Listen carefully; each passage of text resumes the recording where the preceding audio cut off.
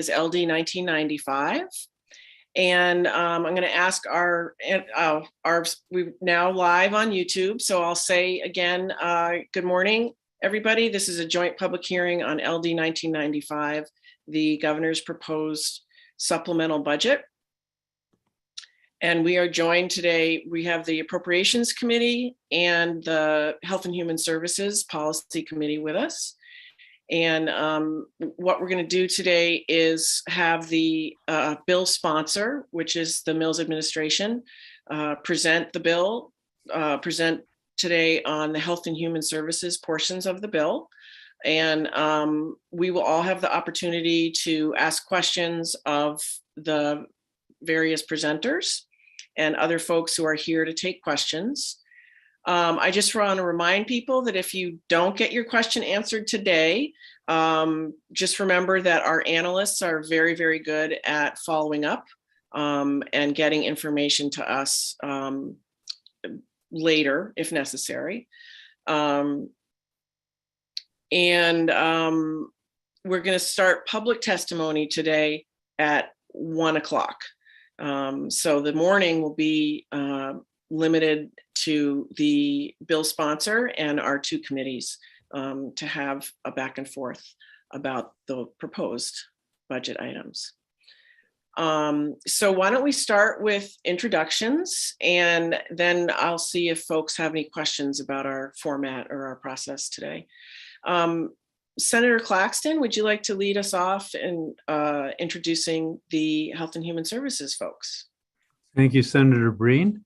I'd invite Representative Zager to introduce himself. Thank you, Mr. Chair, and thanks to AFA chairs. My name is Sam Zager. I'm honored to represent District 41, which is part of Portland. Representative Stover. Good morning and thank you. My name is Holly Stover. I represent House District 89, including the towns of Boothbay, Boothbay Harbor, Southport, Edgecombe, West Port Island, and South Bristol. Representative Griffin. Good morning, everyone. My name is Abigail Griffin. I represent House District 102, which is Glumber, Levant, and Pedescate. Representative Connor. Good windy Monday morning, everyone. My name is John Connor. I represent part of Lewiston. Thank you. Representative Madigan. Good morning. I'm Colleen Madigan. I represent House District 110, which is part of Waterville and part of Oakland. I think Senator Moore, would you care to introduce yourself? Good. Sure, thank you. Good morning. I'm Mary Ann Moore, and I represent Senate District 6, which is all of Washington County, as well as Goldsboro, Winter Harbor, and Sullivan in Hancock County as well. Representative Meyer. Good morning, Mr. Chair and colleagues. I am Representative Michelle Meyer, serving Southern Maine's House District 2, which is all of Elliott and parts of Kittery and South Berwick, and I am the HHS House Chair. Thank you. Representative Craven. Thank you, Mr. Chair. Good morning. I'm Margaret Craven, and I represent House District 59, which is part of Lewiston. So it's usually at this point that I ask if I've missed anybody, and then introduce myself. I'm Ned Claxton. I represent Senate District 20, which consists of Auburn, Minot, Mechanic Falls, Poland, and New Gloucester. Thank you, Madam Chair. Thank you, Senator Claxton. We'll now do introductions of the Appropriations and Financial Affairs Committee. I'll start with Representative Cloutier. Good morning, everyone. My name is Kristen Cloutier, and I represent House District 60, which is part of my hometown of Lewiston. Representative Arata. Good morning. My name is Amy Arata, and I represent House District 65, which includes New Gloucester and a part of Poland. Representative Cardone. Hello, I'm Barbara Cardone. I represent House District 127, part of Bay. Representative Corey. I had to find my button. Good morning. I'm Patrick Roy. I represent House District 25, which is part of Wyndham. Representative Fay. Good morning, everyone. I'm Jessica Fay, and I represent House District 66, which is parts of the towns of Casco, Poland, and Raymond. Representative Ducharme. Good morning, Representative Jack Ducharme, representing House District 111, which is Madison, Norridge, and Solon. Representative Hymanson. Good morning. I'm Patty Hymanson. I represent House District 4, which is parts of York, Wells, Sanford, and all of Ogunquit. Representative Millet. Thank you, Madam Chair. Good morning, everyone. Solon Millet, House District 71, towns of Norway, Sweden, Waterford, and West Paris. Do we have Representative Martin yet? I don't see him. I don't think so. He's on another committee meeting at the moment. He'll be here. Okay. So Senator Bailey. Thank you, Madam Chair. I'm Senator Donna Bailey, proudly serving the residents of Saco, Old Orchard Beach, Hollis, Leamington, and part of Buxton. Senator Davis. Thank you, Madam Chair. Good morning, everybody. My name is Paul Davis. I represent Senate District 4, which is all of Piscataquis, parts of Somerset, and Penobscot. My co-chair, Representative Peirce. Thank you, Madam Chair. I'm Teresa Peirce. I represent House District 44, which is the majority of Falmouth, and I'm proud to chair AFA with you. Thank you. Did I forget anybody before I introduce myself? Don't see any hands up. My name is Kathy Breen. I represent 6.5 communities in Cumberland County in the Maine Senate, and I serve as Senate Chair of Appropriations. Our committee has actually is behind in HHS in that we have not had, this is our first hearing that we've had this year. And the Zoom universe has changed a little bit since then. So I'm sure I'm not quite as fluent as the chairs of HHS. So I'm open to their suggestions and advice as we go along today.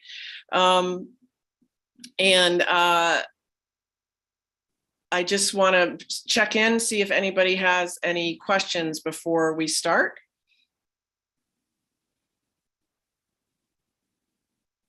All right, I'm not seeing any. I want to thank all of our staff who helped us prepare for today and got us up and running. And I would ask Commissioner Figueroa, who is the Commissioner of the Department of Administration and Financial Services, who is here to lead off the administration's presentation of the bill. Commissioner Figueroa, go right ahead. Thank you. Thank you and good morning. Good morning, Senator Breen, Representative Peirce, and members of the Joint Standing Committee on Appropriations and Financial Affairs. And good morning, Senator Claxton and Representative Meyer and members of the Joint Standing Committee on Health and Human Services. My name is Kirsten Figueroa. I am the Commissioner of the Department of Administrative and Financial Services. I'm here to present on behalf of the Governor the fiscal year 22-23 supplemental budget. As Governor Mills said, Maine people deserve every ounce of hard-won progress that we have achieved despite the pandemic, and Maine people have earned the progress that is yet to come. This supplemental provides additional relief to Maine people and ensures the continuity of the programs and services so vital to our residents. It is within statutory limits and balanced as required by the Constitution. The Governor has proposed giving back half the surplus to Maine taxpayers to help them confront inflation.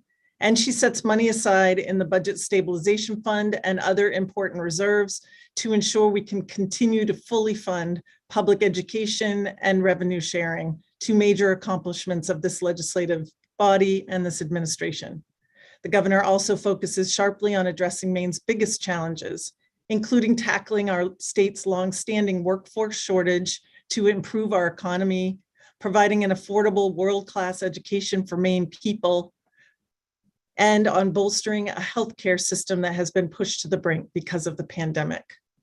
The Governor seeks to do this in a fiscally responsible manner that provides needed assistance and support to Maine people while heeding the warnings of Maine's nonpartisan Revenue Forecasting Committee, which has expressed significant concern about shifting economic conditions, calling the fiscal environment unprecedented and variable, and noting that the accuracy of their forecast becomes less reliable in out years, lending them to urge caution in the use of the revenues. The governor recognizes these are economically unprecedented times and has specifically avoided any structural shifts that would undoubtedly upend the state budget over time, all without raising taxes. The supplemental builds on the investments of the biennial and the main jobs plan, both enacted just 7 months ago, which provide relief to the tune of $371 million to Maine people and businesses through the $285 checks or tax relief, fully funded the legislative mandate to pay 55% of K through 12 public education for the first time in Maine history since the law was passed in 2005, and Maine teachers' salaries are now benchmarked at $40,000 annually. Brings revenue sharing with local communities to the legislative mandate by the time the current biennium is completed, funds Maine's public higher education institutions by 3% each year, and invests in Maine's workforce training through career and technical education, deposits into the school revolving renovation fund for schools to make critical health, safety, and capital upgrades. We have in the biennial included over $500 million of all funds for Maine Care and DHHS provider payment rates. We add more in the supplemental.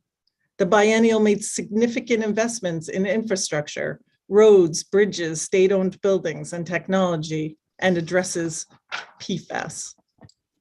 In addition, federal funds have allowed us to make investments that we only dreamed of making, an entirely different pool of money providing incredible impact to Maine families and Maine's economy. Maine's discretionary funds from the American Rescue Plan, the Maine Jobs and Recovery Plan, will invest nearly $1 billion to improve the lives of Maine people and families, help businesses create good paying jobs, and build an economy poised for future prosperity. Additional funding from the American Rescue Plan is allowing us to make progress on broadband, train people for new jobs, make strides on housing, healthcare, education, and childcare, and take a number of steps aimed at ensuring the long-term health of Maine's economy. We have maintained positive credit ratings. We have grown Maine's rainy day fund to nearly $500 million. Progress made, progress being made, more progress coming. The governor's supplemental proposal takes a purposely cautious, fiscally responsible approach. The Nonpartisan Revenue Forecasting Committee has said the long-term revenue projections are volatile and susceptible to significant downside risk in the years to come, depending upon the course of the pandemic, federal action, and inflation. Even though RFC has increased revenues through to the next 2 biennia, giving the budget plenty of a cushion, the governor knows that we don't know what we don't know about this pandemic, and what goes up must come down, and has dedicated well more than half of the surplus to one-time initiatives rather than ongoing spending. It continues to invest in the education, health, and infrastructure of our state. It supplements the incredible initiatives in our biennial budget. The supplemental budget proposes giving back half of the budget surplus to Maine taxpayers in the form of one-time payments to help them deal with pandemic-driven inflation, as called for by Republican lawmakers. Provides property tax relief and continued tax relief for low and middle income working families and seniors. Sets monies aside to maintain our commitments in the future in the Budget Stabilization Fund for K through 12 public education and in the Medicaid Stabilization Fund. Reduces future general fund debt service by transferring $100 million to transportation, preventing for the first time in years the need to bond for transportation money. Provides 2 years of free community college to pandemic impacted students to strengthen Maine's workforce. Overhauls the state's student loan repayment program into a nation-leading debt retirement tool meant to grow our workforce. Invests in education from tip to toe by maintaining 55% funding for K through 12, funding to the university system to hold in-state tuition steady, funds free school lunches for all. Provides additional assistance for Maine's hospitals and nursing homes. The supplemental also proposes minimal changes to the Maine Jobs and Recovery Plan, Public Law 2021, Chapter 483. As a reminder, there are 114 initiatives within MEJRP, amounting to more than 130 business cases.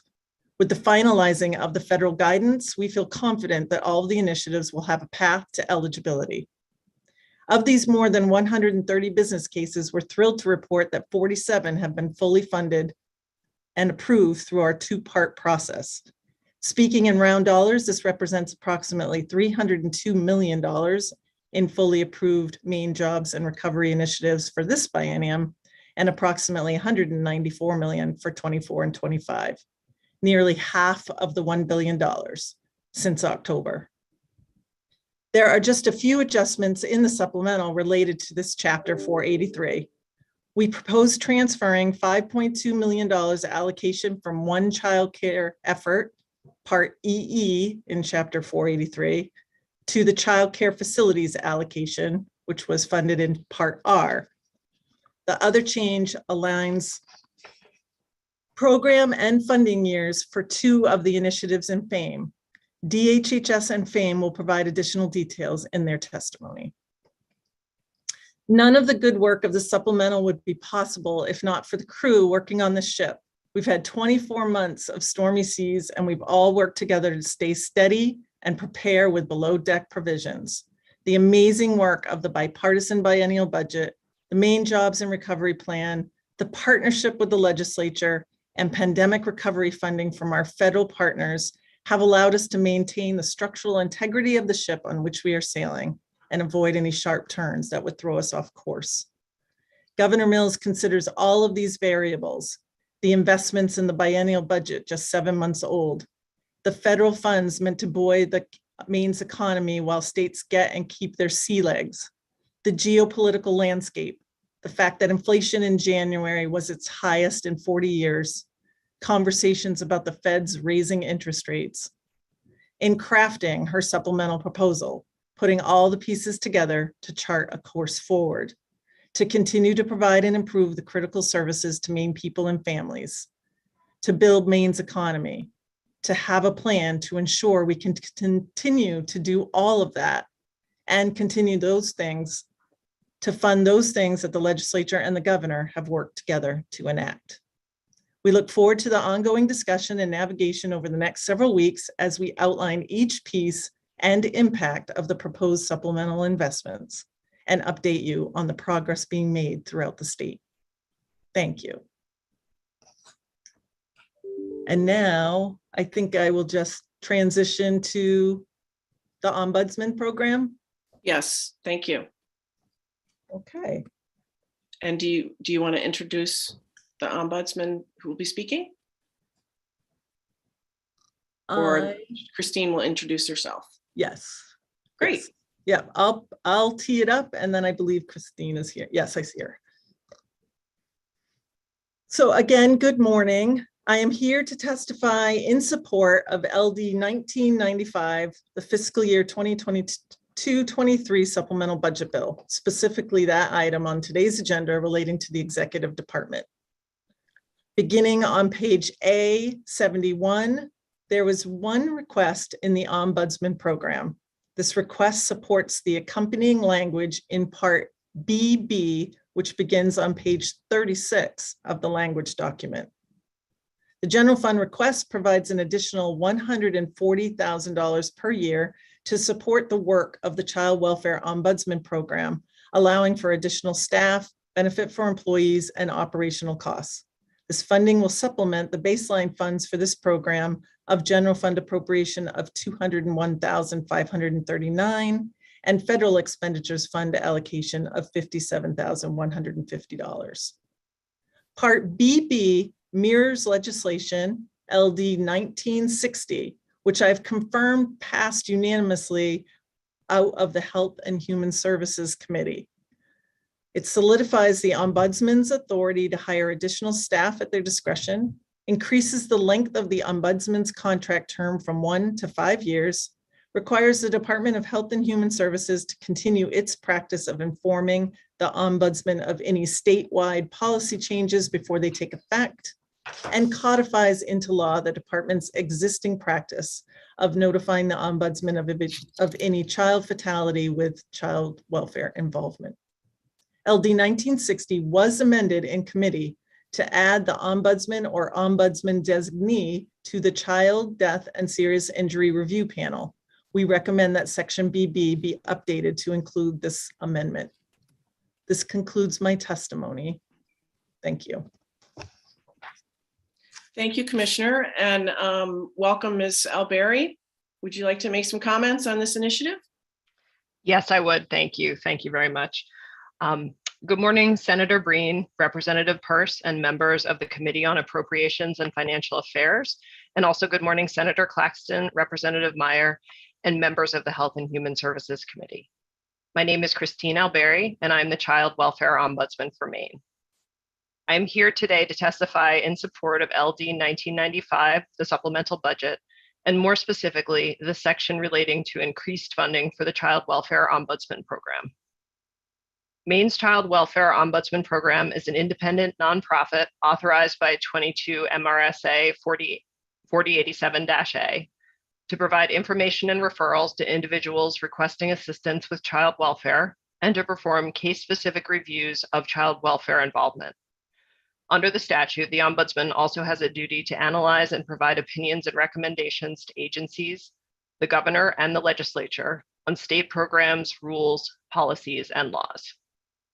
The Ombudsman's opinions and recommendations are based on our case-specific reports. We receive a complaint from an individual who calls the Ombudsman, and then the complaint is referred to the department. Then we review all the information relevant to the determination of the complaint, including a response from the department. A report is drafted, we receive feedback on the report and come to an agreement about the contents of the report, then finalize the report. We also provide direct information to the public. For everyone who contacts us, even if we do not complete a case-specific review, we can give detailed information about the laws, policies, procedures, and practices in child welfare cases. The Ombudsman's Office was founded as part of child welfare reforms enacted in the wake of the death of Logan Marr, a child who died in foster care in 2001. In its first years, the office was housed in the Maine Children's Alliance. In 2012, in conjunction with a funding reduction, the Ombudsman's Office became an independent nonprofit with one staff member. I took over as the Ombudsman at the end of 2013.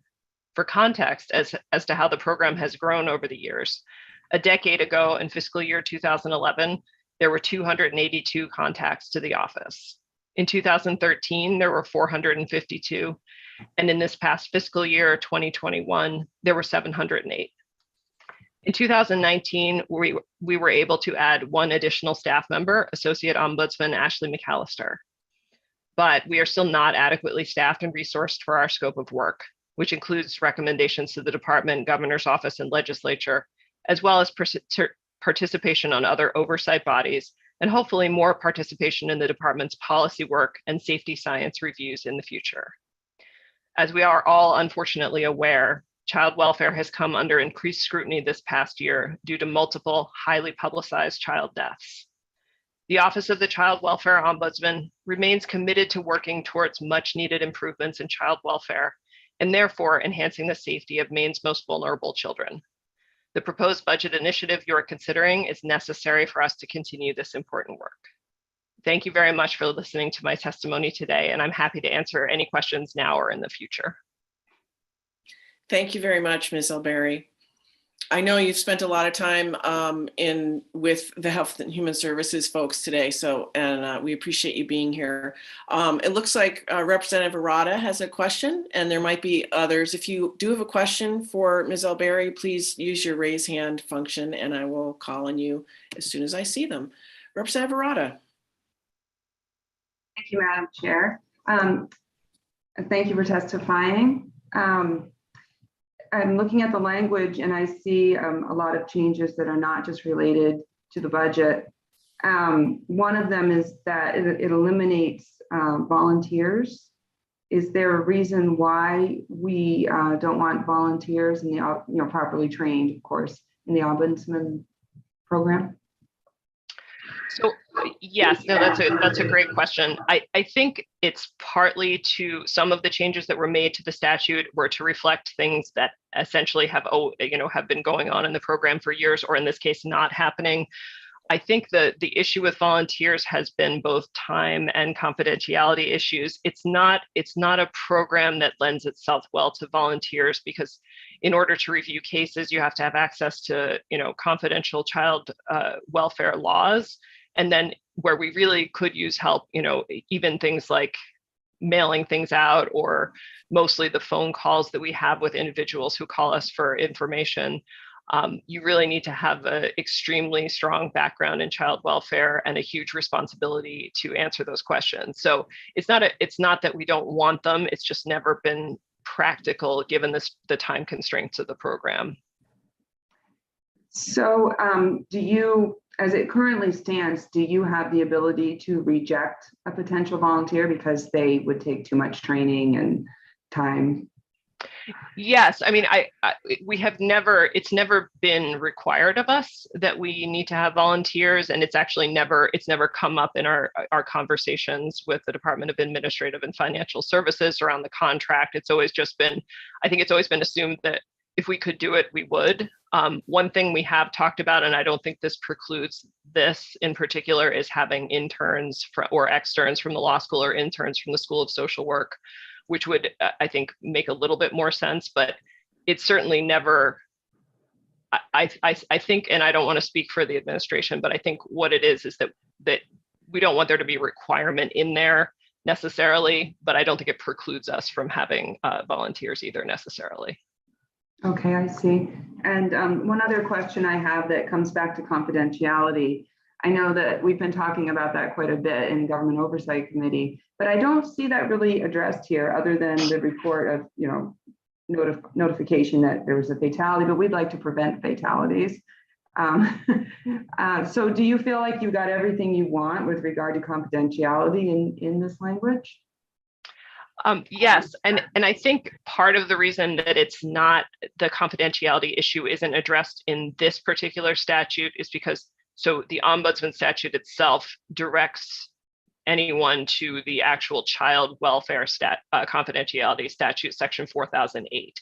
So it basically says, in terms of what we are required to do and need to do under the law is the exact same thing the department is required to do and needs to do under the law. So any changes would actually have to be made within 4008, I believe. Okay, so I'm just looking at the wrong section of statute. Yeah, and it's confusing because it says, I mean, it is certainly obviously possible to make those changes, within the actual child welfare ombudsman statute, but they would possibly also need to be made in 4008. So I don't think it's something that we really fully addressed in this, in this particular proposed legislation. Okay, great. And may I ask one more quick question? Sure. So it requires somebody who's the director to be an attorney or master's level social worker with experience in child welfare, development, and advocacy. So you are obviously qualified in all these things. Are we looking, but someday you might want to retire. Are we looking for a unicorn? Like, are we going to be able to find somebody who has all these qualifications to take this position? I think that it's important to have another layer of qualifications necessary. It's worked so far. My predecessor had these qualifications. I have the qualifications. I'm an attorney. My associate ombudsman, Ashley McAllister, who actually under the statute doesn't necessarily have to have those qualifications. She's a master's level social worker. So I don't think that I think it's appropriate given the circumstances and given the amount of responsibility that the position has. And we'll be able to find somebody with those qualifications. I hope so. Yes, I think so. Okay. All right. That's all. Thank you very much. Thank you. Any other questions for Ms. Albieri about the Ombudsman's office and budget proposals? I'm not seeing any. So thank you. Oh, sorry. Looks like Representative Millett, do you have a question? Yes, Madam Chair. I was just curious as to who will be responsible for giving us the changes in the BB language that Commissioner Figueroa mentioned, so that we have it with proper review from Health and Human Services. We don't have that in front of us today. We have a description of it, but I just want to make sure the language, it will be forthcoming. Yes, we'll make sure, Maureen, I'm sure we'll make sure we have that handy when we're considering it. Any other questions on this program and the budget, around the budget, I should say? Okay. Thank you, Ms. Alberry, for joining us. Thank you.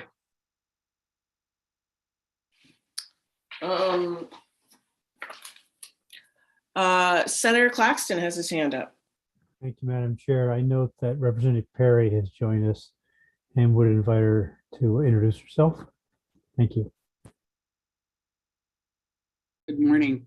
I'm Ann Perry. I represent House District 140, which includes the communities of Indian Township, Baileyville, Barron, Callis, Charlotte, Robbinston, Perry, Pembroke, and Pleasant Point. Thank you. Next, we're going to move on to Health and Human Services. And I see several folks from Health and Human Services here. Commissioner Figueroa, are you going to start, or are those folks going to start? Nope, those folks are going to start, and I believe it is Ben. Yeah, there he is. I see the Deputy Commissioner for Finance, Benjamin Mann. Great. Good morning, Mr. Mann. Nice to see you again. Thank you for being here. The floor is yours. Great. Good morning.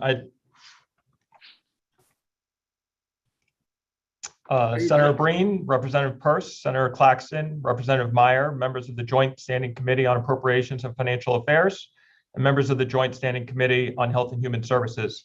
My name is Benjamin Mann. I'm the Deputy Commissioner of Finance of the Department of Health and Human Services here in Maine. I'm here today to speak in support of LD 1995, the Governor's Supplemental Budget Proposal for state fiscal years 22 and 23. I just note that I'm also joined by the Director of Government Affairs at DHHS, Molly Bogart, and the Budget Director, Jeff Wiley. You just heard from Commissioner Figueroa on the top line of the governor's budget. I'll just add that the supplemental budget builds on the investments of the biennial budget and the main jobs plan, both enacted within the last 7 months. And as I outline our department's request in the supplemental budget, I'll take the opportunity to highlight some of the good work that is already underway there. As the largest department in state government, the Maine Department of Health and Human Services is a central component of the supplemental budget proposal. The department provides healthcare and social services to approximately 1/3 of the state's population, including children, families, older Mainers, and individuals with disabilities, behavioral health needs, and substance use disorders. Maine DHHS has also led the Mills administration COVID-19 pandemic response. 4 major priorities are reflected in the initiatives detailed in the DHHS budget proposal. The first is funding to aggressively and fully implement the biennial budget's historic investment in Maine care services. The biennial budget invested $500 million in federal and state funding and improving payment rates for Maine care providers. This includes, but is not limited to, implementing updates to rates, adding new cost of living adjustments for rates that lacked other updates, raising rates to be sufficient with to be sufficient to pay direct support professionals 125% of minimum wage, and implementing value-based payment systems. The supplemental budget seeks an additional $100 million in total funding, or $35.8 million in general fund, to fully implement these policies, including the labor cost provision, which is more expensive as a result of higher than expected inflation, and accelerating the cost of living adjustment for some providers to align with the start of the minimum wage policy on this past January 1st, 2022. In addition to strengthening long-term services and supports, the biennial and supplemental budgets together provide significant rate increases for behavioral health providers in Maine. Second, the department's initiatives would continue Maine's strong pandemic response. The COVID-19 pandemic's impact on Maine health and long-term care system has continued and will likely do so into the next fiscal year as hospitals, nursing homes, residential care facilities, home health providers, and certain clinics remain on the front lines of caring for people with the virus, as well as those with other conditions who may have delayed care due to the pandemic. To that end, the supplemental budget proposes over $60 million in additional total funding through several one-time payments. Further, the COVID-19 response initiatives include $6.1 million in general fund for the addition of 600 slots for Section 63 in-home and community services to help keep older Maine residents in their homes rather than in residential care facilities and hospitals, which need to remain ready to respond to COVID-19 in fiscal year 2023. Third, the department's supplemental budget includes $12 million in general fund to expand childcare. Quality childcare is not just critical to the early development of Maine children, but is a pillar of a strong economy and growing workforce.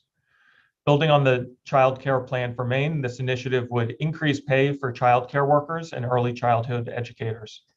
Child care providers would tier payments to workers with higher amounts going to higher trained and educated workers, consistent with the goals of the legislation sponsored by House Speaker Ryan Fecteau. Fourth, the department's supplemental budget includes nearly $8 million for a set of initiatives to strengthen the child welfare system. They include several initiatives to add child protective staff and implement timely recommendation from the Maine Child Welfare Ombudsman, nationally recognized experts at family Casey programs, and others. These recommendations align with the Maine Department of Health and Human Services Child and Family Services strategic plan to improve policies and practices to ensure child safety. There's also a one-time de-appropriation of $137 million from the temporary 6.2% increase in the federal medical assistance percentage, or FMAP, during the public health emergency. There is also a transfer request of $30 million to the Medicaid Stabilization Fund to continue rate reforms, ensure the continuation of updated payments and annual adjustments for inflation, and ensure coverage of higher Maine care enrollment during the public health emergency. I will now proceed to outline the DHHS initiatives included in the fiscal 22 supplemental budget. I'll just also note off the top that several initiatives are repeated throughout my testimony, because even though they are one initiative, they affect different accounts or different programs. So after, I might summarize those in a little bit after you've heard the first couple of them. The first set of initiatives is on childcare. These initiatives build on the historic $120 million investment from the American Rescue Plan that included $200 monthly stipends to more than 6,600 childcare workers. It would also amend the $25 million in the Maine Jobs and Recovery Plan to renovate or build new childcare facilities and expand on early childhood education programs that Commissioner Figueroa referred to previously. The first program is on page A75 and is childcare services. This program supports the child care subsidy program by providing subsidies for qualified families and supports training for child care providers. This program has 7 initiatives. The first initiative is on page 75 and provides additional one-time funding for grants to renovate, expand, or construct child care facilities to increase availability of accessible and affordable child care. This initiative increases Federal Expenditures Fund, ARP, state fiscal recovery, all other allocation by $1,114,916 in state fiscal year 22 and $4,121,559 in state fiscal year 23. This is related to item number 7 in this grouping. The Maine Jobs Plan, Public Law 2021, Chapter 483, Part EE, provided an allocation for certain child care initiatives in the event that other funding was not available. The department has confirmed that funding is available. As such, this initiative transfers that $5.2 million allocation to the child care facilities initiative funding in the plan in Part R, bringing the total funding to more than $15 million for that effort, which is the child care construction and renovation activities. In essence, transferring the allocation from one child care effort to another. The next initiative is also on page 75 and establishes 1 social services manager 1 position and 1 management analyst 2 position, funded 100% general fund within child care services program. This initiative also provides funding for all other costs and salary supplements awarded to individuals who provide child care or who are early childhood educators. This initiative increases general fund personal services by $191,663 and the general fund all other by $11,929,806 in state fiscal year 23. The department would also like to propose statutory language that was erroneously omitted from the budget related to this initiative. The additional language proposal is included at the end of my testimony in the language section, and it outlines the requirements for the tiers for the stipends to childcare employees, among other things. I'll cover that at the end.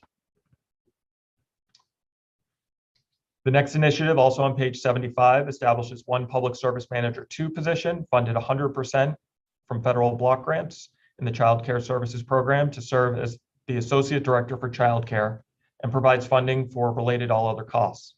This initiative increases federal funds allocation by $130,000, $750, and all other allocation by $11,310 in fiscal 23. The next initiative is also on page 75 and continues one limited period financial resource specialist position and one limited period community care worker position previously continued by a specific financial order funded 100% from the federal block grant fund in Child Care Services Program. These positions would end on June 14th, 2025. This initiative also provides funding for all other related costs. The initiative increases federal funds in the personal services allocation by $159,947 and all other allocation by $19,090 in fiscal 23. The next initiative, also on page 75, provides allocation to align with available grant resources. This initiative increases the federal block grant that was provided directly to the department through the American Rescue Plan by $40,879,861 in fiscal 23. This initiative can also be found on pages 76, 88, 89, 98, 99, 103, and 109.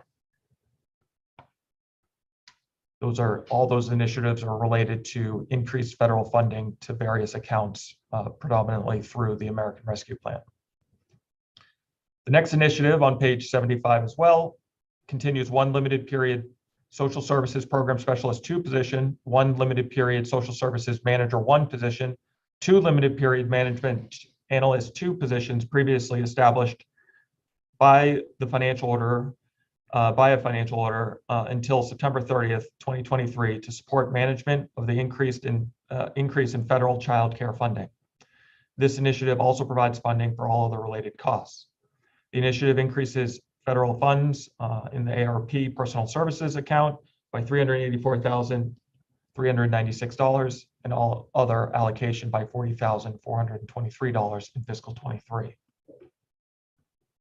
The next and final initiative for childcare is also on page 75 and reduces allocations for grants for the establishment and administration of the Help Me Grow system and the First for Me early care and education program authorized in Public Law 2021, Chapter 483, Part EE.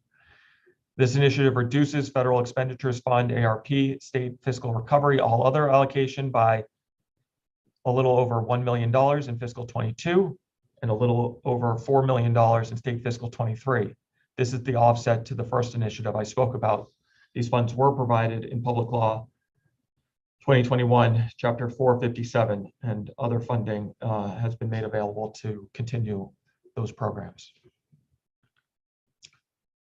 The next program is on the next page, A76, and is the Community Services Block Grant Program. This program provides local services to low-income families to reduce malnutrition, provide safe and stable housing, and assist families in reaching their maximum self-sufficiency. This program has one initiative. Initiative is on page 76 and provides allocation to align with available grant resources. This initiative increases the federal block grant fund, all other allocation by $4.5 million in state fiscal year 2023. This initiative can also be found on pages 75, 88, 89, 98, 99, 103, and 109. We'll go to the next page on A77 and move to the Department of Health and Human Services Central Operations Program. This program provides general administrative support services for the Department of Health and Human Services and has 6 initiatives. The first initiative is on page 77 and provides funding for technology and services provided by the Department of Administrative and Financial Services, Office of Information Technology. This initiative increases general fund all other funding by $229,084 and increases other special revenue, or OSR, I might refer to it occasionally, in the all other allocation by $158,033 in state fiscal year 22 and 23. Other parts of this initiative are also on pages 85 and 111.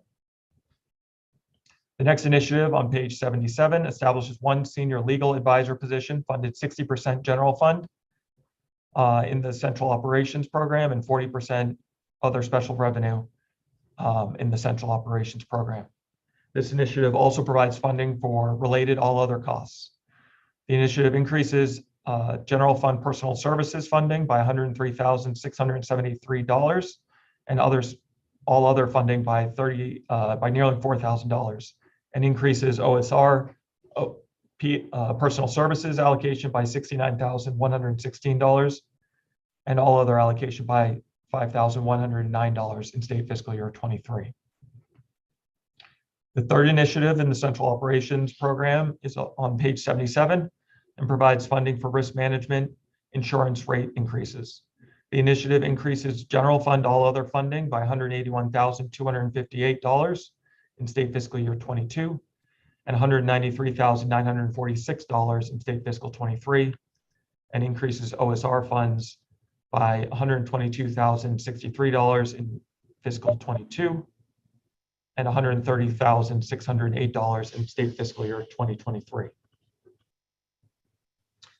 The fourth initiative is on page 77 and transfers 2 public service coordinator 1 positions, 1 public service coordinator, 1 public service manager 1 position, and 1 management analyst 2 position from 50% general fund and 50% OSR in the central operations program to 50% general fund and 50% federal funds in the Office of Main Care Services. It also adjusts funding for all other related costs. The initiative reduces general fund personal services funding by $233,936 and all other funding by $13,074, and reduces all other special revenue funds in the personal services allocation by $233,917 and reduces all other allocation by a little over $21,000 in state fiscal year 23. This initiative can also be found on page 106. The second to last initiative in the central operations account provides funding for an increase in real estate taxes and rent-related expenses at the DHHS building located at 109 Capitol Street in Augusta, as well as base rent increases. This initiative increases general fund all other funding by $172,825 in fiscal year 23 and $221,323 in state fiscal year 23, and increases other special revenue funds by $119,222 in fiscal 22 and $152,678 in fiscal 23. The next initiative is the final initiative in the central operations account, and it can be found on page 78. It provides one-time funding for public health emergency transitional case management services to those in need as the federal, in anticipation of the federal COVID-19 related, in anticipation of federal COVID-19 related funding as it expires. This initiative increases general fund all other by $200,000 in state fiscal year 22 and $550,000 in state fiscal year 23. The next initiative is on page 79, and this is in developmental services community. This program provides essential services and supports to adults with intellectual disabilities or autism, including family support, respite, professional services, and other client needs. This program has 6 initiatives. The first initiative is on page 79 and establishes 2 developmental disabilities resource coordinator positions, funded 50% general fund in the developmental services community program and 50% federal funds in the main care program, and 1 developmental disabilities resources coordinator position funded 100% general fund in the long-term care ODS account, Office of Aging and Disability Services program. This initiative also provides funding for related all other costs. The initiative increases general fund personnel services by a little over 86,000 and all other funding by a little over 6,000 in state fiscal year 23. There's other parts of this initiative and can be found on pages 87 and 106. Also on page 79, the next initiative provides funding for the approved reorganization of 1 management analyst 2 position to a comprehensive health planner 2 position to serve as a communications manager for the Office of Aging and Disability Services. This initiative increases general fund personal services funding by $10,122 in state fiscal year 2023. The next initiative on page 79 provides funding for the approved reclassification of 2 mental health and developmental disabilities caseworker positions to human service caseworker positions, retroactive to September 2020 to support additional training and licensure costs. This initiative increases personal services funding by $21,154 in general fund for state fiscal year 22 and $12,328 in state fiscal year 23. This initiative can also be found on page 106. Also on page 79, the next initiative provides funding for the approved reorganization of 1 social services program specialist 2 position to a social services program manager 1 position to better align the position with the work that is being performed in advance of the home and community-based services setting rule finalization. This initiative increases general fund personal services funding by $14,776 in state fiscal year 23. The next initiative, also on page 79, provides funding to reimburse the Office of the Maine Attorney General for 1 full-time assistant attorney general position dedicated to the Department of Health and Human Services. This initiative increases general fund all other funding by $2,046 in state fiscal year 22 and $7,372 in state fiscal year 23. This initiative can also be found on pages 86 and 99. The next initiative and final initiative in this program is also on page 79 and provides funding for services performed by the Office of the Maine Attorney General. This initiative increases general fund all other funding by $4,120 in state fiscal year 20 and $4,296 in fiscal 23. There's other parts of this initiative, which also can be found on pages 86, 99, 102, and 106. 103, I'm sorry. Next program is on page 80 and is the Developmental Services Waiver Program. This program provides community-based services as an alternative to intensive care, intellectual disabilities, institutional services, including home supports, day supports, work supports, and an array of professional and clinical supports. I'll take this opportunity to highlight that Section 21 and 29 rates were increased in the biennial budget by $32.5 million, all funds, or $9.8 million general fund, on an annual basis, and is currently in place, which is currently in place for this fiscal year. The same funding is also provided for fiscal 23 and going forward. We've also added 720 Section 29 slots in the biennial budget and in the process of filling them. Additionally, under the American Rescue Plan, Section 9817, DHHS dispersed $116 million earlier this month for bonus payments to direct service workers who are employed with home and community-based service providers and behavioral health providers. Behavioral health providers received right around $50 million, and those supporting intellectual and developmental disabilities received $56 million for recruitment and retention bonuses.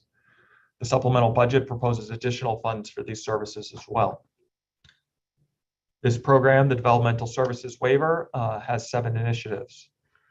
The first initiative is on page 80 and provides funding to replenish 50 reserve slots for individuals who have been determined as Priority 1 waiver program candidates under Maine Care Benefits Manual, Chapter 2, Section 21, Support Services for Adults with Intellectual Disabilities or Autism Spectrum Disorder.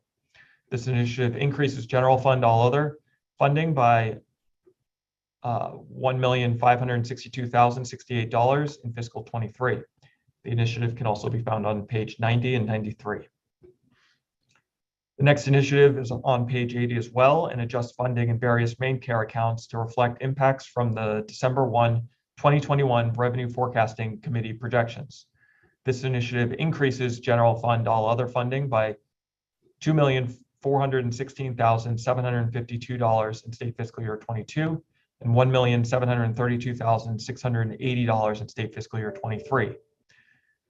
I'll refer back to this initiative several more times as the Revenue Forecast Committee projections affect multiple accounts, and you can find those different programs on pages 81, 90, 93, 97, 100, 101, 108, and 110. The next initiative on page 80 provides one-time funding for increased non-emergency transportation, or NET, broker rates. This initiative increases general fund funding by $63,241 in fiscal year 22 and $77,316 in fiscal year 23. The initiative can also be found on pages 81, 91, 92, and 93. The next initiative on page 80 adjusts funding for the 6.2% increase in the federal Medicaid assistance percentage rate, or FMAP, that is tied to the public health emergency.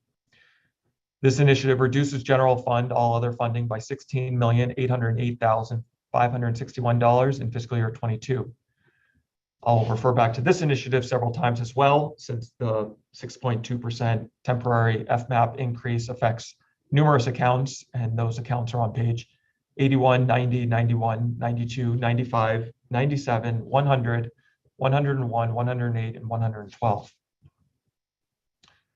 The next initiative on page 80 provides funding to reflect updated cost of living adjustments, or COLA, and to ensure labor components of rates are equal to at least 125% of minimum wage for services under Public Law 2021, Chapter 398, Part Quadruple A. This initiative increases general fund all other funding by $3,197,006 in state fiscal year 22 and $14,260,120 in state fiscal year 23. This is the initiative that we discussed last week under Part Quadruple A and the COLA. And it also affects numerous main care accounts, and you can find it on page 81, 87, 90, 91, 92, and 95. The next initiative, also on page 80, adjusts funding as a result of the decrease in the FMAP for federal fiscal year 2022-2023.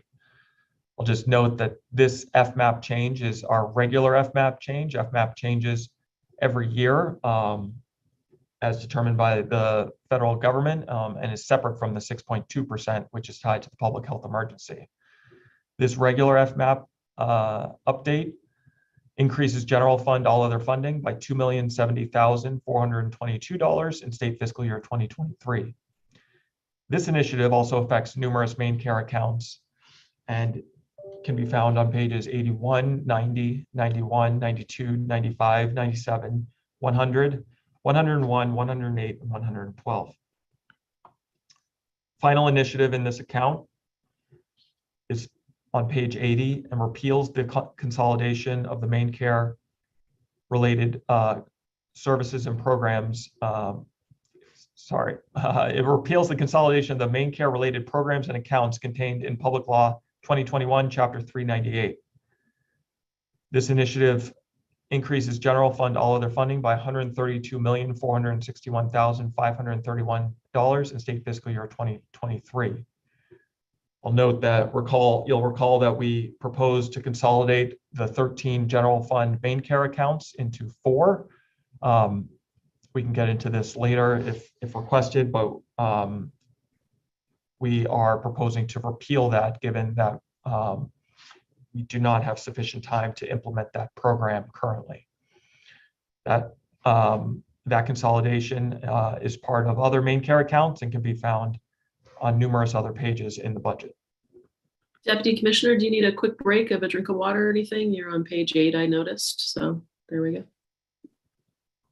Thank you, appreciated. The next program is on page 81, is Developmental Services Waiver Supports Program. This program provides support services to assist individuals with intellectual disabilities or autism living in the community. The program has 6 initiatives. The first initiative adjusts funding in various main care accounts to reflect the impacts from the December 1st, 2021 Revenue Forecasting Committee projections. This initiative increases general fund, all other funding by a little over $60,000 in 22 and a little over $35,000 in fiscal 23. It also adjusts other special revenue as well. This initiative can be found on pages 80, 90, 93, 97, 100, 101, 108, and 110. The next initiative is also on page 81 and provides one-time funding for the increased non-emergency transportation broker rates. This initiative also increases general fund all other funding by a little over $60,000 in 22 and nearly $78,000 in fiscal 23. There's a couple other pages for that initiative also appears in the budget. The next initiative adjusts funding for the 6.2% increase in the federal in the FMAP rate tied to the public health emergency. This initiative reduces general fund all other by $3.6 million in fiscal 22. There's numerous other instances of this initiative like we talked about throughout the budget. The next initiative provides funding to reflect the updated cost of living adjustments to ensure labor components of rates are equal to 125% of minimum wage for services that fall under Part Quadruple A of the biennial budget. This initiative increases general fund all other funding by $171,758 in fiscal year 22 and $1,066,506 in fiscal year 23. The next initiative on page 81 adjusts funding as a result of the decrease in the FMAP for federal fiscal year 22 and 23. This initiative increases general fund all other funding by $568,848 in state fiscal year 2023. There's several other places in the budget where that appears as well. The final initiative in this program is on page 81 and repeals the consolidation of main care related programs and accounts contained in the biennial budget. This initiative increases general fund all other funding by $32,143,655 in fiscal 2023 and increases OSR accounts by $105,000 in fiscal 23. We'll move along to the next program, which is on the next page of the budget, 82, and it's the disproportionate share Dorothea Dix Psychiatric Center. DDPC is one of 2 inpatient public psychiatric hospitals under the Department of Health and Human Services and serves 2/3 of the state's geographic area that provides services for people with severe mental illness. DDPC is part of the community mental health system of services in northern and eastern Maine, which includes community mental health centers, private psychiatric and community hospitals, and private providers. This program has 8 initiatives. The first initiative is on page 82 and adjusts funding for positions in the Riverview and DDPC centers as a result of the decrease in FMAP. The blended rate is 63.47% federal and 36.53% general fund in state fiscal year 23. And as a result, we need to increase general fund personal services by $132,242 in fiscal year 23. There's a couple other spots in the budget where this initiative shows up as well. The next initiative provides one-time funding for a hospital-wide upgrade of the Wi-Fi system at DDPC. This initiative increases general fund all other funding by $285,750,000 in state fiscal year 2023. The next initiative on page 82 provides one-time funding for the renovation of patient bathrooms at DDPC to make them ligature resistant and finish other renovations that have started. The initiative increases general fund capital expenditures by $650,000 in state fiscal year 2023. The next initiative on page 82 continues and makes permanent 1 public service manager 3 position to serve as the deputy superintendent, funded 36% general fund disproportionate share DDPC program and 63% other special revenue fund in DDPC program previously continued by Public Law 2021, Chapter 29 through June 17th, 2023. This initiative also provides funding for all other related costs. The initiative increases personal services and general fund by $1,300 or so, and increases all other funding by $2,300 in fiscal 23. This initiative can also be found on page 85. That position was funded in the biennial budget as a limited period, and we're proposing to make it permanent now. The next initiative on page 82 restores legislative headcount and funding for one hospital nurse 3 position funded by OSR in the disproportionate share of DDPC's program and general fund in the Dorothea Dix Psychiatric Center program for the new 18-bed inpatient unit at DDPC. This position was authorized in Public Law 2019, Chapter 343, but was not included in the baseline budget, Chapter 29, due to a technical error. Thus, we need to formally repropose it to include it as what was intended. This initiative increases general fund personal services funding by $10,000 in state fiscal year 22 and nearly $45,000 in fiscal 23, and increases general fund all other funding by $589 in 22 and nearly $2,400 in state fiscal 23. There's one other place in the budget on page 85 where that shows up. The next initiative on page 82 provides one-time funding for DDPC's roof repairs and roof replacement project. This initiative increases general fund capital expenditures by $620,867 in fiscal year 22 and nearly $1.25 million in state fiscal year 2023. The next initiative on page 82 provides funding for the purchase of a patient monitoring system. The initiative increases general fund all other funding by $60,656 in state fiscal year 22 and nearly $40,000 in state fiscal year 2023. The next initiative on page 82 provides funding for the increased costs of travel nurses for the Dorothea Dix Psychiatric Center. This initiative increases general fund all other funding by $405,000 in fiscal year 22 and nearly $1 million in fiscal year 2023. The next program on the next page is the disproportionate or DISH account for Riverview Psychiatric Center. Riverview Psychiatric Center is one of 2 inpatient public psychiatric hospitals under the Department of Health and Human Services, and in collaboration with the community is a center for best practice, treatment, education, and research for individuals with serious persistent mental illness. The hospital is licensed by the Department of Health and Human Services and is accredited by the Joint Commission on Accreditation of Healthcare Organizations. This program has 2 initiatives. The first initiative on page 83 establishes 4 psychiatric nurse practitioner positions. It's funded 36% general fund and 63% other special revenue to improve the recruitment and retention of qualified healthcare professionals and avoid higher locum tenens and contract costs. The initiative also provides funding for related all other costs. This initiative increases general fund services by $344,040 and $9,500 in fiscal year 2023. It can also be found on page 111. I just note that we created one psychiatric nurse position at DDPC in the biennial budget, and we'd like to create 4 such positions at RPC in this supplemental budget.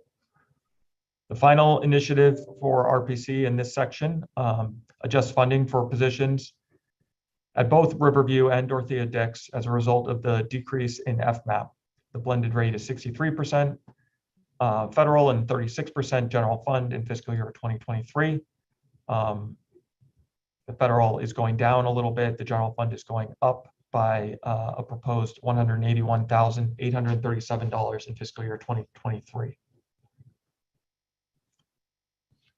We'll switch gears and we'll go to the Division of Licensing and Certification. This is the next. This can be found on page 84. This program licenses medical and long-term care facilities, assisted living, residential care, private non-medical institutions, mental health service providers, substance use disorder agencies, and programs and services for children. Registration of CNAs, certified nursing assistants, and direct care workers, and the operation of the main background check center are also part of the responsibilities of this program.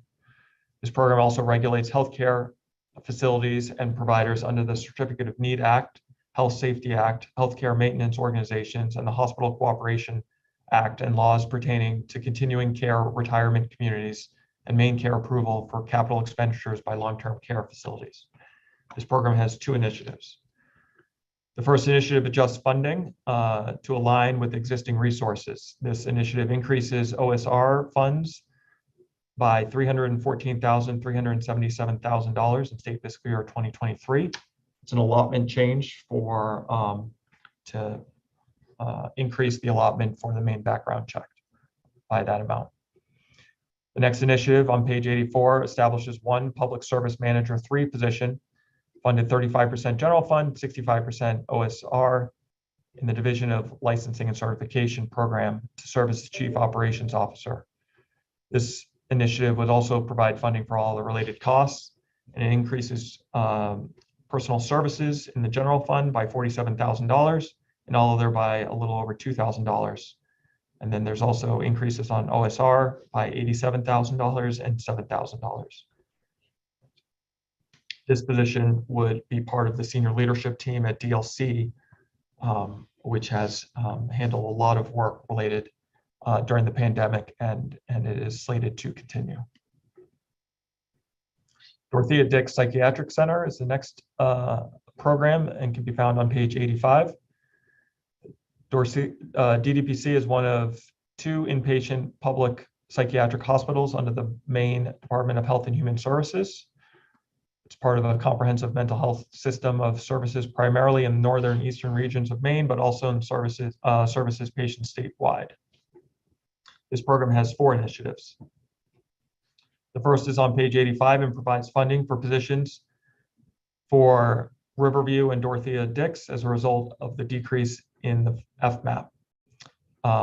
We already discussed this particular initiative. This is hitting a different account and is seeking funds for other special revenue by $132,000 in fiscal 2023.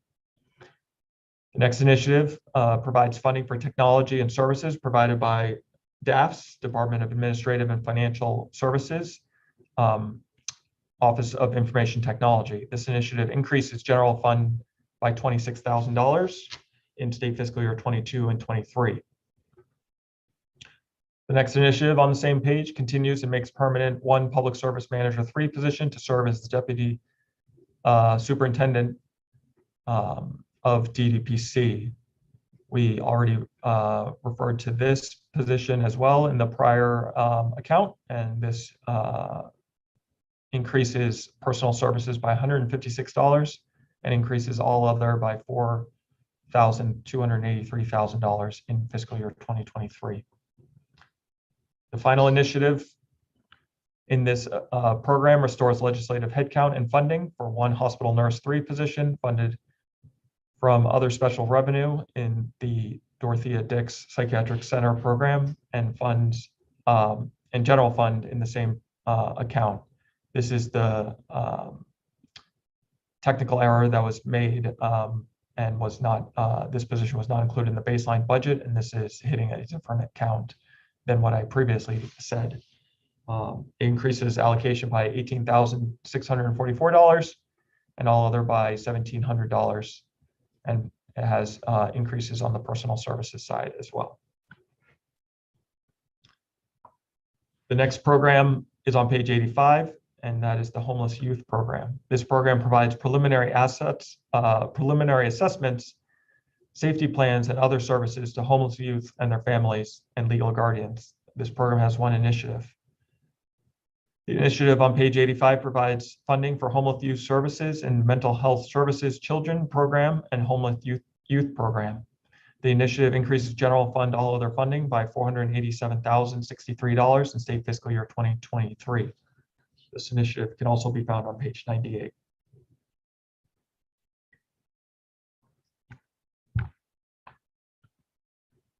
The next program is on page 86 and is the 4E Foster Care Adoption Assistance Program.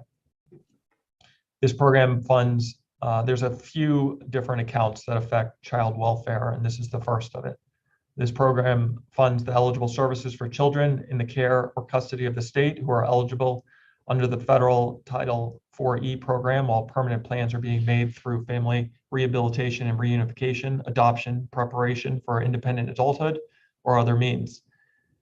And to children adopted from the foster care program with adoption assistance. This program has 5 initiatives. First is on page 86 and provides one-time funding for child welfare cycle payments. The initiative increases general fund funding by $6.8 million in fiscal year 2023. This initiative can also be found on page 112. The next initiative is also on page 86 and provides funding for contracted staffing to support engagement between parents and the child welfare system. This initiative increases general fund all other funding by $142,000 and in the general fund, and has federal component of $60,017 in state fiscal year 2023. The third initiative is on page 86 and provides funding to expand Home Builders Prevention Program to serve reunifying families in all districts. This initiative increases general fund all other funding by $1,562,000 and has federal component of $638,000 in fiscal year 2023. The next initiative provides funding to reimburse the Office of Maine Attorney General for 1 full-time Assistant Attorney General position dedicated to DHHS. This initiative increases general fund all other by $20,312 in 22 and $73,197 in fiscal year 2023. There's also modest increases on the federal expenditure side as well. This initiative we covered on page 79, and we'll cover it again on page 99. The next initiative and final one in this account is on page 86 and provides funding for services performed by the Maine Attorney General's Office. This initiative increases general fund all other funding by $1,482,379 in fiscal year 2022 and $1,545,509 in fiscal year 2023. This initiative can be found in a couple spots, including pages 79, 99, 102, and 103. The next program on page 87 is the Long-Term Care Office of Aging and Disability Services. This program pays for personal care, home health, and other needed services as an alternative to nursing home placement. Any remaining unallocated balances from the Independent Housing and Services Program will be transferred into this account. This program has 3 initiatives. The first initiative on page 87 establishes 2 developmental disabilities resource coordinator positions, split between general fund and general fund and main care services, and 1 developmental disabilities resource coordinator funded 100% general fund. It also provides all other funding and increases general fund personnel services by $86,000 and provides all other funding of about $6,500 in fiscal year 2023. The next initiative on page 87 provides funding to reflect updated cost of living adjustments and to ensure labor components of rates equal to 125% of minimum wage for services provided under Part Quadruple A of the biennial budget. This initiative increases general fund all other by $1,367,871 in fiscal year 22 and $4,416,518 in fiscal year 23. These are the state-only long-term care programs that fall under Part Quadruple A of the budget. They hit multiple accounts, and we'll talk about this initiative in the coming in the budget as well. The final initiative in the long-term care account is on page 87 and provides funding to reduce the wait list for Office of Aging and Disabilities, Chapter 5, Section 63, in-home and community support services for elderly and other adults program. This initiative increases general fund all other funding by $6.1 million in state fiscal year 2023 for the 600 slots that I referred to in my introductory remarks.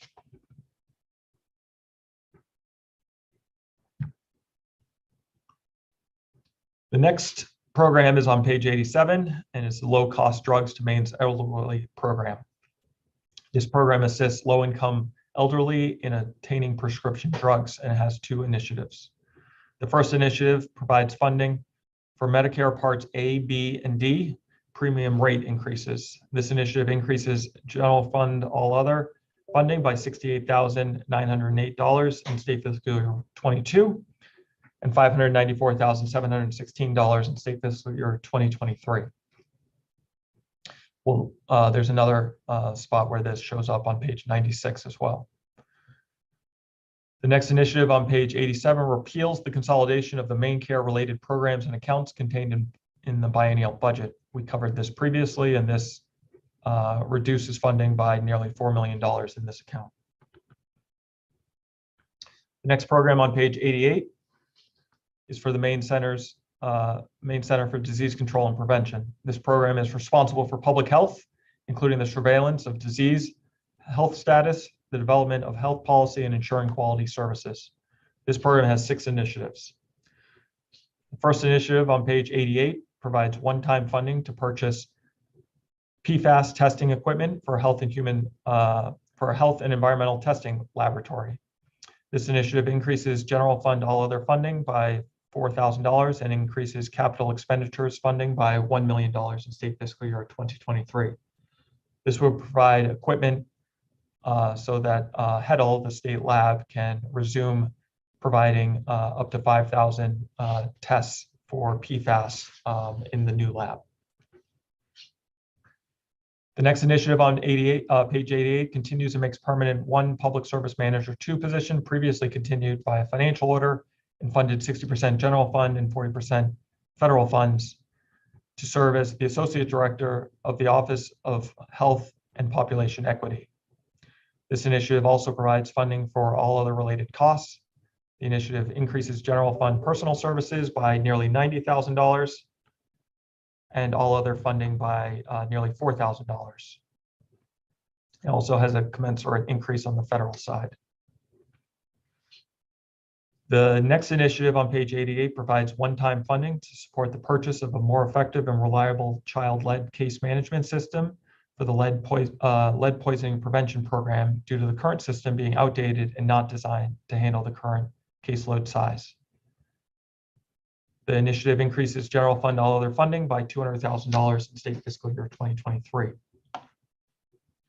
The next initiative, also on page 88, establishes 2 Chemist 2 positions and 1 Chem 1 position and provides funding for PFAS testing capacity at HEDL. This initiative goes along with the equipment initiative that I just previously read and provides headcount to actually carry out the testing. This initiative increases general fund personnel services by $277,000 and all other funding by $322,000. It also provides testing supplies as part of that all other funding. The next initiative on page 88 provides allocation to align with the available grant resources. This initiative increases federal expenditures fund all other allocation by $58,778,742 and increases the ARP version of that account by $14 million in state fiscal year 2023. This increases allotment for the federal funds that have been received for COVID response related to primarily the lab capacity grants. The next initiative on page 88 is the final one for CDC, and it provides one-time funding in the Maine Center for Disease Control and Prevention General Fund to relocate the Health and Environmental Testing Laboratory in its entirety from 221 State Street in Augusta to East State Office Complex Campus Greenlaw Building in Augusta. This initiative increases general fund all other funding by $845,000 in state fiscal year 2023. The construction of the new state lab over on the Greenlaw at the Greenlaw Building on the RPC campus is nearly complete. The next account is on page 89 and is a maternal, child, and health account. This program supports the salary and fringe benefits for employees that provide direct services and preventive health education programs that improve the health status of Maine women of reproductive age, infants, children, and families statewide. It has one initiative. This initiative provides allocation to align with available grant resources. It increases federal allocation by $705,164 in state fiscal year 2023. Yeah, this is just a federal allocation increase.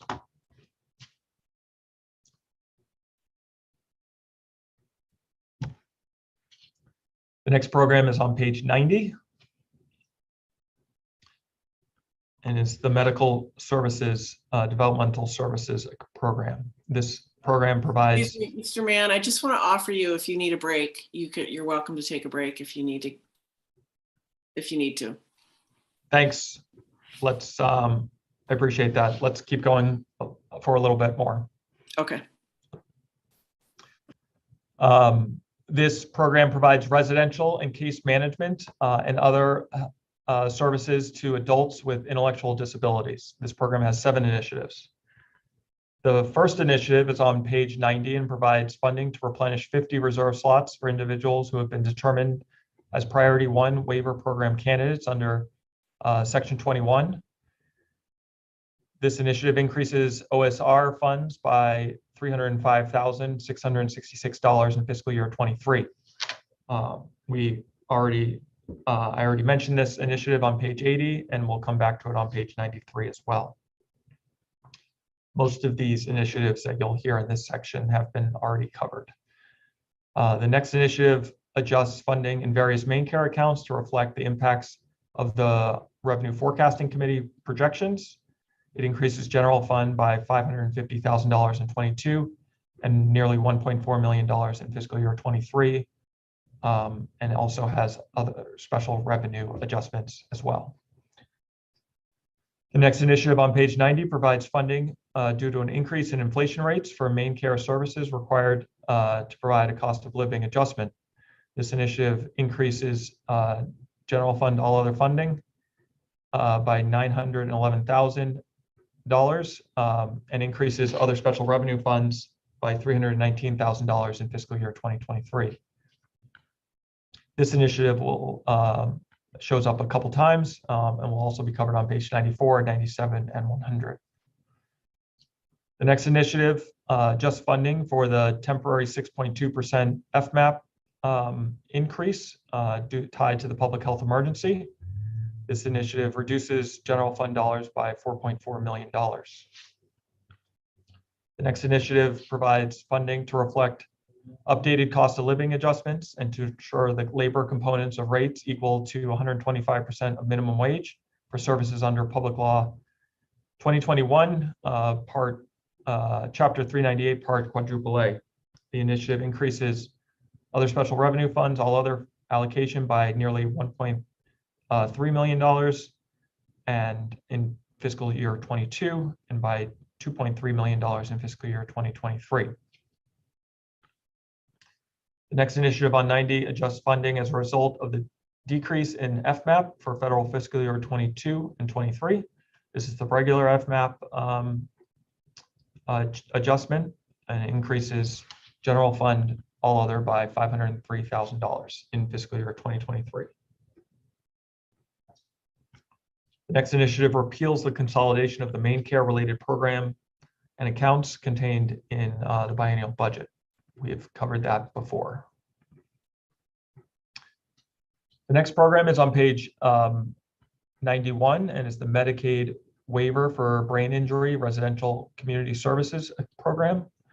Neurobehavioral services and brain injury services assist, educate, and rehabilitate persons with acquired brain injury to attain and sustain the highest function and self-sufficiency using home-based and community-based treatments, services, and resources to the greatest degree possible. This initiative has this program has 5 initiatives. The first provides funding on a one-time basis for non-emergency transportation broker rates. Increases all other funding by $3,800 in 22 and $4,600 in 2023. The next initiative adjusts funding for the 6.2% increase in FMAP due to the public health emergency and reduces general fund by $950,000. The next initiative provides funding to reflect the updated COLA and ensure the 125% provision is implemented in full. This initiative increases general fund all other funding by $251,000 in fiscal year 22 and $820,000 in state fiscal year 2023. The next initiative is on page 91 and adjusts funding as a result of the decrease in FMAP, the regular FMAP again, that happens annually. This increases general fund by $108,000. Final initiative in this program repeals the consolidation of the main care related programs and counts contained in the biennial budget. The funding affected there is $7.3 million. The next program is on page 92 and is the Medicaid waiver for other related conditions.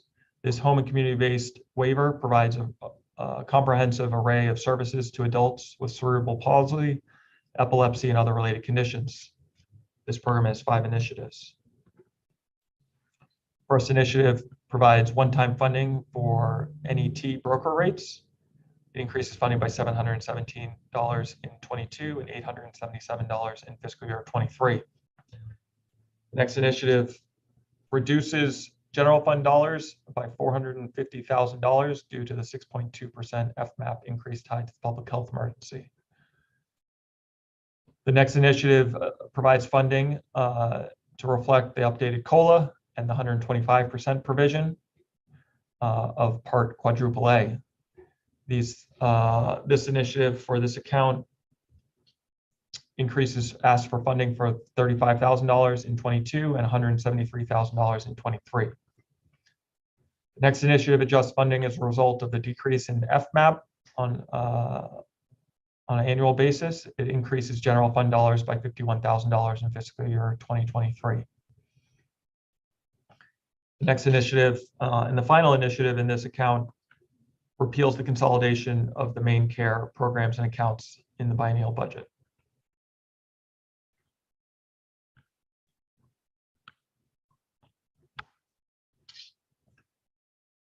The next program on page 93 is medical care payments to providers.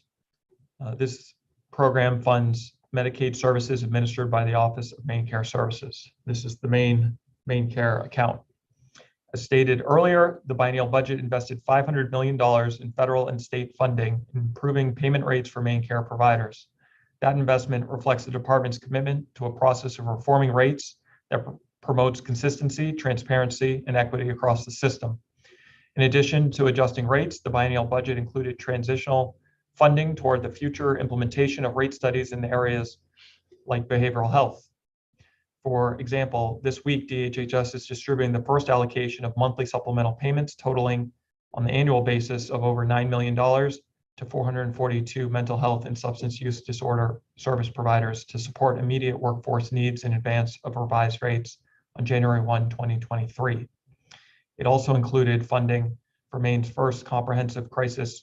The biennial budget, that is, included funding for Maine's first comprehensive crisis receiving center, which opened this year. Altogether, the biennial budget included over $100 million for behavioral health funding through main care payments and state contracts, among other areas of investment. The supplemental budget also adds support for Maine hospitals. Since the start of the pandemic, in addition to at least $490 million directly from the U.S. Department of Health and Human Services through the Provider Relief Fund, the Maine Department of Health and Human Services took action to secure an additional $50 million for hospitals. It provided immediate infusion of funding to hospitals totaling $10 million early in the pandemic. And in December 2020, the state also established Maine Healthcare Financial Relief Grant Program and awarded $2.2 million to hospitals. In August of 2021, the department awarded $12.5 million, which, like the relief grants, was funded from Coronavirus Relief Fund. In September of 2021, hospitals received a $23 million COVID-19 supplemental payment that was proposed and passed in the biennial budget. It also passed through new federal grant funding to hospitals, including Small Rural Hospital Improvement Program called SHIP grants, and totaling $6.2 million. The supplemental budget adds to this COVID-19 related support. This main care program has 20 initiatives. The first initiative is on page 93, and it provides funding to replenish 50 reserve slots for individuals who have been determined priority 1 for the Section 21 program. We've touched on this initiative a couple times already. The next initiative on page 93 provides funding to increase rates for psychiatric residential treatment facility services. This initiative increases general fund all other funding by $332,373 and federal funds of $611,000 in state fiscal year 2023. The next initiative on page 93 adjusts funding in various main care accounts to reflect the impacts of the Revenue Forecasting Committee projections. This particular initiative increases general fund all other by $648,000 in 22 and nearly $500,000 in fiscal year 2023, and also has OSR pieces. The next initiative on page 93 provides one-time funding for non-emergency transportation. We've touched on that previously as well. The next initiative on page 93 provides one-time funding for a high main care utilization add-on payment to private non-medical institutions that care for residents who are older or disabled. Those facilities are known as PNMICs. This initiative increases general fund all other funding by $2.4 million and other special revenue funds by $319,000 in fiscal year 23. There's additional funding related to this initiative on page 110. The next initiative on page 93 provides one-time funding for COVID-19 supplemental payments to family planning agencies. This initiative increases general fund all other funding by $37,569 and federal expenditures allocation of nearly $100,000 in state fiscal year 2023. The next initiative on page 94 provides funding for the removal of member copays for federally qualified health centers, FQHCs, and rural health clinics. This initiative increases general fund all other funding by $25,000 and has federal funds allocation of $61,000. The next initiative on page 94 provides one-time funding for COVID-19 supplemental payments to hospitals. This initiative increases general fund all other funding by nearly $6.8 million and federal expenditures fund all other allocation by $18.2 million in fiscal year 2023. The next initiative on page 94 provides one-time funding for add-on payments to account for the recent increased staffing costs, including minimum wage associated and also costs associated with COVID-19 for nursing facilities and residential care facilities. This initiative increases general fund all other funding by $458,000 and federal allocation of nearly $4 million and also has other special revenue pieces associated with it. The next initiative provides funding due to an increased inflation rate for main care services required to provide a cost of living adjustment. This initiative increases general fund dollars by nearly $700,000 and increases the federal expenditures fund, federal funding associated with the COLA increases by nearly $6.6 million.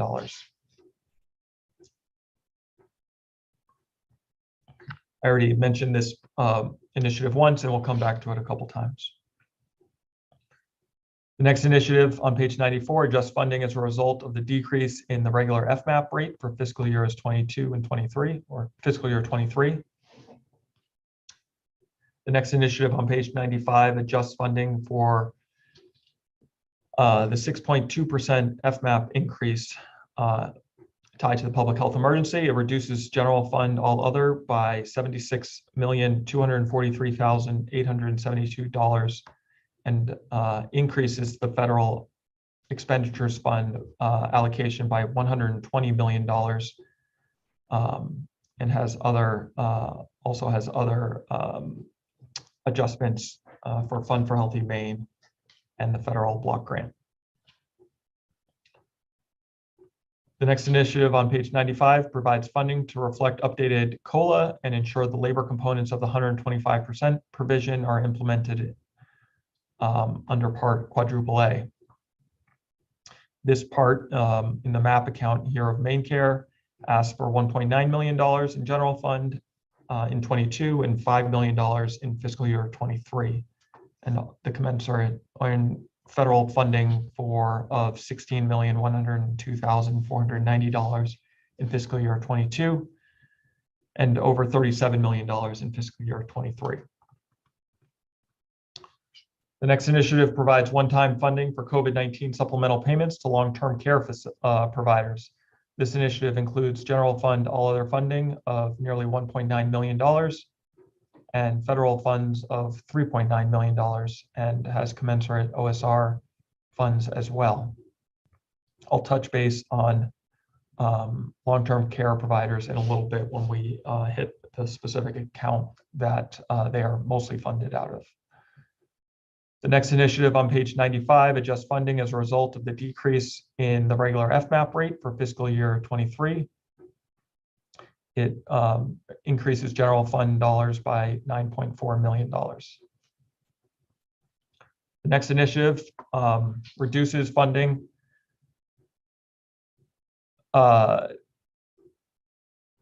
The next initiative on page 95 reduces funding one time to reflect different planned effective dates and approved effective dates in Resolve 2021, chapters 111, 112, and 118. This initiative reduces general fund, all other, by nearly $640,000 in fiscal year 22 and $615,000 in fiscal year 23, and reduces the federal expenditures by a commensurate amount. The next initiative on page 96 provides funding for Medicare Parts A, B, and D premium rate increases. This initiative increases general fund, all other funding by $5,378,855 in fiscal year 22 and nearly $28 million in state fiscal year 23. It also has federal expenditure increases as well. Medicare, just for a little context on this, Medicare rates went up. The state covers 100% of the Part D premium for the drug coverage and covers copays and premiums for Parts A and B. And due to that historic increase in those programs, we need funding to cover those costs for the dually eligible Medicaid and Medicare members. The next initiative on page 96 repeals the consolidation of Maine Care related programs and accounts. We've covered that previously. The next initiative, I believe it's the second to last initiative in this account, provides funding to implement new rates based on fiscal year 2023 rate study for inpatient psychiatric services. This initiative increases general fund, all other funding by $1.7 million and federal expenditures, all other allocation by $4.3 million in fiscal year 2023. The next initiative establishes allocation in the other special revenue funds, medical care payments to provider program, and Office of Maine Care Services program for savings accrued due to the increase in FMAP per the American Rescue Plan of 2021, Section 9817, additional support for Medicaid home and community-based services during the COVID-19 emergency. This is a different FMAP change. This is the 10% FMAP change related to Section 9817 that was made possible the $116 million that went out for bonus payments to direct service workers early. The funding will be used to support services outlined in the state's Section 9817 spending plan and narrative. This initiative increases OSR funds by $500 in state fiscal year 22 and 23. It basically establishes this account for these proceeds. The next program on page 97 is Mental Health Services, Child Medicaid. This program provides services to children from birth through their 20th year for mental illness, autism, developmental disabilities, emotional and behavioral health needs, and includes home and community-based children's behavioral health services, targeted case management, behavioral health homes, and children's outpatient and residential services. Included in the $100 million for behavioral health funding that I noted above, the rate for PNMI Appendix D, children's residential facilities, was increased by $27.5 million or $8.2 million in the biennial budget. For your awareness, the fiscal 22 rate increase is in effect now. This program has four initiatives in the supplemental budget. The first initiative adjusts funding in various main care accounts to reflect the impacts of the Revenue Forecasting Committee projections. The next initiative provides funding due to an increase in inflation rates for main care services required to provide cost of living adjustments, excuse me. The initiative increases general fund all other funding by $115,000 in fiscal year 2023. The next initiative on page 97 adjusts funding for the 6.2 FMAP increase tied to the public health emergency. This reduces general fund by a little over $5 million in fiscal year 2022. Final initiative in this account adjusts funding as a result of the decrease in the regular FMAP for the federal fiscal year 2023. Because the FMAP's decreasing, we are requesting an increase on the general fund side of $573,923 in fiscal year 2023. The next program on page 98 is Mental Health Services Children.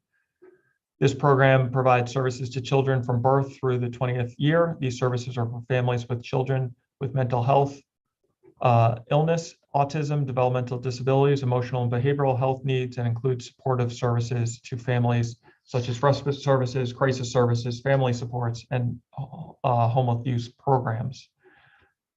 Just the distinction between this is the state-only account. The previous account was the main care account, just for your awareness. The first initiative provides funding for homeless youth services in mental health services account and the homeless youth program. This initiative increases general fund all other funding by $1.5 million in fiscal year 2023. The next initiative is on page 98. It continues two limited period social services supervisor positions previously established by a financial order, 3 limited period social services supervisor positions, 1 limited period social service manager 1 position, 1 limited period data and research coordinator position, 1 limited period clinical social worker position, 1 limited period social services program specialist 1 position, and 1 limited period social services program specialist 2 position, all created via financial order previously. These 10 positions are related to the System of Care grant that OCFS received and is currently implementing. And these positions are needed to be continued via the budget. The next initiative on page 98 provides allocation to align with available grant resources. This initiative increases federal block grant all other allocation by $5.5 million and the ARP portion of it by $2.4 million in fiscal year 2023.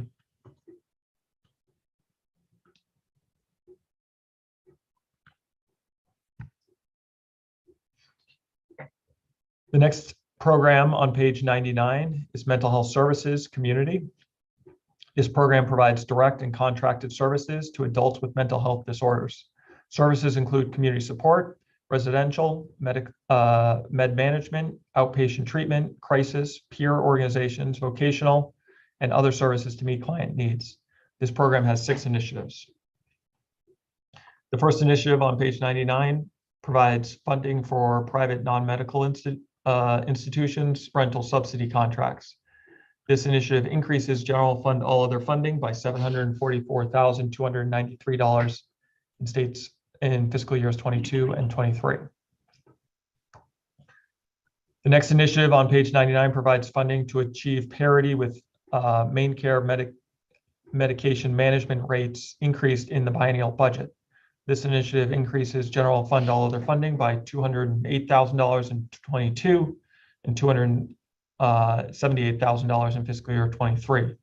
The biennial budget increased the main care rates for med management, and this seeks to increase the med management services provided through state contract. The next initiative on page 99 provides funding to achieve parity with the main care cost of living adjustments for certain community-based behavioral health services. This initiative increases general fund all other funding by $280,000 in fiscal year 23. This would increase the state contracts for services that are slated to get the main care COLA on July 1, and would also commensurately increase those contracts. The next initiative on page 99 provides allocation to align with available grant resources. This initiative increases block grant allocation by nearly $6.4 million and the ARP block grant by $3.1 million in fiscal year 2023. The next initiative on page 99 provides funding to reimburse the Office of the Maine Attorney General for one full-time Assistant Attorney General position dedicated to DHHS. The initiative increases general fund all other funding by $2,900 in 22 and nearly $11,000 in fiscal year 23. The next initiative and final one for this account provides funding for services performed by the Office of the Attorney General. This initiative increases general fund all other funding by $285,000 in state fiscal year 22 and $298,000 in fiscal year 23. We've covered this a couple times, and it'll come up a couple times more. The next program is on page 100, Mental Health Services, Community Medicaid. This program provides direct and contracted services to adults with mental health disorders. It has 5 initiatives. The first adjusts funding in various main care accounts to reflect the Revenue Forecasting Committee projections. The next initiative provides funding due to an increased inflation for main care services required to provide the cost of living adjustment. This initiative increases general fund all other funding by $1.3 million in state fiscal year 2023. The next initiative adjusts funding due to the 6.2% increase in FMAP. It reduces general fund dollars by $6.1 million. The next initiative on page 100 adjusts funding as a result of the decrease in the regular FMAP rate, and thus we are asking for general fund dollars of $719,000 in fiscal year 2023. The next initiative and final initiative in this account repeals the consolidation of the main care related programs and accounts passed in the biennial budget.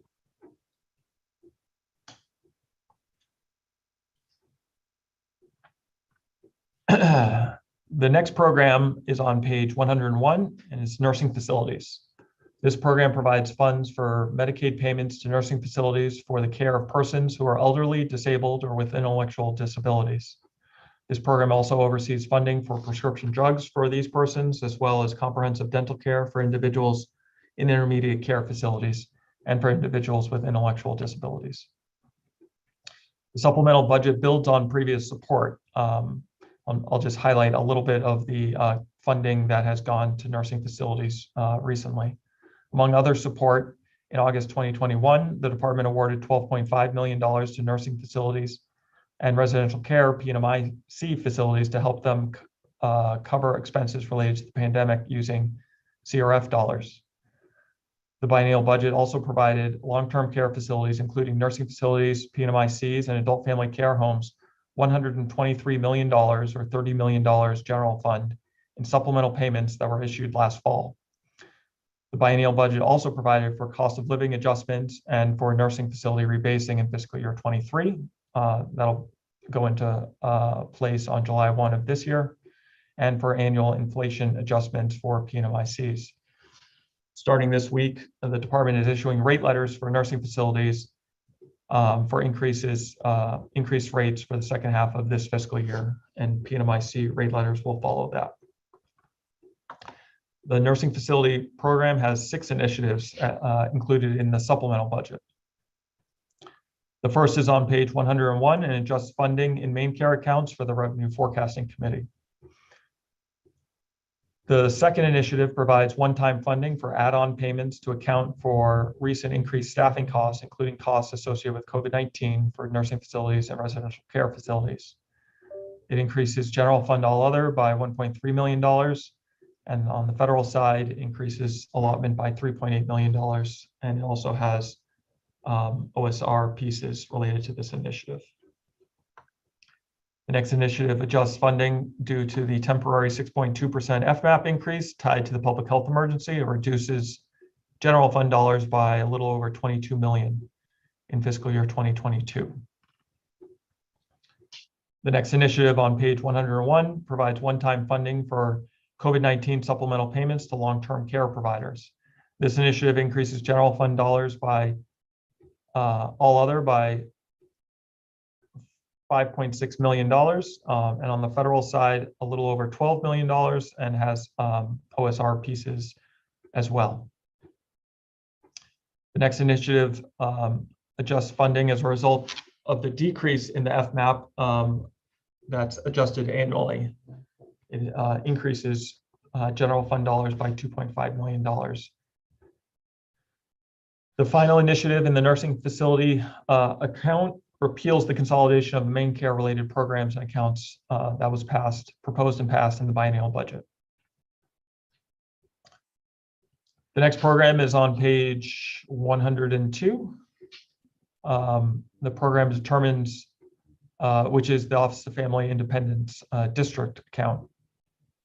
This program determines eligibility and delivers direct services, including supplemental nutrition assistance program, temporary assistance to needy families, Medicaid, emergency assistance, state supplement to Social Security, alternative aid, transitional transportation, transitional child care, transitional Medicaid services in regional offices. This program has 2 initiatives.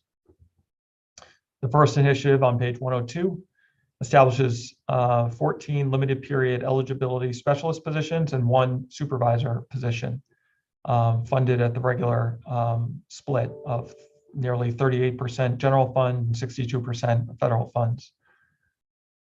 This initiative increases general fund personal services by $437,000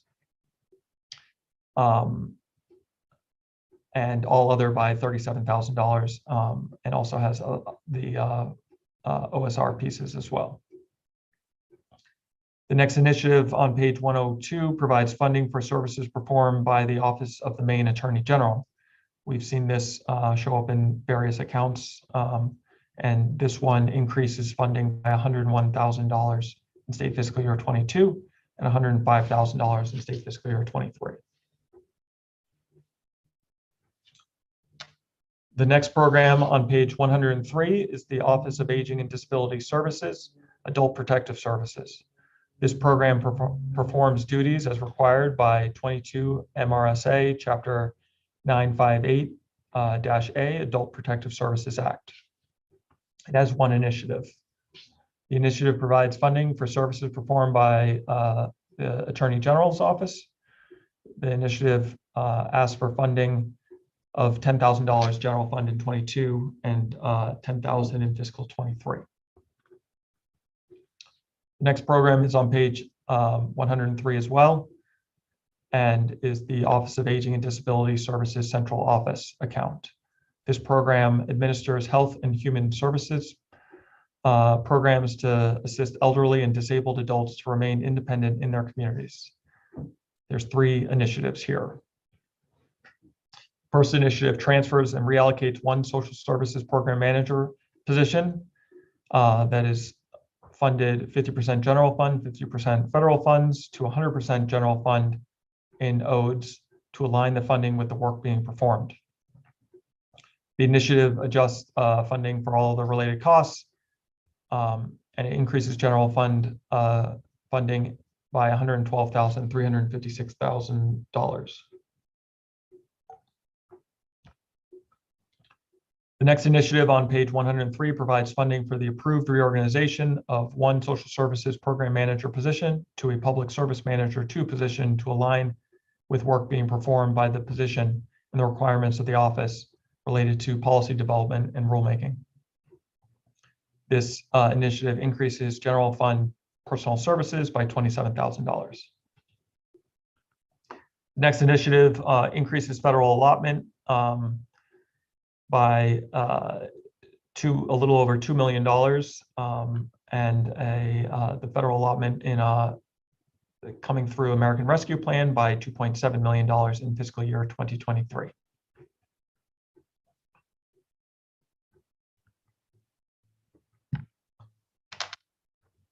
The next program on page 104 is Office of Child and Family Services Central. The program is primarily responsible for the development, delivery, and oversight of all programs under the office's responsibility, including child protective and child services, children's behavioral health services, and prevention and early intervention services. This particular account has one initiative. It establishes 8 secretary associate legal positions funded 72% general fund and 28% other special revenue in OCFS due to increased legal casework. This initiative also provides funding for all other related costs. The initiative increases general fund personnel services by $447,000 and all other funding by $37,000. The next set of initiatives include proposals aimed at filling gaps in Maine's child welfare system. The previous one did as well, it was just in a separate account. They include service as well as staffing improvements. The budget proposes additional child welfare caseworkers, as well as support positions such as safety science experts to recommend ongoing system improvements and training, including parents with lived experience to support positive engagement between caseworkers and families. The caseworker positions build on past budgets that funded more than 70 new positions and would approach the recommended caseload workload ratios for child protective services. This account has 2 initiatives. The first establishes 16 child protective services caseworker positions, 3 supervisor positions, and 1 public service manager 2 position, funded 79% general fund, 21% other special revenue in the Office of OCFS. It also provides funding for all other related costs, and the general fund personal service increase would be $1.6 million with an all other funding amount of $103,000. The next initiative on page 105 continues and makes permanent 2 social service program specialist 2 positions previously established by financial order at the general fund OSR split. This initiative increases general fund personnel services by $151,000 and other special revenue by $10,000. This initiative is the safety science positions and making them permanent as opposed to limited period, how they currently are. The next program on page 106 is the Office of Main Care Services. This is the account that administers the Medicaid program. This is essentially the all other account for OMS. It has 7 initiatives. The first initiative is on page 106 and establishes 3 comprehensive health 1 positions, 1 medical care coordinator position, and 1 management analyst 2 position, funded 50% general fund, 50% federal in the Office of Main Care admin account. The initiative also transfers all other to personal services to cover a portion of these positions which were previously procured through a staff augmentation contract. These positions are currently contracted and we're proposing to make them state lines and ask for, and we partially pay for that through the existing contract that's in place. It also asks for $218,000 in general fund and reduces all other funding by $123,000. The next initiative establishes 2 developmental disability resource coordinator positions. We've covered this previously a couple times. This is the main care piece of the positions for this initiative. The next initiative transfers 2 public service coordinator 1 positions, 1 public service manager 1 position, and 1 management analyst 2 position from 50% general fund, 50% other special revenue in the central operations account to the operations to the main care admin account. This is basically cleanup work, moving lines to the appropriate account. The next initiative is on page 106 and transfers and reallocates 1 social services program manager position, 50% allocated general fund, 50% federal, from to 100% general fund in the ODS program to align with the funding with the work that's going on as well. This is also a cleanup one, moving the account from over to ODS entirely, moving the position over to ODS entirely. The next initiative provides funding for the approved reclassification of 2 mental health developmental disabilities caseworker positions to human services caseworker positions retroactive to September 20th to support additional training and licensure. We covered this previously. It requests federal funds of $7,000 in 22 and $4,000 in 23. The next initiative is on page 107 and provides funding in the Office of Main Care Services due to increases in costs for financial accounting and human resource management services provided by DAFs. This would provides funding to create 2 new positions in the main care unit of the service center that supports DHHS. It asks for $108,000 general fund. The final initiative in the main care admin account establishes allocation in the other special revenue funds, payments to providers program, for savings accrued due to the increase in the FMAP per section 9817 program that created extra 10% FMAP. This funding will be used to support services outlined in the state's section 9817 spending plan and narrative. This creates allotment in this account to move the savings into.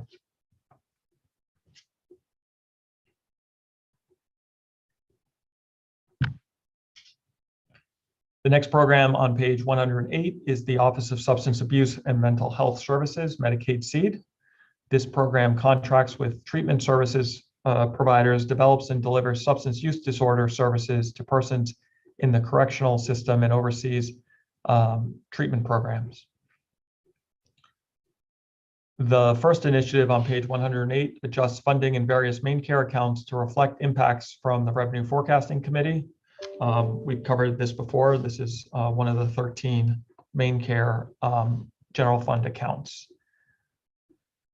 The next initiative adjusts funding for the 6.2% increase in the FMAP tied to the public health emergency. We've covered this before. This reduces general fund dollars by $1.3 million. The next initiative adjusts funding from the regular FMAP and asks for general fund dollars of $216,000 in fiscal 2023, and also slightly adjust the Fund for Healthy Maine. The final initiative in this account repeals the consolidation of main care related programs and accounts.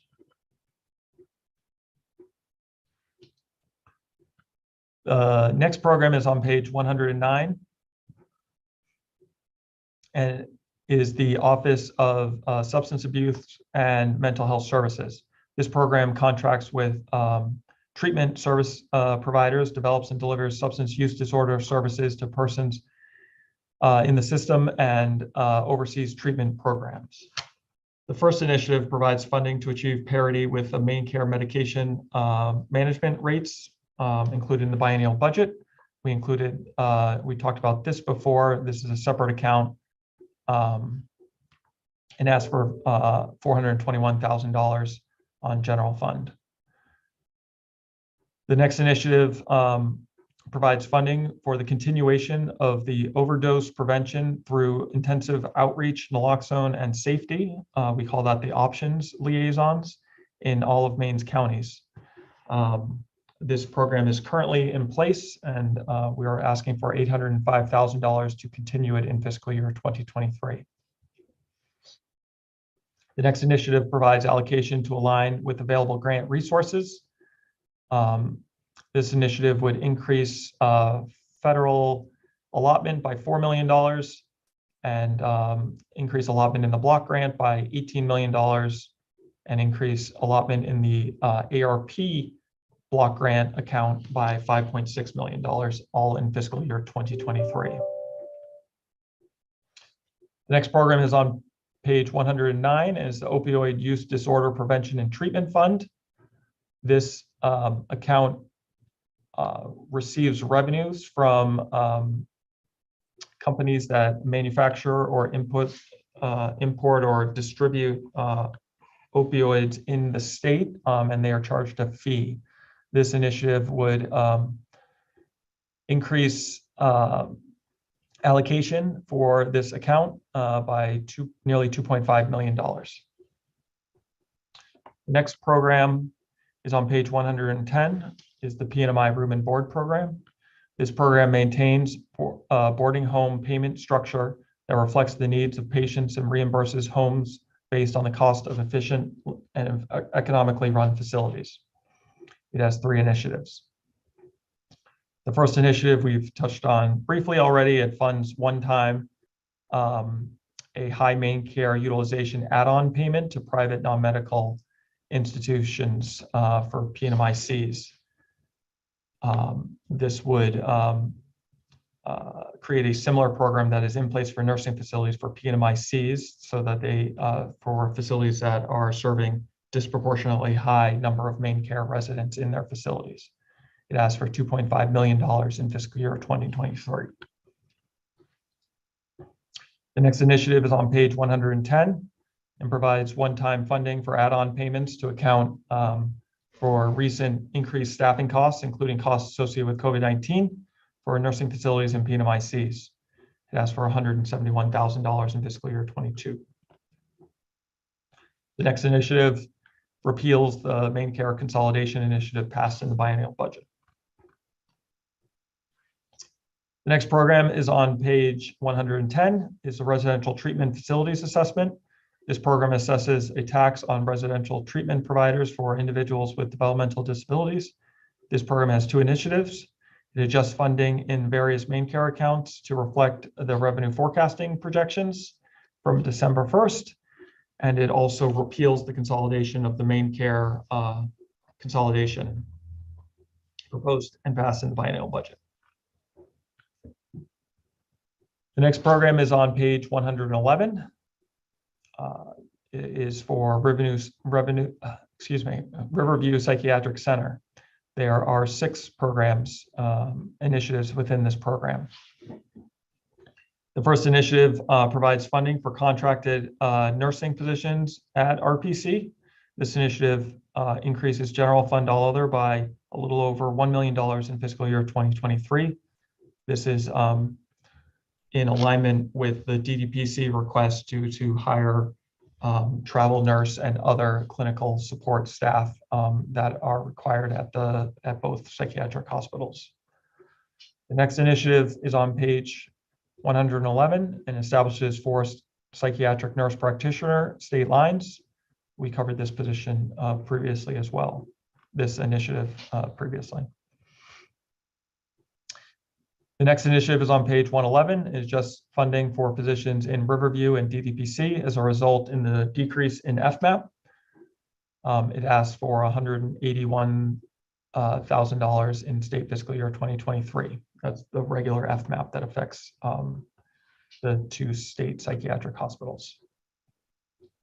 The next initiative provides funding for technology and services provided by DAF's OIT. This initiative asks for funding of $28,000 in fiscal years 22 and 23. The next initiative provides funding for the purchase of a patient monitoring system. There's a corresponding initiative for DDPC. so that we can automate the special observations that are required at both hospitals, which are currently done manually right now. This initiative asked for general fund dollars of $105,000 in fiscal year 22 and $75,000 or so in fiscal year 23. The next initiative on page 111 provides one-time funding for a hospital-wide upgrade of the Wi-Fi system at RPC. This initiative increases general fund by $133,000 on a one-time basis. And there's also a corresponding one that we discussed for DDPC as well previously. The next program is on page 112, and it's a state-funded foster care and adoption assistance program. This program funds the needs of children in the care or custody of the state while permanent plans are being made through family rehabilitation and reunification, adoption, preparation for independent adulthood or other means, and to children adopted from the foster care program with adoptive assistance. The program has two initiatives. It provides one-time funding for child welfare cycle payments. It provides nearly $4 million in state fiscal year 23 for that purpose. The next initiative also provides funding for the implementation of family visit coaching. This initiative increases general fund, all other funding by $2 million in state fiscal year 2023. The next program is on page 112, is traumatic brain injury seed. This program provides a variety of supports and services to individuals with brain injuries. This program has three initiatives. It adjusts the funding due to the 6.2% FMAP tied to the public health emergency. It reduces it by $15,000 general fund in 2022. The next initiative is the regular FMAP, and it proposes to increase general fund by $1,800 in fiscal year 23. And the final initiative for this program is the repeal of the main care consolidation. That concludes the budget initiatives. I will cover the language pieces. There's only a few language pieces in the budget at this time just to finish off my testimony. The first piece of language for the department is on page 40, part DD, and adds the Department of Health and Human Services senior legal advisor position to the list of positions appointed by the commissioner, and adds the senior legal advisor to the list of positions whose salaries are subject to adjustment by the governor.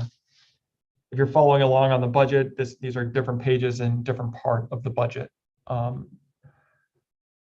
The next submitted piece of language is on page 41, part EE, and it repeals the language associated with the consolidation of main care related programs and accounts approved in the biennial budget. As I previously have said, due to the technical adjustments that would need to be made and the volume of main care related work for systems work already in progress, this initiative cannot be completed within the required time frame. The next submitted piece of language is on page 42, part FF, and requires the transfer of $30 million in fiscal year 22 from the unappropriated surplus of the general fund to main care stabilization fund. This funding is important to ensure the continuation of main care rate system reform and annual adjustments due to inflation. It adds to the $54.5 million already in the fund for those purposes. The next piece of submitted language is on page 42, part GG.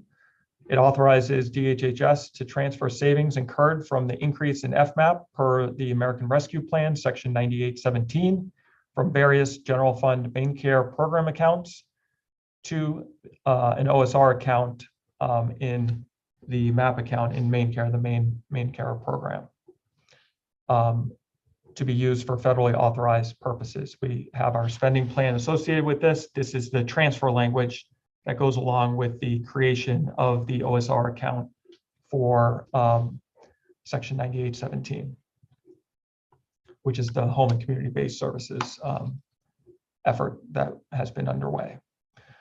The next piece of language is on page 42, part HH, and allows DHHS Office of Family Independence to carry forward any unexpended balance of the $1.3 million appropriated in Public Law Chapter 1, the fiscal 21 supplemental, to meet reinvestment obligations for penalties incurred in the SNAP program in 2019.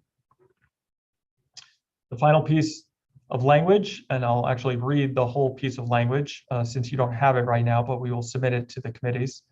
The department respectfully suggests that the following piece of language is added to this budget to accompany the Child Care Stipend Initiative. This provides language to guide implementation of the salary supplements for child care workers that was erroneously omitted from the original bill. The language is as follows.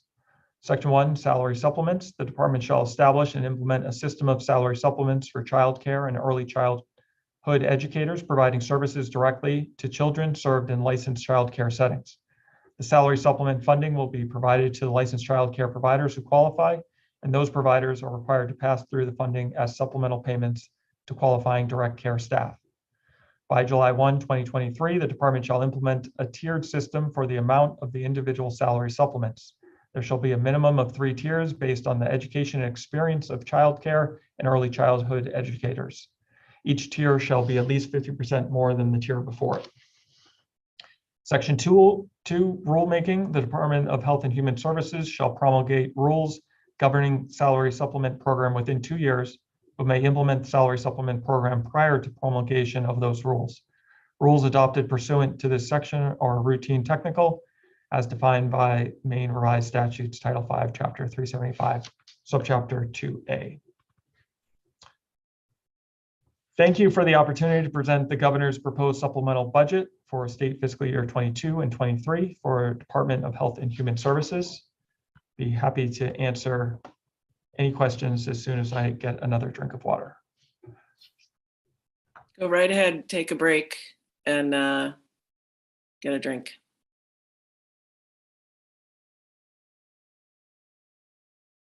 Representative Hymanson looks like has a question. Thank you.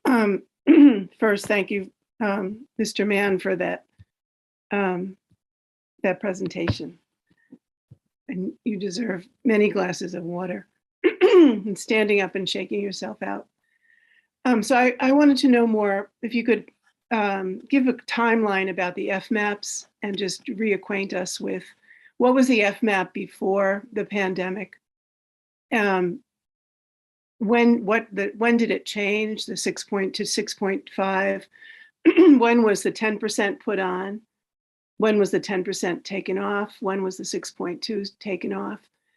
And the current you already gave us, but if you could continue the that timeline with what our current FMAP is, I'd appreciate that.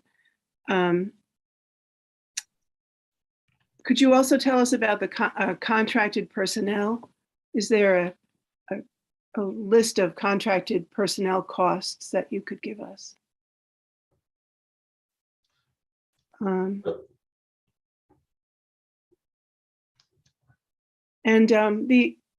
I think this is probably a policy question, but the AG expenses seem to have gone up. So I'd be curious what drove those up.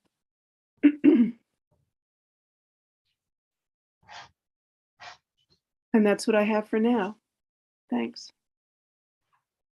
Certainly, I can do my best to explain sort of the landscape for FMAP.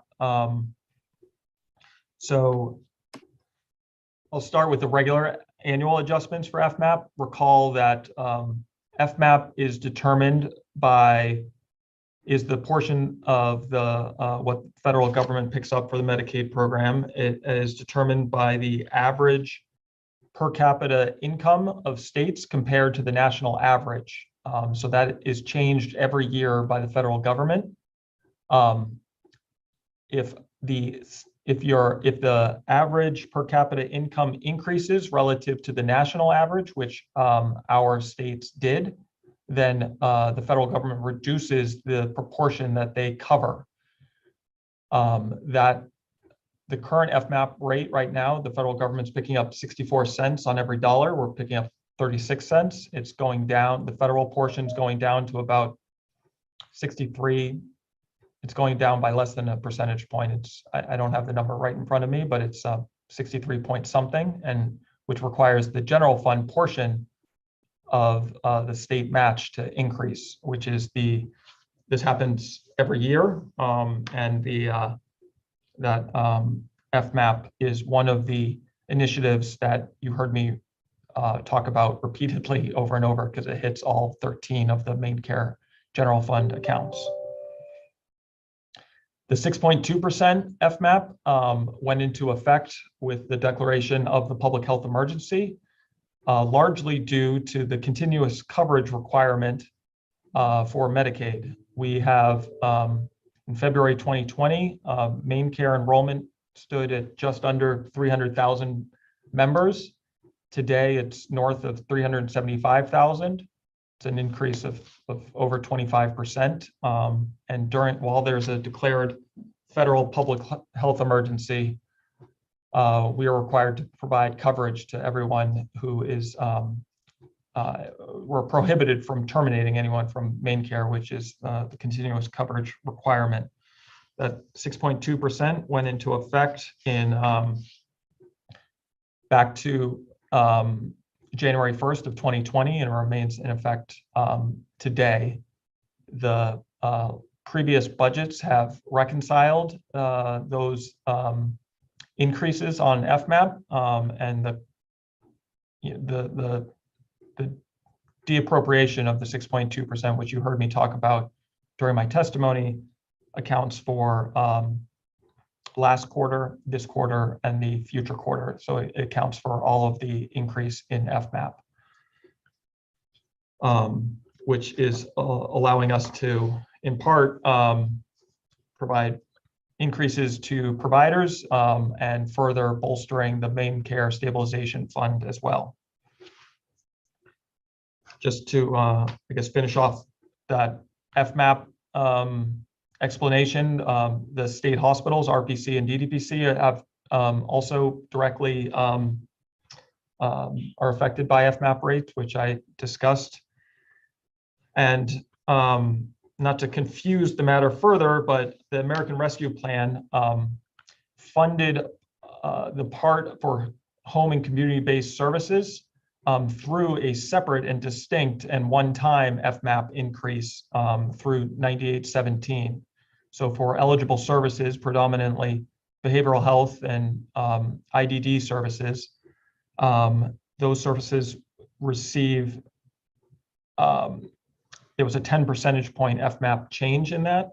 So we have published our spending plan on our website, and it totals to north of $200 million, and 116 million of that is recruitment and retention bonuses that were paid out earlier this month for eligible providers. So that is another FMAP mechanism that was put in place in the American Rescue Plan. Your second question related to contracted personnel, was that with respect to the Office of Main Care Services and the 5 positions that are going from contracted to state line? No, the contracted positions through hospitals, the nurses. So both DDPC and RPC have augment their state lines through contracted positions, travel nurses or otherwise. As I think we all are aware, those costs for retaining clinical staff has gone up, and the costs that we have asked for in the budget reflect those incremental increases, so that we can make sure we are covering our staffing ratios at the 2 state psychiatric hospitals. Does that answer your question? Yeah, it does. I think it's more a policy question than the number question. Thanks. Your final question about OAG expenses. I'll highlight that we are asking for funding related to the creation of 1 new position at OAG. So that was part of what I discussed, and that hits multiple accounts. So I said it many times.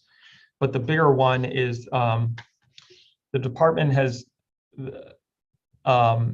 since 2018, OAG has added 6.5 positions without commensurate funding. We've absorbed those costs, and since 2013, the department went from supporting 63 positions to the current 81 positions without commensurate funding. So this is sort of a one-time cleanup effort to fully fund the positions at OAG. In a similar vein, we have other initiatives related to OIT that look and feel similar to that as well.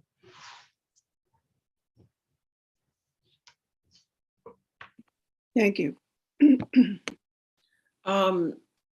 Representative Arata is next, and then Representative Zager. Thank you. Thank you, Mr. Mann, for your testimony today. My questions, at least one of them kind of dovetails with Representative Hymenson's. So I noticed that we have substantial money budgeted for travel nurses at Riverview, as well as for new psych nurses. So are you looking to fund both of those with the, eventually we'd like to have permanent positions, not travel nurses, I assume, because they're very expensive. So is this a temporary measure? Both it's not, it's an ongoing increase to the baseline for both DDPC and RPC. The costs have increased and would look, I'm not sure when the costs will normalize or go down. I think we have actually not asked for the full amount of the increases. We are able to absorb some of those costs in the baseline budgets for that. So, and yes, the preference would be to staff those hospitals with state lines, which is actually why we're asking for the creation of those 4 psychiatric nurse practitioners at RPC. That line does not exist today as a state line at RPC. So we are, if we need those positions, they're required to be hired via contract. So with the creation of those positions over time, we would hope to be able to reduce contracted costs related to that. I'll note that contracted costs at both hospitals have come down in recent years. We have been able to reduce those costs and recruit and retain state lines to provide the clinical services needed for the census at both hospitals.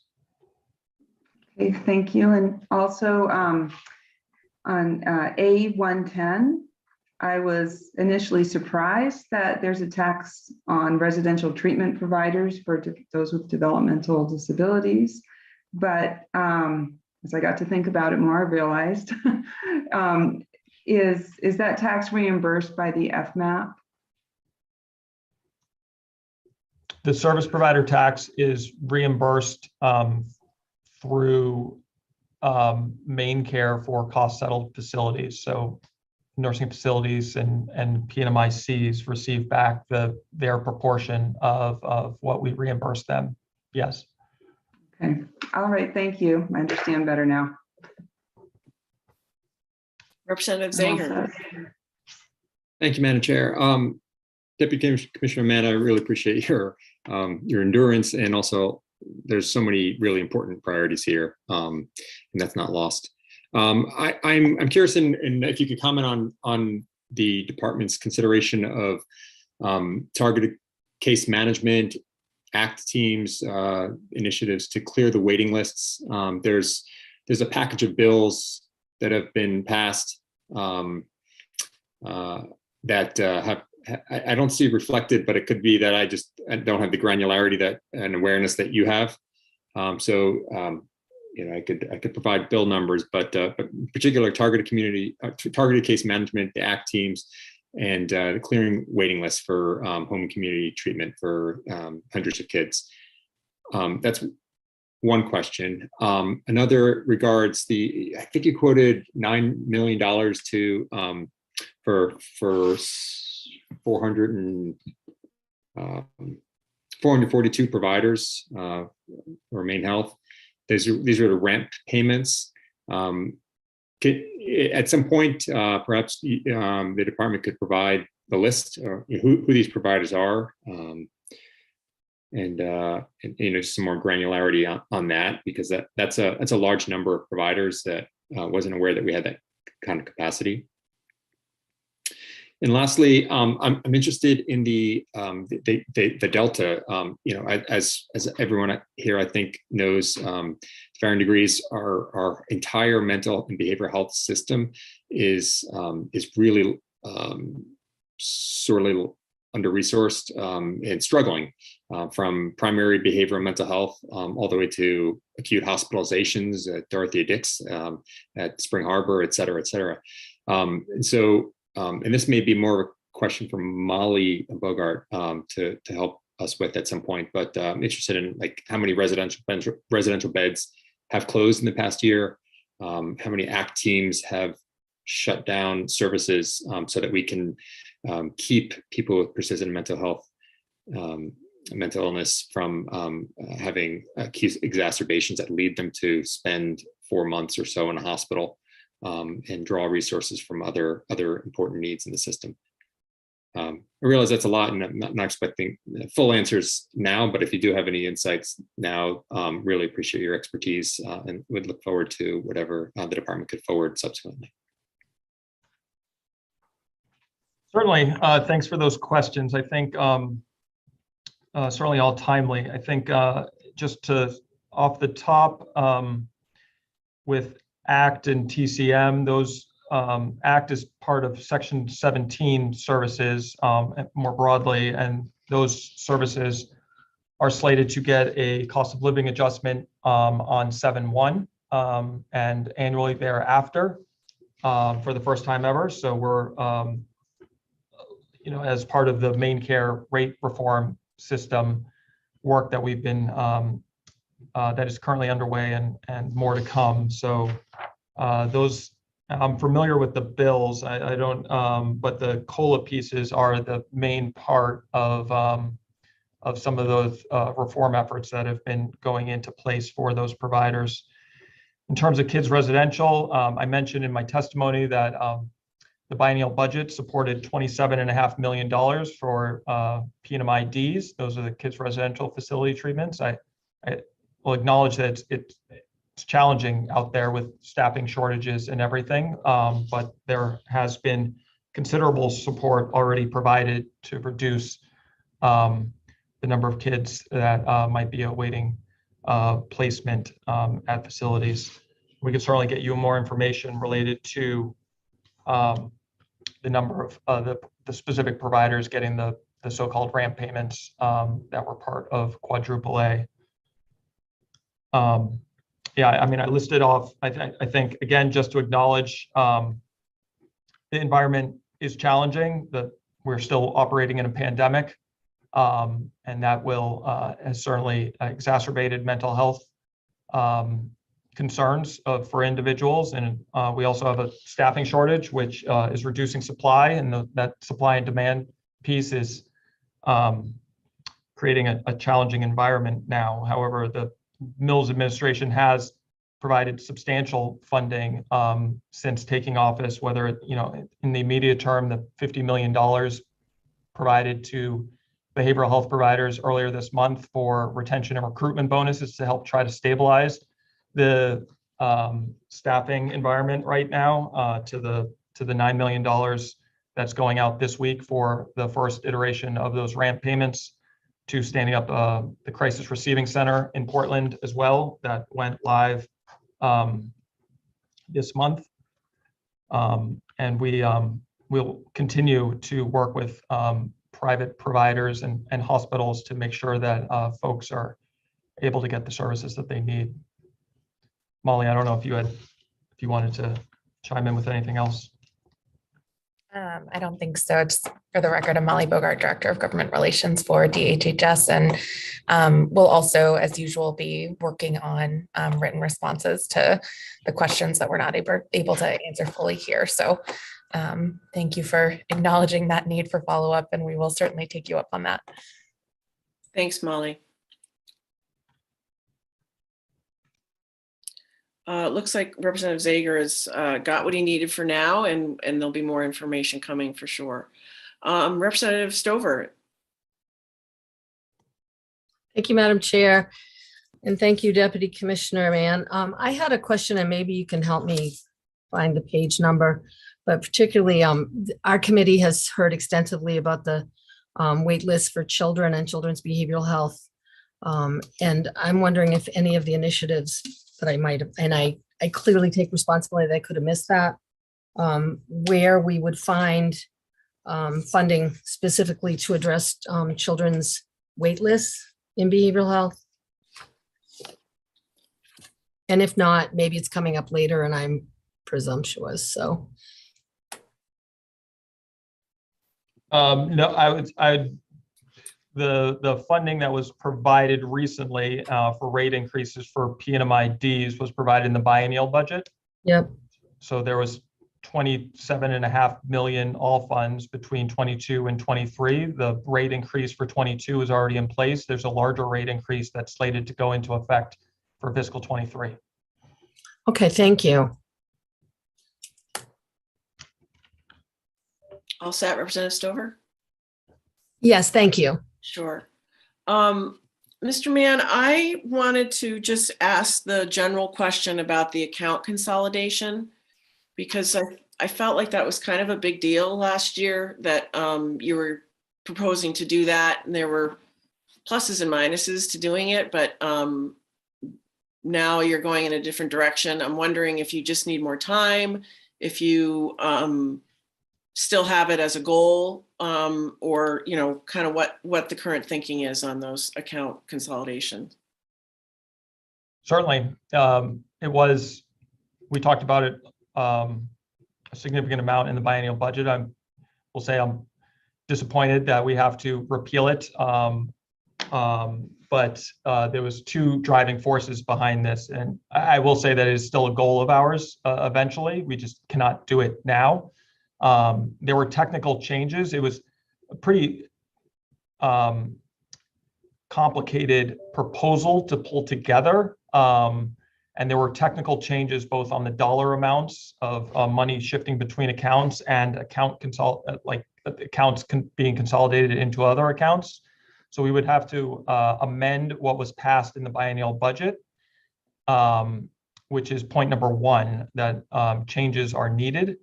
But given predominantly actually and the changes that need to be made are IT changes. We need to formally amend and do development work for our IT claims system and our accounting system to make those changes. What happened in intervening months between when we proposed that change was the American Rescue Plan passed with the Home and Community-Based Services Section 9817, which in order to get the payments out that we did get out earlier this month, and a host of other supports to come, we also had to make substantial changes to our IT system for our claim system, which took precedence over the account consolidation. So between the technical changes that are required and the fact that we have literally run out of time to do this, there's also substantial testing that's needed to be done on the account consolidation before going live with it.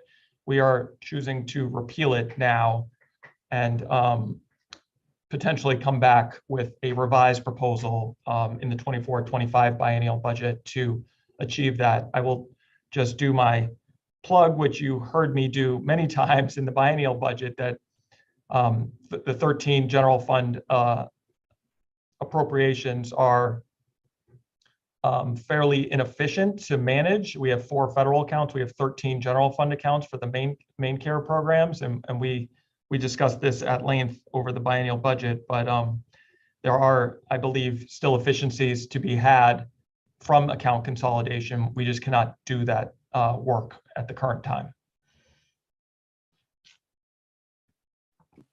Thank you. I would agree with your prioritizing getting the federal money out the door was the right focus. Representative Fay. Thank you, Madam Chair. And please forgive me, I had to step away for just a moment if this question has already been asked. But I know, I noticed that there's an initiative to add an attorney into the HHS office. And then there's also sprinkled through here additional funding for attorney generals in different places. And I was just wondering how the two of those play together with each other, and why you need both. Certainly. We did touch on this briefly, but I can try to summarize. The first one is we're requesting funding so that the Office of the Attorney General can hire another position. We request the funding at the department. In their part of their budget, they will request the headcount to be created. Honestly, it's actually a good example of what happened here. That is the way that it should work. The department requests the funding, the program office, this being the Attorney General shop, being the program office in this case, requests the headcount. Over the several years, many years, DHHS has not requested the commensurate funding for the positions that the Attorney General's office has brought on board. I previously mentioned we have not received new funding for this for positions since 2013, and the Attorney General's headcount has increased from 63 to 81 positions since then. So we've absorbed those costs and are asking for the general fund dollars to cover those incremental costs, mostly related to new headcount, annual COLAs, things like that. I compared it previously to, we have another request for OIT costs. There's central costs that are pushed out to departments that we are looking to true up in essence in the supplemental budget here. Appreciate the repetition for my sake. Thank you. Representative Madigan, and then back to Representative Hymanson. Thank you, Madam Chair. For the work session, I just would like to know when ACT teams or targeted case management last received a rate increase, because I think the 4.9% COLA, I don't think makes up for the fact that they haven't had those rate increases in quite some time. So if we could have that, so we could see, just compare those. So thank you. Representative Hymanson. Thank you for letting me go again. I found another question. It's about the 50 spots for section 21 for priority one. So priority one always needs to be funded. Will that fund all our need plus leave some leeway for people who need priority one going forward? We're not identified yet. Priority one slots are administered by the department for individuals who are at risk of abuse, neglect, or exploitation on an imminent basis. We reserve a certain number of slots to make sure that we can place individuals that need placement in an emergency situation. So we are running very low on those slots that we currently have, which is why we are asking to replenish via 50 additional slots for section 21 priority one positions in this budget. So that's a comfortable number for the current. There should never be a wait list on priority one. So that is a good number plus more. It sounds like you said yes. Yep. Okay, thank you. Representative Cloutier. Thank you, Madam Chair. Just following up on Representative Madigan's request. I would like not just to know when the last rate increase happened, but sort of a history of those rate increases with what the amounts were. That would be helpful, just so we can see sort of the progression over time, and sort of where they are now and where we anticipate they will be. Thank you. Certainly.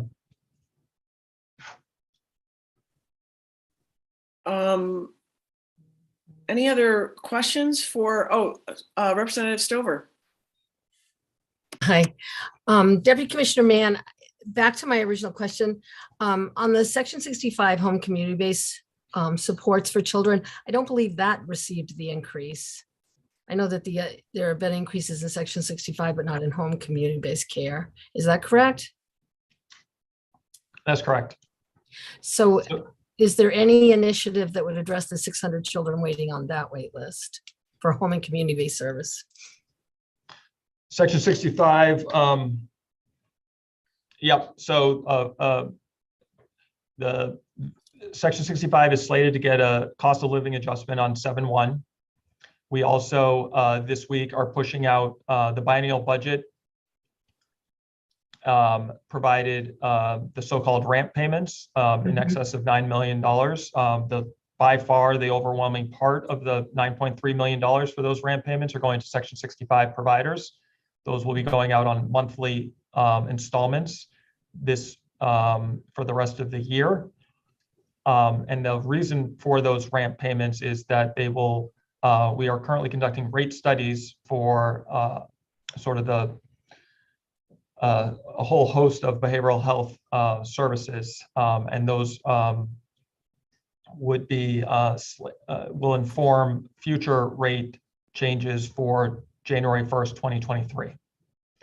I'd also note that the $116 million that we just pushed out for recruitment and retention bonuses, 50 million of that went to home and community-based service providers for exactly that, recruitment, retention bonuses for staff and recruitment bonuses to try to attract more staff to those to that industry. Thank you, Mr. Mann, and I apologize for not being clearer earlier. And this is great information.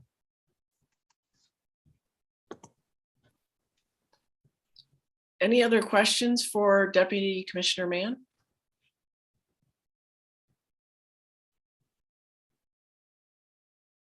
Representative Hymanson. Thank you for indulging me. Has the department given any consideration to putting language in to the main care account, stabilization account, that would guarantee that a certain percent of it would pay for the rate increases for behavioral health? You can kind of see our direction from a number of people who are speaking, how critical this is, and how having a guarantee to support the rate increases that will be substantial and will come from the rate review, that there's money there to fund those rate increases. Thanks for that. I would, I think the most important thing is the bottom line of the account, and which is why we are proposing to increase the dollars in the current stabilization fund by $30 million in the supplemental budget. The purpose of the main care stabilization account is also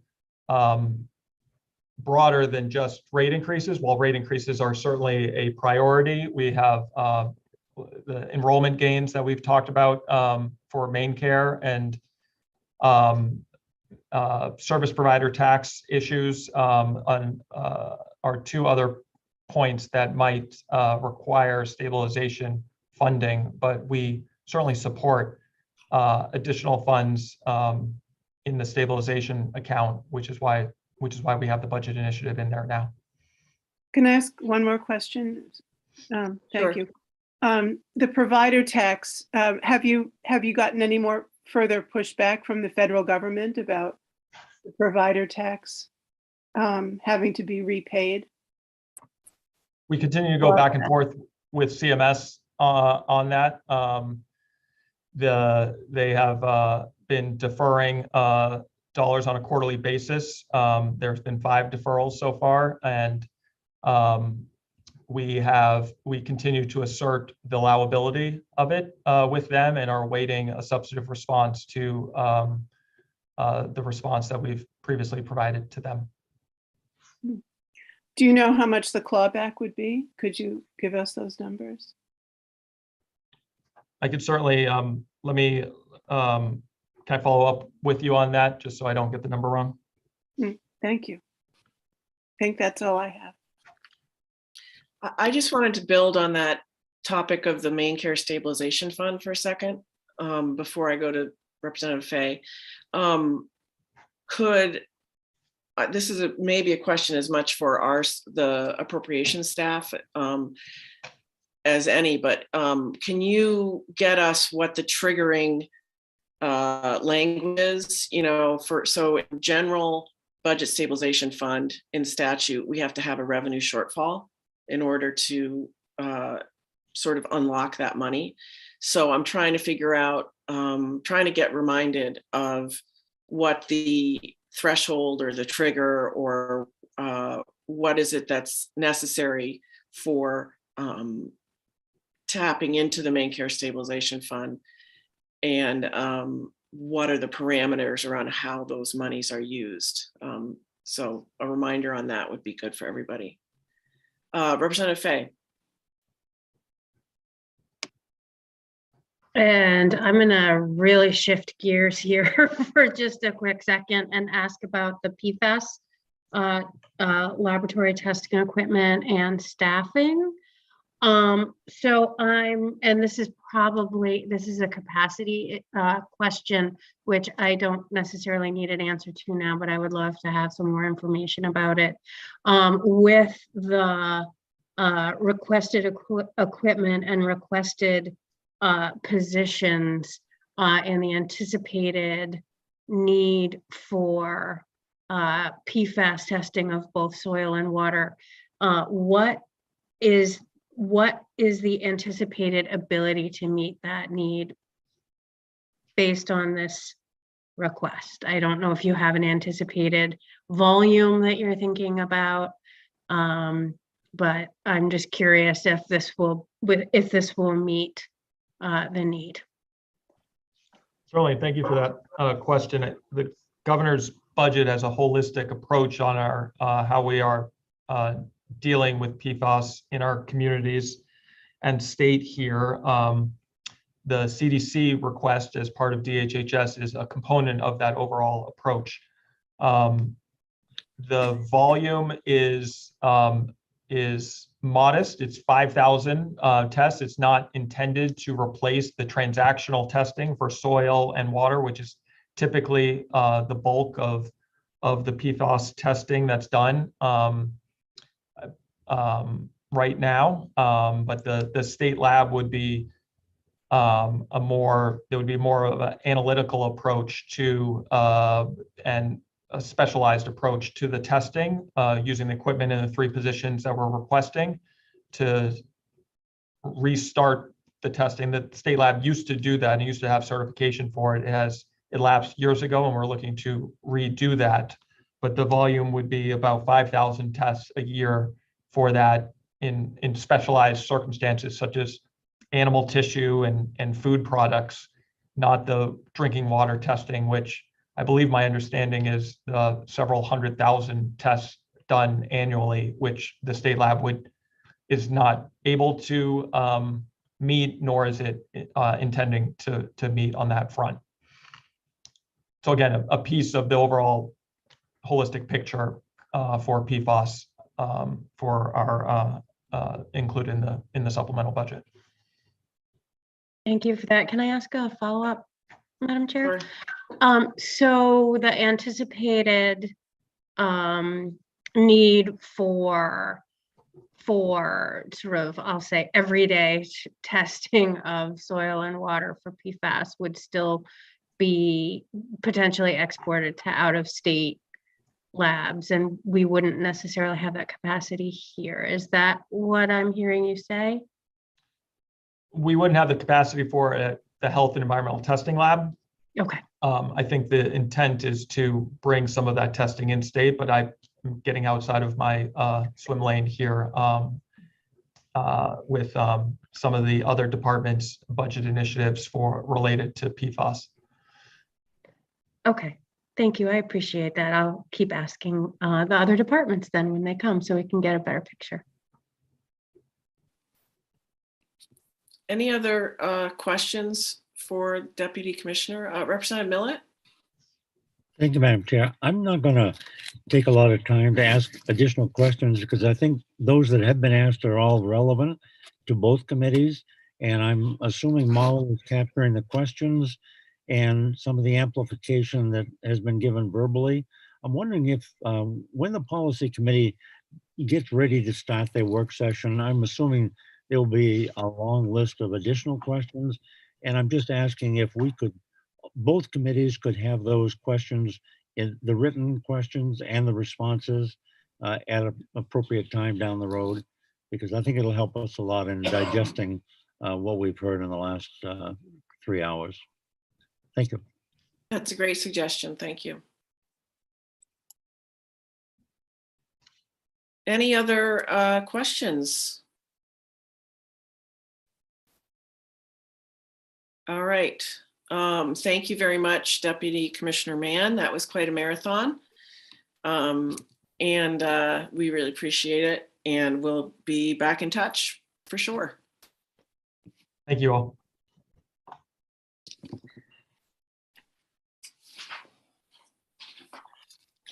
Just checking my schedule here.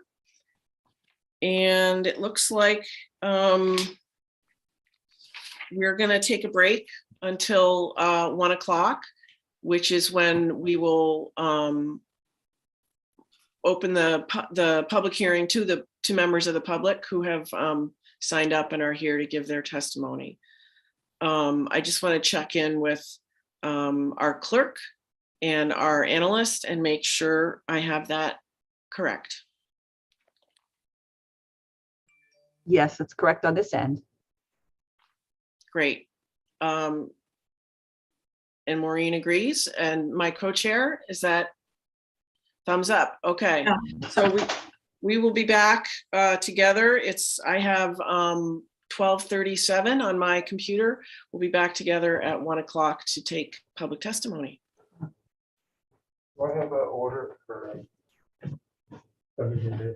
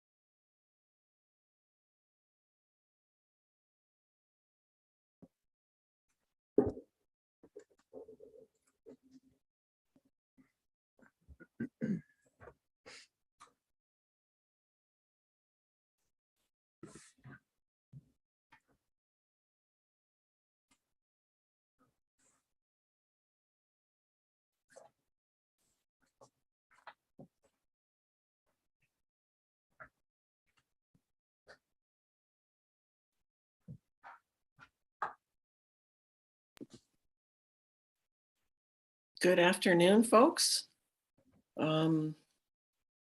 As promised, we're back at 1 o'clock to start taking public testimony on LD 1995, the governor's proposed supplemental budget. At the moment, I have 44 folks signed up to give testimony. Representative Peirce? I just wanted to point out, I think we have maybe a couple of representatives or in the lot, which we typically maybe ask them to go first. I know Representative Gramlich is here. Not sure about others. Thank you. Thank you. And Representative Peirce, can you help with the 3-minute clock? Oh, you bet. Thank you. So if you are a an attendee who is a sitting legislator, we're going to let you go first so you can get back to your own committee work. I do see Representative Gramlich in there, so I'm going to move Representative Gramlich over to the panelist. And if there's other legislators in the list who are waiting to testify, could you please raise your hand and I will move you over. And then other than that, my list appears in alphabetical order by first name, which makes no sense to me whatsoever, but that is the order that we're going to take them so I can make sure I have some way of keeping track of who's gone and who hasn't. So I'm going to start, I'm going to move in right now, Alex Carter, Alexandra McGinnis, and Anthony Arbor. So I'm going to move those 3 in to the panel position.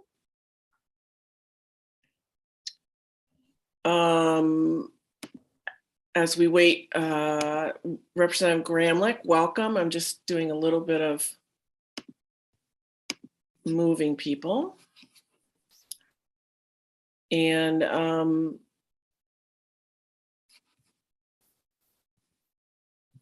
did I do Alexander McGinnis?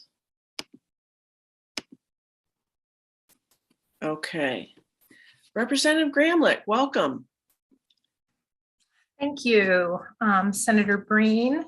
Good afternoon, both Senator Breen and Representative Peirce, Senator Claxton, Representative Meyer, and my esteemed colleagues, both on the Appropriation and Financial Affairs Committee and the Health and Human Services Committees.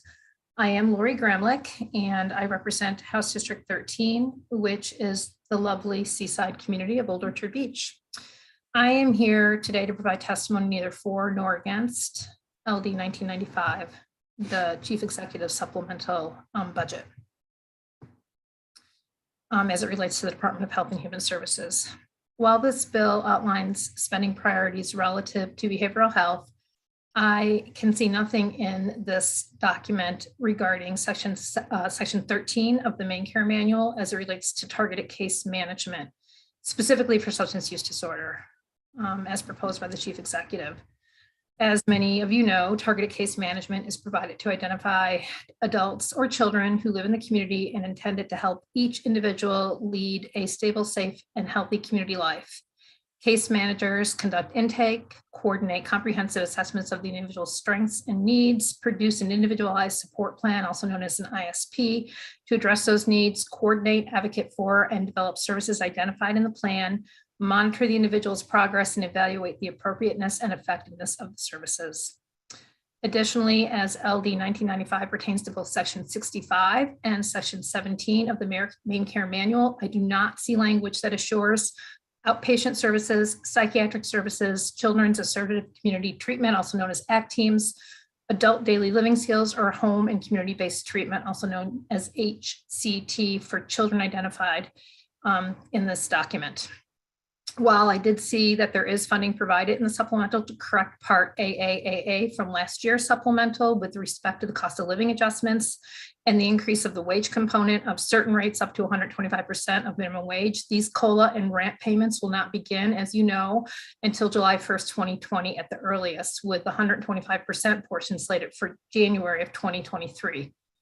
That means that children and their families, as well as hundreds of adults, will continue to wait for services.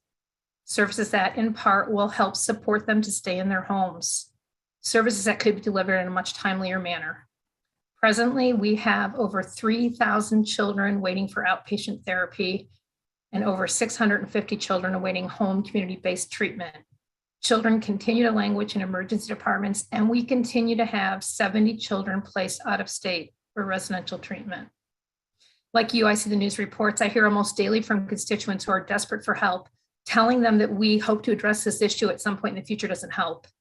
Nor does it help to tell them because of federal and/or state bureaucracy, it will take at least 6 months or more to actually get any help. It's difficult to look these people in the eye when we know we're surplus, and particularly including newest projections. It's very difficult to look at them in the eye and tell them that we can't address their desperate need for help. Finally, I do not see any reference in LD 1995 to address children's oral health. Ensuring that all Maine children have access to comprehensive oral health care is critically important. I would argue impacts children's mental health as well. Adequate funding for these programs are unfortunately not new proposals. I've been working on these issues off and on for nearly 20 years. Over and over, I have witnessed people with chronic and persistent mental illness and substance use disorder left out. Services for these populations continue to lack funding, and people continue to go without services. In fact, over the last 3 legislative sessions alone, over 250 bills have been presented to address behavioral health in Maine. I'm heartened to see some aspects of behavioral health addressed in LD 1995. However, we still have work to do. We currently have 4 behavioral health bills and 1 oral health bill awaiting funding on the special table. I urge you to re-examine the components of these bills and include these funding priorities in an amended iteration of LD 1995. I am asking that this committee do the work with the department, which I know you will do, and with providers and consumers to get the money out the door as soon as possible and in as flexible a way as we're able to, so that we can get this crisis under control. I know you're all working hard. I know you have a lot on your plate. I sincerely thank you. Looking forward to working with you all on this critically important issue, and I'd be happy to try to answer any questions. Thank you, Representative Gramlich. Any questions from either committee for Representative Gramlich? Not seeing any. Thank you so much for joining us. Thank you for indulging me. I need to pop over to ENR. Sure. So next we have Alexandra McGinnis, and then I'm going to have Alex Carter, and then I'm going to have Alan Cobo-Lewis. Alan, I'm going to move you over now to panelist. So Alexandra McGinnis, thank you for joining us. Thank you for having me. Good afternoon, Senator Breen, Representative Peirce, Senator Claxton, Representative Mayer, and members of the Appropriations and Financial Affairs and Health and Human Services Committees. My name is Lexi McGinnis. That's my nickname for Alexandra. I am a Community Support Program Administrator / DSP at Momentum, which has 4 locations throughout the state, but I am located at our Bangor location. I appreciate the opportunity to come before the committee to provide testimony on the Supplemental Budget LD 1995. I am just going to highlight one piece of my testimony. I did submit written testimony earlier today. And I would like to also say that I echo what my peers will go on to say in their testimonies. As providers of HCBS services, we very much appreciate the increased and accelerated COLA in this budget for HCBS services effective January 1, 2022 and January 2023. We were alarmed, however, to see that the effort, which has been publicly promoted and designed to cover all HCBS service rates, ultimately excludes the HCBS Community Support Service for sections 20, 21, and 29. Our Bangor location alone has a wait list of 20 individuals who wish to receive services from Momentum. Due to the impact that COVID has had on businesses across our state and country, combined with the rising costs of inflation, the rates at which we can reimburse our hardworking DSPs has not kept up. Over time, staffing shortages have increasingly become problematic. At one point, the Our Bangor location employed 14 DSPs. This was as of 2016 and was not including program administrators and other management. The majority of these DSPs were full-time, and we now currently have 5 full-time DSPs. Those 5 DSPs with support from program administrators in community support and shared living are trying to serve approximately the same number of clients that we had enrolled when we had 14 DSPs on staff. When COVID first hit our state and community, and community support agencies closed for a period of time, I witnessed firsthand the negative impact on our participants. We had clients that regressed significantly. There were increases in depression and isolation, as well as behaviors and outbursts. New communication barriers also arose, such as a lack of continuous dialogue with peers and other providers. These changes were eye-opening in how important community support services are to those with intellectual disabilities. This 4.9% COLA is needed for Momentum and other agencies providing these services to not only retain current staff, but also in maintaining competitive wages to hire new staff. In hiring new staff, we would be able to increase our enrollment. More individuals across Maine would be able to receive our services, and any of our currently enrolled individuals seeking more time or days at community support would have the opportunity to do so. Now is not the time to deny a COLA adjustment, especially one that was planned for and is so sorely needed. Regardless of the department's plans to change this service and the rates in the future, the rate as it stands should not be excluded from the same COLA applied to all other HCBS services. Without the COLA to offset inflation, we are unable to maintain the capacity needed to ensure individuals with disabilities. Your time is coming to an end. If you could wrap it up. Thanks. I am wrapping up. I'm on my last few sentences. Without the COLA to offset inflation, we are unable to maintain the capacity needed to ensure individuals with disabilities have access to the care and support that they need to live and thrive in the community. I urge you to support the cost of COLA for community support services in the supplemental budget. Thank you for your time and consideration of my testimony, and please contact me with any future questions you may have. Thank you. Are there any questions for Ms. McGinnis from either committee? All right, thank you for joining us today. Next, we're going to have Alex Carter, and I just want to remind folks, we currently have almost 100 people who are waiting to testify. So we're going to have to be very disciplined with our 3 minutes and in an effort to be fair to everybody. So I really appreciate Representative Peirce keeping time. And with that, I'll turn it over to Alex Carter. Thank you so much. Good afternoon, Senator Breen, Senator Claxton, Representative Peirce, Representative Meyer, and members of the Joint Standing Committees. My name is Alex Carter, and I'm here today speaking on behalf of Ms. Maria Perez from Portland, who wishes to testify neither for nor against LD 1995, but who could not join us today. Ms. Perez writes, "We have an opportunity to close the discriminatory healthcare gap with this budget. Today, I am asking you to include main care coverage for adults who are immigrants in the supplemental budget. This is important for the health of Mainers who are immigrants across our state. Last year, you expanded coverage for people who are younger than 21 and people who are pregnant, regardless of their immigration status. Closing the gap in coverage will help make sure that whole families can be healthy. Health is the root of everything. In order to work and take care of the next generation, we have to put our health first. As an immigrant, I and many others I know do not have access to main care. We do not go to the doctor or the hospital because we fear how much the bill will be. We continue to go to work instead, and then we get sicker, which in the end has a higher personal and economic cost. This bill is important to me because there are so many others like me that need and deserve access to resources like main care. Right now, I had to stop working because of my illness. With main care, I could get the treatment I need to go back to work. I would be able to take better care of my children. I would be able to work and continue contributing to Maine's economy. This year will be the first year my son will have access to healthcare. However, my partner and I still do not. As a mom, I feel this anguish and the urgency to take care of myself so that I can better take care of my family.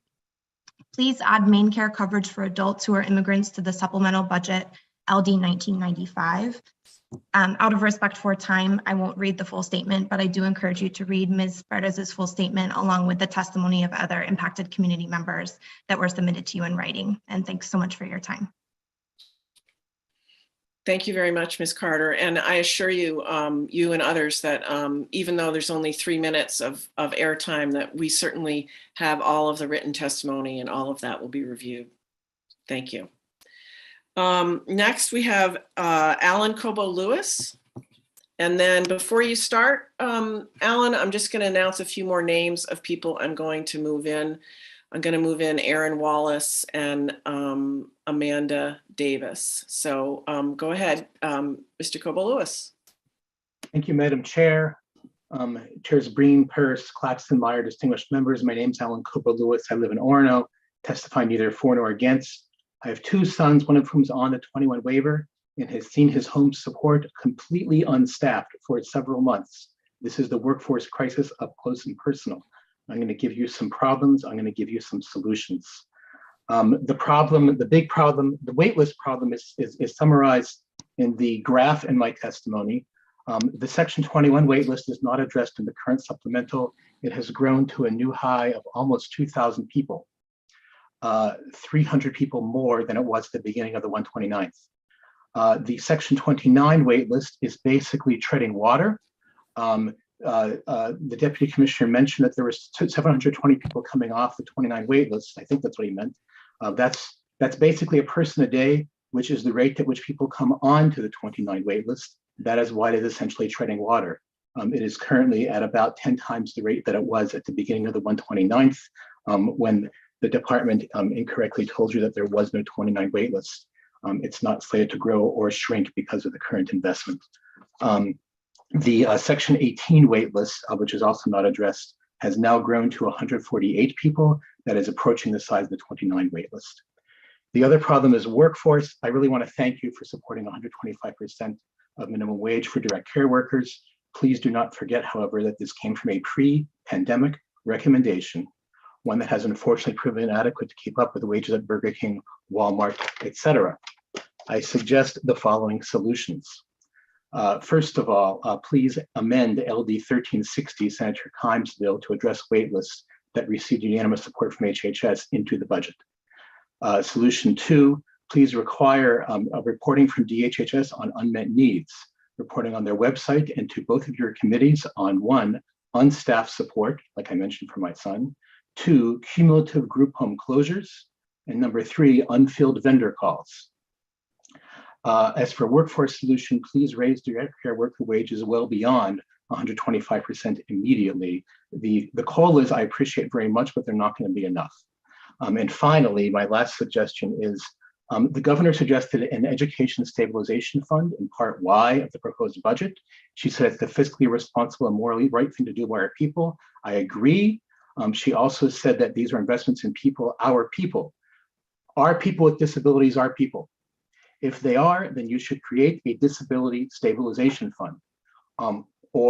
Alternatively, given the conversation that I heard between the chair and Senator Representative Hymanson and the Deputy Commissioner this morning about earmarking part of a main care stabilization fund, I would suggest that there be some mechanism to earmark money into the next biennium for addressing waitlists as well as workforce, because I understand you can't really address waitlists comprehensively right now because of the workforce crisis. However, it will need to be capitalized at more than the $30 million that's been proposed in order to Mr. Cobo-Lewis, your time has expired, so if you could wrap up. Thank you. $30 million will not be enough to address all the issues, waitlist workforce, and the other existing issues that the administration seeks to address. Thank you very much. Thank you, Mr. Cobo-Lewis. Appreciate it. Any questions for Mr. Cobo-Lewis before? Well, any questions? Okay, thank you. Next, we have Aaron Wallace. All right, good afternoon.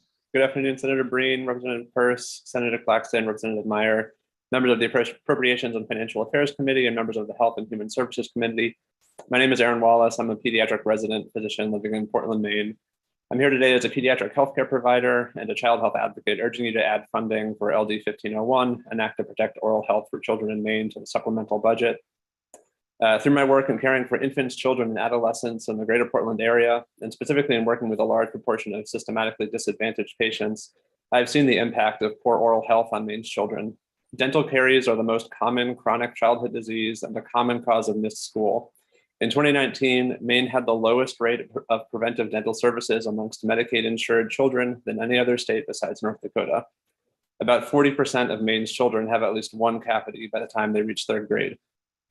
During the COVID pandemic, dental health amongst Maine's children has only worsened. There have been fewer dental claims for Maine residents, indicating decreased access and decreased utilization of preventive dental services. Additionally, there was a stark increase in the percentage of untreated dental decay among Maine children screened by the school oral health program in the fall of 2021, indicating worsened overall oral health. These data are not just trends. I have seen the impact of this in my patients over the last 1 to 2 years. Many of the patients in my clinic have not seen a dentist since the start of the pandemic and are now requiring prompt dental referrals and evaluations. When I speak to families about the dentist, many of their dental offices were temporarily closed due to the pandemic, causing missed appointments, and they have since struggled to reschedule, citing a variety of barriers, including office closures, long wait times, and language, transportation, and financial reasons. This issue is compounded by the fact that only a handful of dentists in Maine currently accept patients with Medicaid. A bright spot amongst all this has been the school oral health program, available to many, but not all of the families that I care for. I always find it encouraging when a family tells me that despite all of the aforementioned barriers, their child has continued to receive dental care through the school oral health program. LD 1501 expands the school oral health program to all schools in Maine by 2025, providing vital preventive dental care to thousands of Maine's children. Currently, only about a third of Maine's elementary schools are eligible for this needed program. It reestablishes an oral health coordinator position at the Maine CDC and includes a discussion of the status of the school oral health program in MaineCare's annual legislative report in order to make it as effective and sustainable as possible. It would begin a value-based payment model for MaineCare's oral health services in order to increase the focus on prevention rather than a reactionary procedural approach to dental care. A functioning government and a functioning state requires a healthy workforce and healthy children. LD 1501 is what makes sense for our children, our families, and our healthcare system. Thank you for your consideration and support for including this in the supplemental budget. Thank you very much, Dr. Wallace. Any questions for Dr. Wallace? Not seeing any. Thank you very much for joining us today. Next, I have Amanda Levesque and then Angela Westhoff. Ms. Levesque. Yes, good afternoon, everybody. Good afternoon, Senator Breen, Representative Pierce, Senator Claxton, Representative Meyer, and distinguished members of the Appropriations and Health and Human Services Committees. First and foremost, thank you for serving the people of Maine. Additionally, thank you for taking your time and attention as I speak about the work I do with some of the most significant behavioral challenges in our state. My name is Mandy Levesque, and I am a licensed clinical professional counselor with my master's degree in clinical mental health counseling. I'm speaking today in support of state funding to help our children who are most in need. I am the Associate Program Director for a child residential treatment program serving 8 children. Due to the state workforce crisis, Adams House is closing this week. At Adams House, we work with children who have been diagnosed with autism and use communication devices such as iPads to tell us what they want and need. We work with children who have intellectual disabilities who need support with daily living skills such as bathing, toileting, and eating. In addition, many of these children have experienced a traumatic event or a series of events that have altered the way their brains work and causes even more severe behaviors. Many of these children are aggressive toward themselves and others. These children can hurt themselves or others if they are not responded to correctly and given specific program that meets their individualized needs. As Associate Program Director, I work closely with the Program Director to oversee the clinical work being done with the children. I'm responsible for the day-to-day oversight of treatment plans, sitting in on planning meetings with parents, licensed clinicians, and other team members. Additionally, I review and work with clinicians to ensure the individualized crisis and behavior management plans reflect the client well and best meet the needs of the clients. I must take into consideration their trauma and how this affects their development. When I learned that Adams House was closing, I was angry and sad. I immediately asked the Vice President of Children's Residential, how do we keep it open? It was clear that the workforce shortage and crisis in all of our children's residential programs resulted in this tragic and unpreventable closure. Spurwink has struggled for a number of years to hire people who love this work, care deeply about these difficult children with such challenging behaviors, genuinely care about these difficult children, and want to serve these kids who desperately need help and unconditional positive regard. Hiring people prior to the pandemic was difficult, and COVID exacerbated this issue. Due to the high needs of the children we serve and work with, if we don't have enough staff, this is a safety issue. Without the proper number of staff, we cannot safely manage aggression, elopement, and self-injurious behavior. This is when children are sent to emergency departments, remain in hospital beds, or sometimes become involved with the correctional system. Our children are also sent out of state. When there are not enough children's residential beds, children are often sent to programs in other states, separating them from family and friends they may have. The need for residential services is very real and dire. These children need care, treatment, safety. It wasn't very long ago that children in need could be referred to children's residential services and find the treatment and care they needed. Now there are approximately 100 children waiting for a residential program, plus the children who are in out-of-state programs. Those children right here in Maine are in a state of mental health crisis and not being helped. These Ms. children Levesque, your time is coming to an end. Thank you. Okay. Mental health has touched each and every one of us in some way. Please consider how we can move forward and support these children and their families. Thank you very much, Ms. Levesque. Any questions for Ms. Levesque? All right, thank you for joining us today. Next is Angela Westhoff, and then I have Annie Cole. Yes? Representative Corey has his hand up. Oh, thank you. Sorry about that. Representative Corey. It looks like she's gone. I apologize. She's back. Well, I can get her back. She's in the, I'll bring her back into the panel. Thank you. Yep.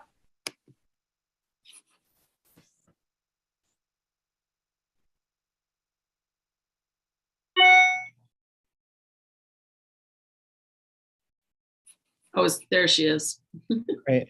Thank you for being here, Mrs. Levesque. Like, where are the kids slated to go? Spurwink has consolidated, and we have a residential program in Westbrook and one other children's residential program in Chelsea, Maine. So some of those children are going there. Some of them have had to go home to their families, which is not ideal. They're not ready to be discharged from residential treatment. And we have some that we are desperately trying to get transitioned into adult services, which I think I heard somebody speaking about the shortage there as well, Section 21 services. We can work with children from 18 to the day before they turn 22 years old, and often they sit with us until the day before they turn 22, which is also not ideal for them or the other children that they're with. Where is this current facility that's shutting down then, this current home? We're in Auburn. Thank you. Any other questions for Ms. Levesque? Okay, thank you for coming back. Next I have, I'm just gonna rattle off a few names: Angela Westhoff, and then Annie Kolaluka, and then Barbara Covey. So Angela Westhoff. Great. Thank you, Senator Breen. Representative Pierce, Senator Claxton, and Representative Meyer, members of the committee. My name is Angela Westhoff, and I'm the president and CEO of the Maine Healthcare Association. We represent approximately 200 nursing homes and assisted living facilities across the state. I'm here today to submit testimony in opposition to the supplemental budget, not for what it includes, but rather for what has been omitted for long-term care facilities. To be clear, we appreciate the $25 million appropriated for facilities' ongoing COVID-19 expenses. This one-time money will avoid a so-called cliff event for members on July 1st by extending COVID-19 relief. We were also pleased to see the partial restoration of the supplemental wage allowance in the amount of $7.5 million. However, we believed it should have continued for the past 2 years until July's rebasing. We also note the appropriation of $5.3 million in support of those PNMIC providers that care for a very high volume of Maine Care beneficiaries. That said, after careful review of the proposal, we were disappointed to learn that nursing homes and PNMIs are not included at all in the supplemental budget fix for implementation of the requirement to increase wages to 125% of minimum wage. This leaves the long-term care sector with a significant problem. While other healthcare sectors have begun to see rebounds in their workforce, nursing homes and PNMIs remain at a crisis level. In fact, the lowest staffing levels in the last 15 years. The legislature made a great first attempt at addressing wages for direct care workers with the investment in the 125% of minimum wage. That bill, incorporated into LD 221, mandated that the labor portion of main care provider reimbursement rates cover the cost of implementation of wages, taxes, and benefits. We understood that the calculations for the 125 were a best estimate and needed to be adjusted. We believed that they were too low and we waited with anticipation. And indeed, some of those rates have been adjusted for other main care provider groups, just not for nursing homes and PNMIs. Our detailed calculations show that the shortfall from the appropriation in quadruple A of LD 221 compared to the actual cost is significant. For example, for PNMIs, the current labor portion of the rate only covers $9.24 per hour. That's a difference of $6.69 to get to $15.94, the 125% minimum wage floor. For nursing homes, it's $11.80 with a difference of $4.14. When you multiply that by the number of Medicaid days that residents are served in each respective facility and factor in benefit costs, we arrive at an approximately $66 million shortfall. That's 22 million general fund. To date, we have not received a detailed explanation of the methodology that the department used for their calculations, so we are left comparing our logical and concrete calculations to vapid numbers. We appreciate the committee's assistance in directing the department to share their methodology so that we could better understand the discrepancy, reconcile the difference, and reflect that in a revised appropriation. Direct care workers have come to believe that they are receiving increases in their wages because of all the press around the 125% minimum wage, yet providers are not given the funds to provide those increases, and we risk losing more providers. Furthermore, wage compression is a very real issue that providers are facing as demand for workers exceeds supply and funding sources are limited. Ms. Westhoff, your time is coming to an end. If you could wrap up, please. Yes, thank you. I will summarize. We appreciate the relief that is included in the supplemental budget, but ask the committee to address the error in the calculation of the 125% of minimum wage for long-term care workers. Thank you. Appreciate your time. Happy to answer questions. Thank you very much. Any questions for Ms. Westhoff?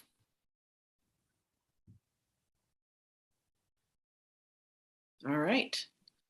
Thank you for joining us today. Thank you. Next, we have Annie Kolaluka. Welcome. Thank you.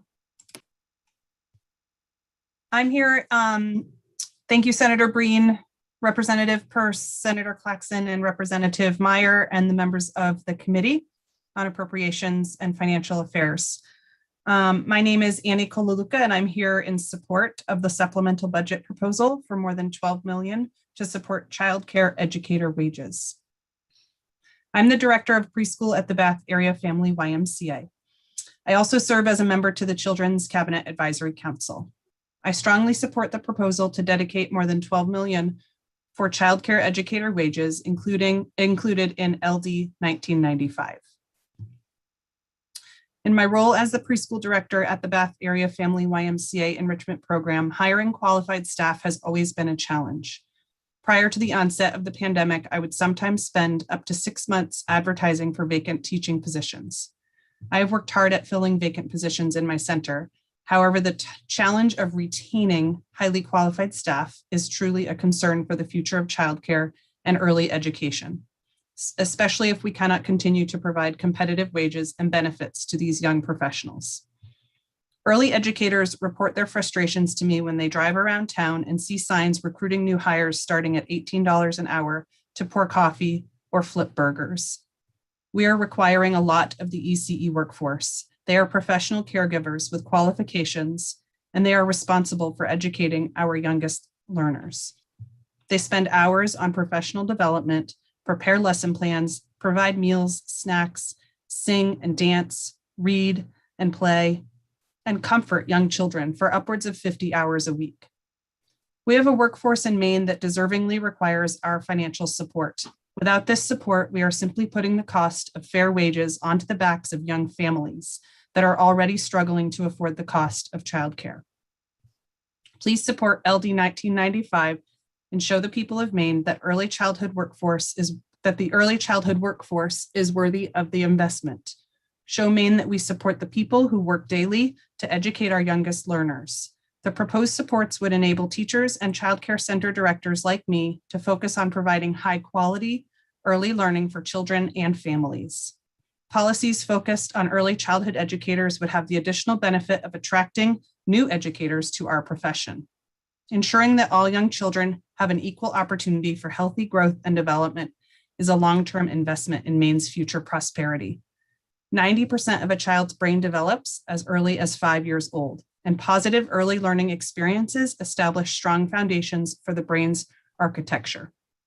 Early educators play an important role in young children's learning and development. They help set a foundation for the children's future success. Collectively, the YMCAs across the state are the largest care and education provider in Maine. We serve more than 1,500 children across the state, and we stand with our partners in the field, including Maine AEYC, the Family Child Care Association of Maine, and Maine Head Start Directors Association, along with Right from the Start Coalition, in support of these critical needed funds to stabilize the workforce in Maine. Ms. Colaluca, your time has ended. If you could wrap up, please. I'm on my last sentence. Yay. In support of these critical needed funds to stabilize the workforce in Maine, we can increase Maine's families' access to high quality and affordable care and help all children to reach their full potential. Thank you, Representative Peirce. Thank you very much. Are there any questions for Ms. Colaluca? Okay, I'm not seeing any. And I just want to remind folks who are in the attendant waiting area that I have to promote you to a panelist to get you from attendee land over to panelist land where you're on camera speaking to us. So I think there's an electronic invitation that goes to you. Do you want to be a panelist? And in order to speak to us, you need to say yes or allow that to happen. So I've noticed a few times I've tried to move people over and I'm getting they've declined to be a panelist when in fact they did want to speak. So that's just sort of a housekeeping thing that I'm working on to figure out. Okay, so we have Barbara Covey and then Andy Parkinson and then Becca Matusovich. Thank you, Senator Breen, Representative Peirce, and Senator Claxton, Representative Meyer, and honorable members of the Appropriations and Financial Affairs Committee and Health and Human Services Committee. My name is Barbara Covey. I live in Oakland, Maine, and I am here today to testify in favor of funding LD 1501 in the supplemental budget. As a physician who has worked for over 40 years in both primary care and emergency medicine, I have learned the value of preventive healthcare and have also witnessed all too vividly what happens when access to preventive services is not available for members of our community.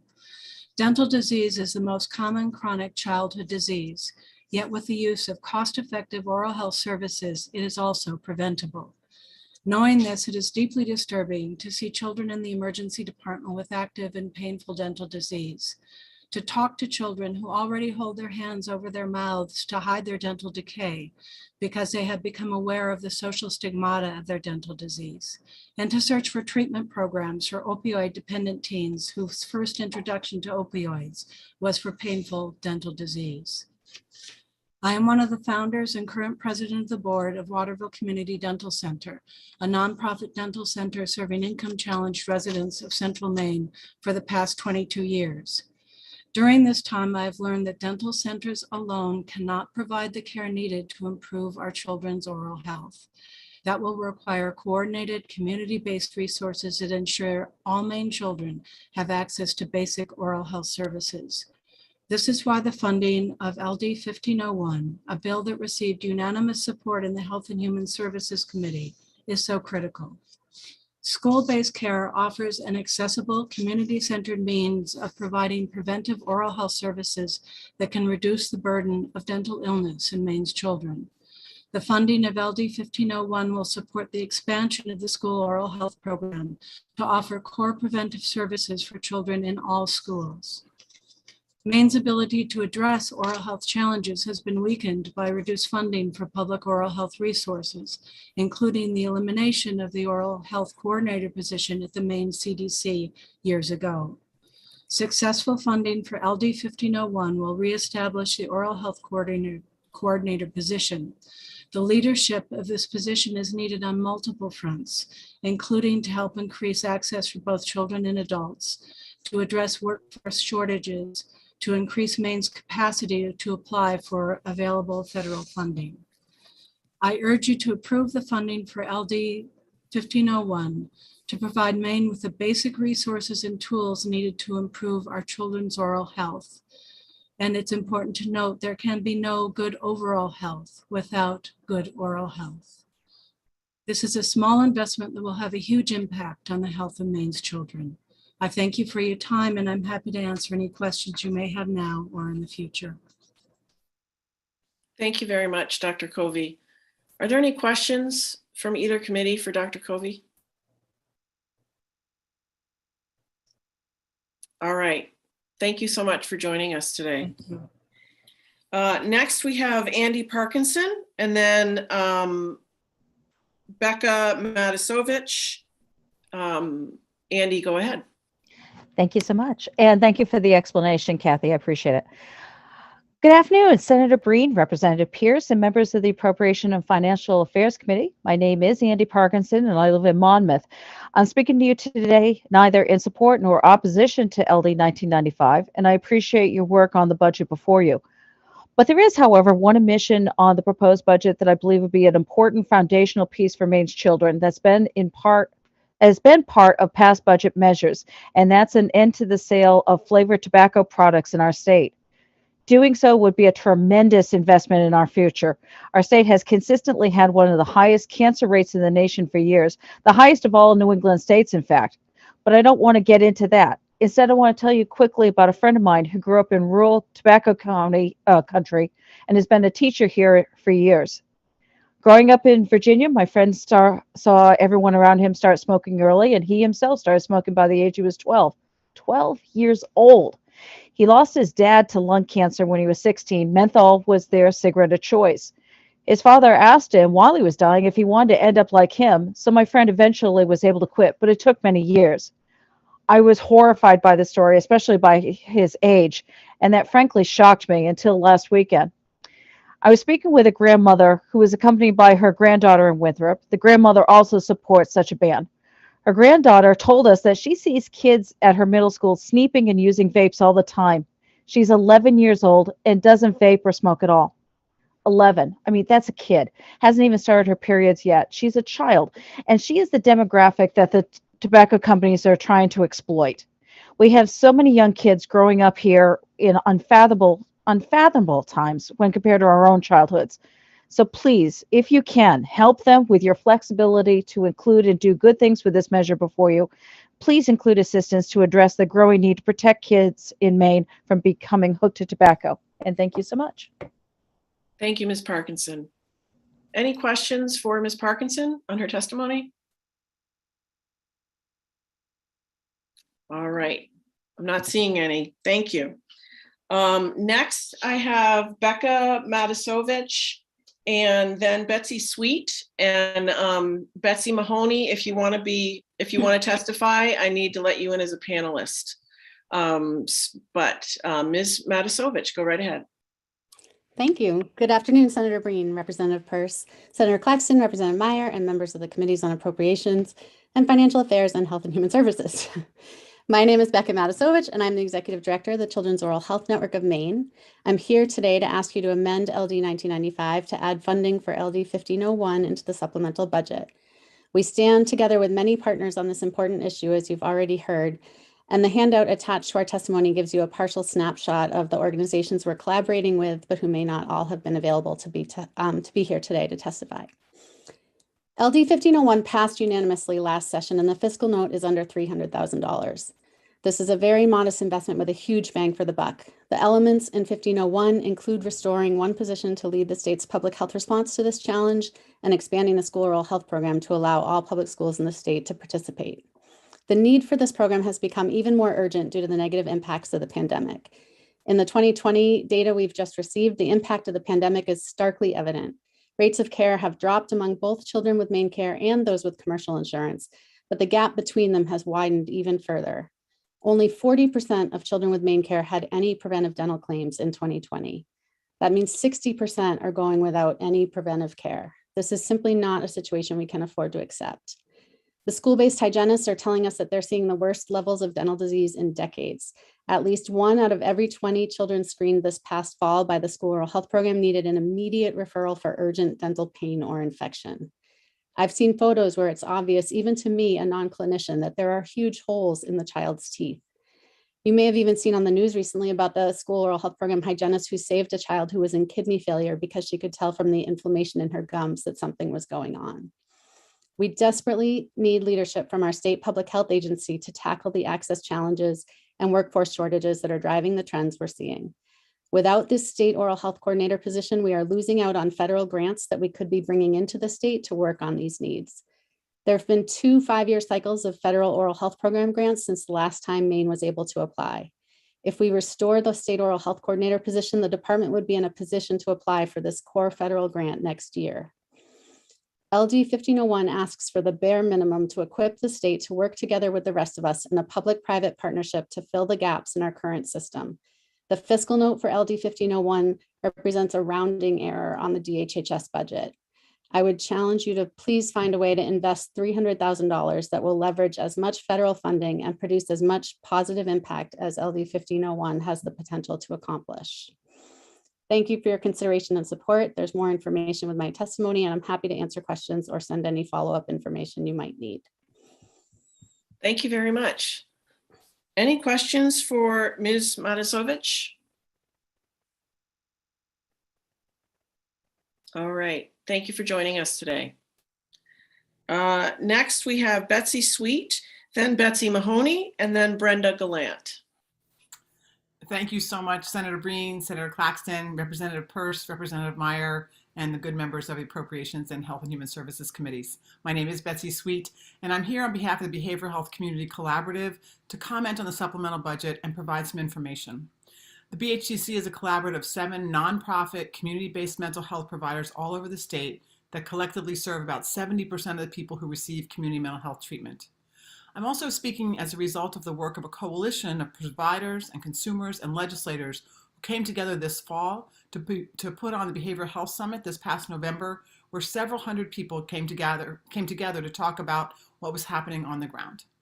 I'm testifying today for several reasons. First, to thank and commend this legislature, particularly your committees, for the attention you are currently given to the issues of unmet needs in the community mental health and substance abuse disorder communities. I know you have heard from many consumers, providers, and desperate family members about the escalating crisis on the ground for these services.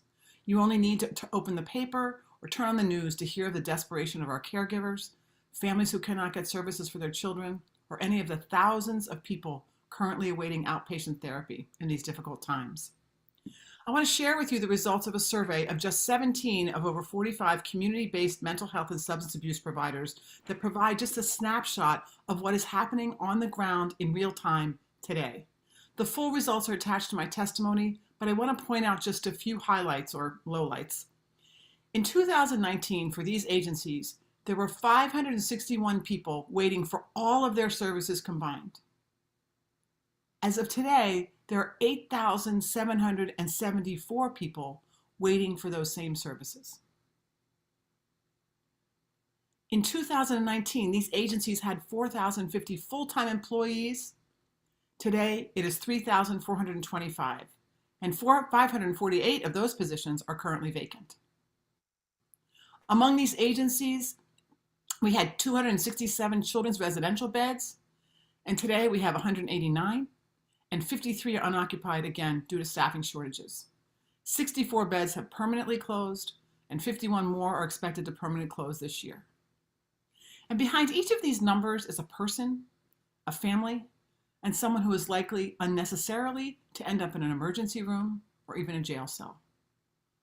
We do want to applaud the Department of Health and Human Services and the administration for the investments that they have made and the excellent plans they have in place to make structural changes, innovative improvements, and methodically examine rates. We endorse and enthusiastically support this good work.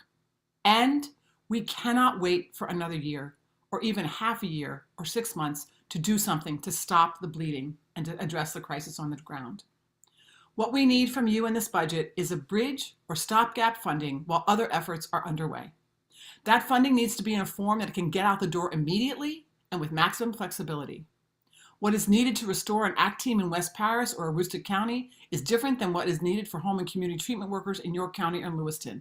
That is why we need flexibility. We are meeting with the department and look forward to working with you and them to determine the best way to do this. Expanding and adding flexibility to ramp payments is a possibility, as is in reinvigorating the grant program to be robustly funded. There's no blame here, and I know it's necessary to remind all of you that everything is connected. So we look forward to working with you, and you will continue to hear about the extent of the crisis and some ideas for the fix today. Thank you so much for your attention. Thank you very much. Any questions for Ms. Sweet from either committee? All right, thank you for being here. Thank you. Next we have Betsy Mahoney and then Brenda Gallant. Good afternoon, Senator Breen, Senator Claxton, and members of the Joint Standing Committees on Appropriations and Health and Human Services. Pardon me. My name is Betsy Mahoney, and I am the Community Outreach Coordinator for the Autism Society of Maine. I'm here to testify in support of LD 1995, the Governor's Supplemental Budget. I would first like to thank members of the legislature, many of you here today, for supporting LD 1573 last spring, which was an act to implement the recommendations of the long-term care workforce issue. And that bill required the Maine Care program to reimburse providers at a rate that allows them to pay essential support workers across the board at least 125% of minimum wage. Excuse me. And I know there has been an attempt, and they're working on it, to insert the provisions of that bill into the budget. And that was definitely a step in the right direction. And I want to thank all of our legislative allies for making that happen, despite the, let's say, glitches that you all were talking about last week when you had the briefing from Policy and Fiscal Review and DHHS. I want to say that I have significant personal experience with the issue of pay for support workers. My 30-year-old son has autism and intellectual disabilities and receives supported housing and other services under a Maine Care Section 21 waiver. The reason that he got that waiver about 10 years ago, and the reason is that his case was pretty extreme. He spent a total of 40 weeks at Spring Harbor Hospital in the disabilities, developmental disorders unit. So he had behavioral, mental health, autism problems. And so we were lucky that he was able to get that Section 21 waiver. He lived in a group home in Wyndham for 10 years.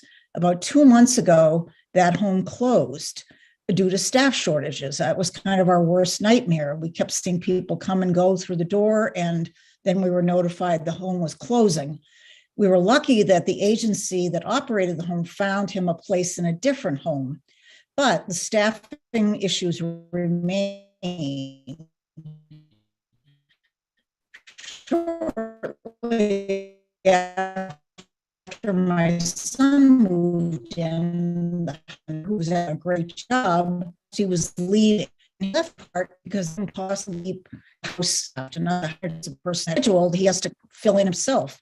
And that we've seen that happen over and over again, that people are coming and going for that particular reason. So the confidence that I have in the system after our Section 20, my son got our Section 21 waiver, has been shattered. And despite promises from the Department of Health and Human Services about people with disabilities receiving services in the community and reshaping the way things are delivered, I haven't seen any evidence of a system to replace the current one. And I would like to say that whenever and however services are provided to Mainers like my son, all of these people, whatever the context or the place is, these support workers have to be paid a competitive wage. And from my perspective, the Section 21 group home system is slowly but surely collapsing, in my Ms. opinion. Mahoney, you're Yes. past your time, so if you could wrap Oh, up. okay. So Thank you'll be hearing more about specifics from some of the other speakers who have specific information about the closure of group homes and the issues with the holes in the budget. But again, thank you to all of you who have supported our community in the past. I appreciate it. Thank you. Sorry, thank you. Are there any questions for Ms. Mahoney? Madam Chair? Yes. I just want to remind everyone that the chat is just used for technical issues and not a comment field. Just to be aware of that. The comments come when people get pulled over to do their panelist and have their time with us, with the entire committee. Thank you. Thank you. Any questions for Ms. Mahoney? All right. Thank you for joining us today. Thank you. Next, we have, I'm just going to read a few names: Brenda Gallant, Brianna Meister, and Bridget McCabe. Ms. Gallant, go ahead. Good afternoon, Senator Breen, Representative Peirce, Senator Claxton, Representative Meyer, committee members. My name is Brenda Gallant, and I'm the Long-Term Care Ombudsman. I'm pleased to provide testimony in support of funding to reduce the wait list for Section 63 in-home and community support services for elderly and other adults program. This critical program provides an array of service, including personal care, nursing, respite, adult day services, home modification, and emergency response.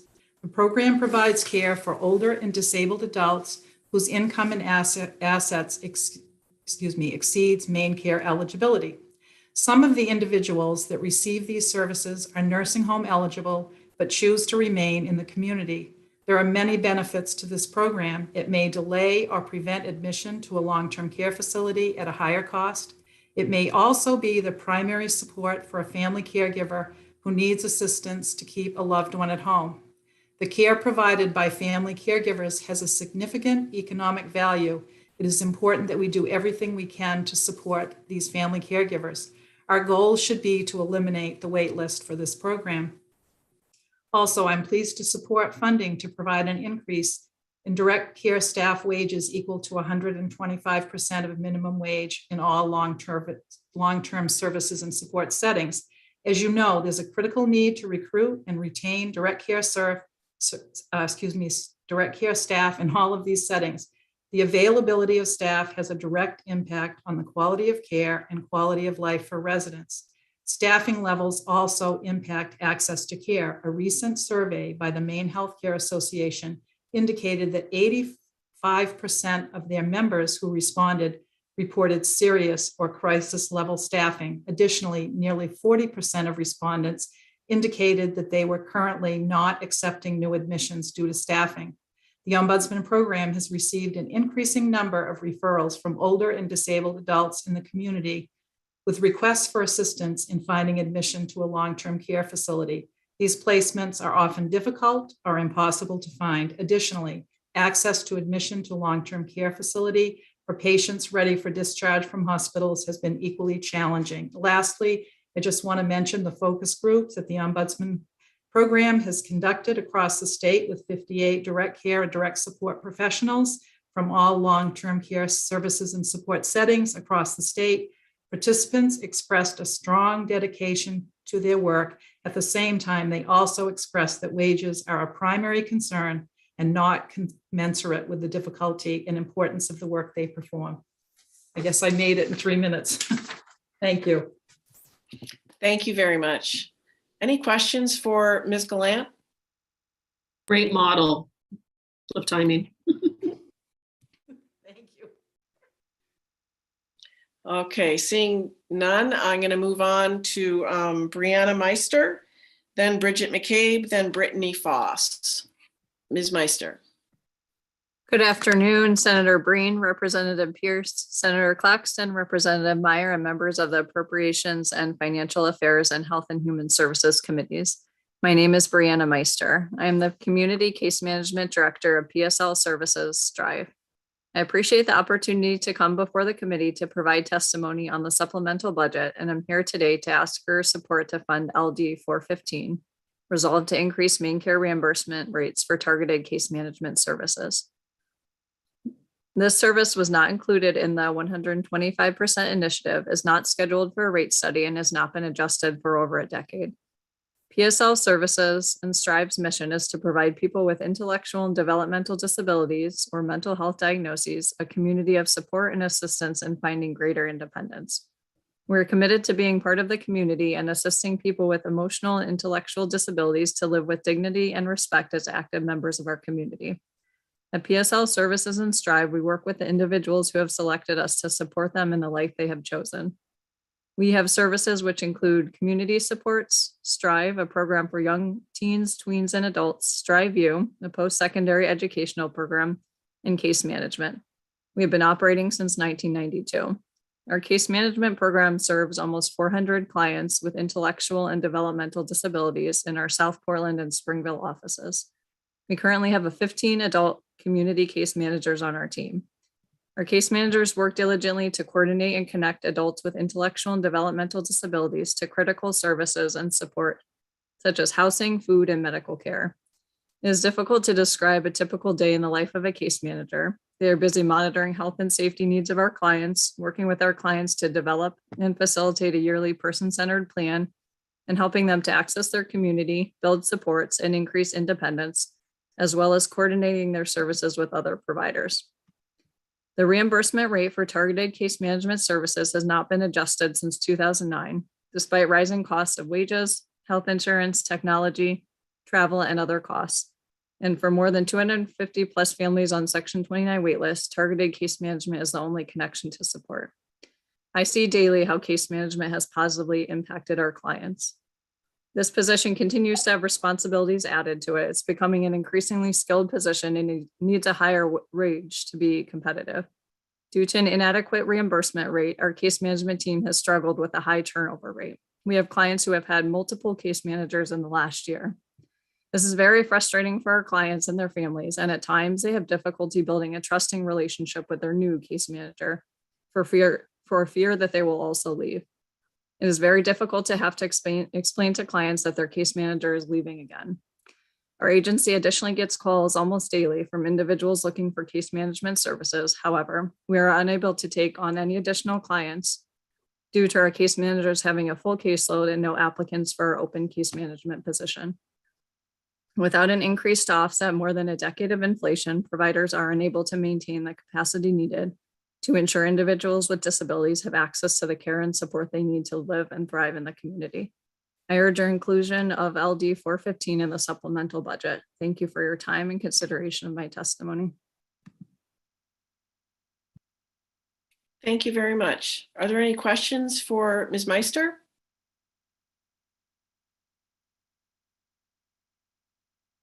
Okay, I'm not seeing any. Thank you for joining us. I just want to remind folks, if you want to speak, then you need to accept the invitation to be promoted to a panelist. That's the only way I can move you over from the attendance to actually being on screen with us. So next we have Bridget McCabe, and then Brittany Foss, and then Chantel Zach Pettengo.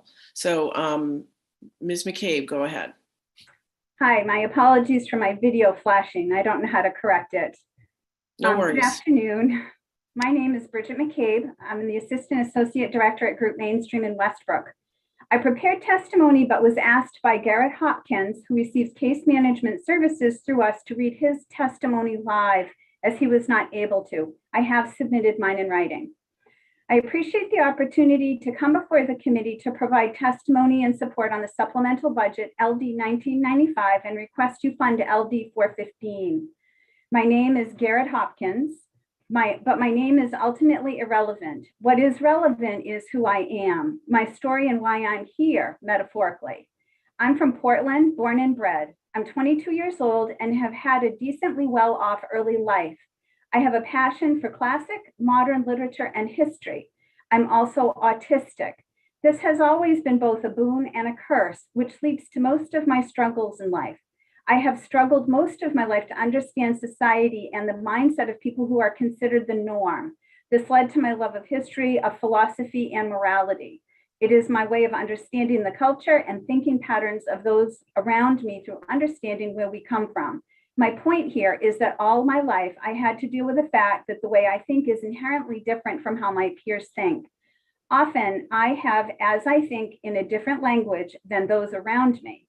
I have struggled through an unchangeable and difficult to manage part of myself and often needed help to deal with my numerous quirks. Therefore, I have written this because I and other people need help in their lives. I have the power to use my voice and speak up.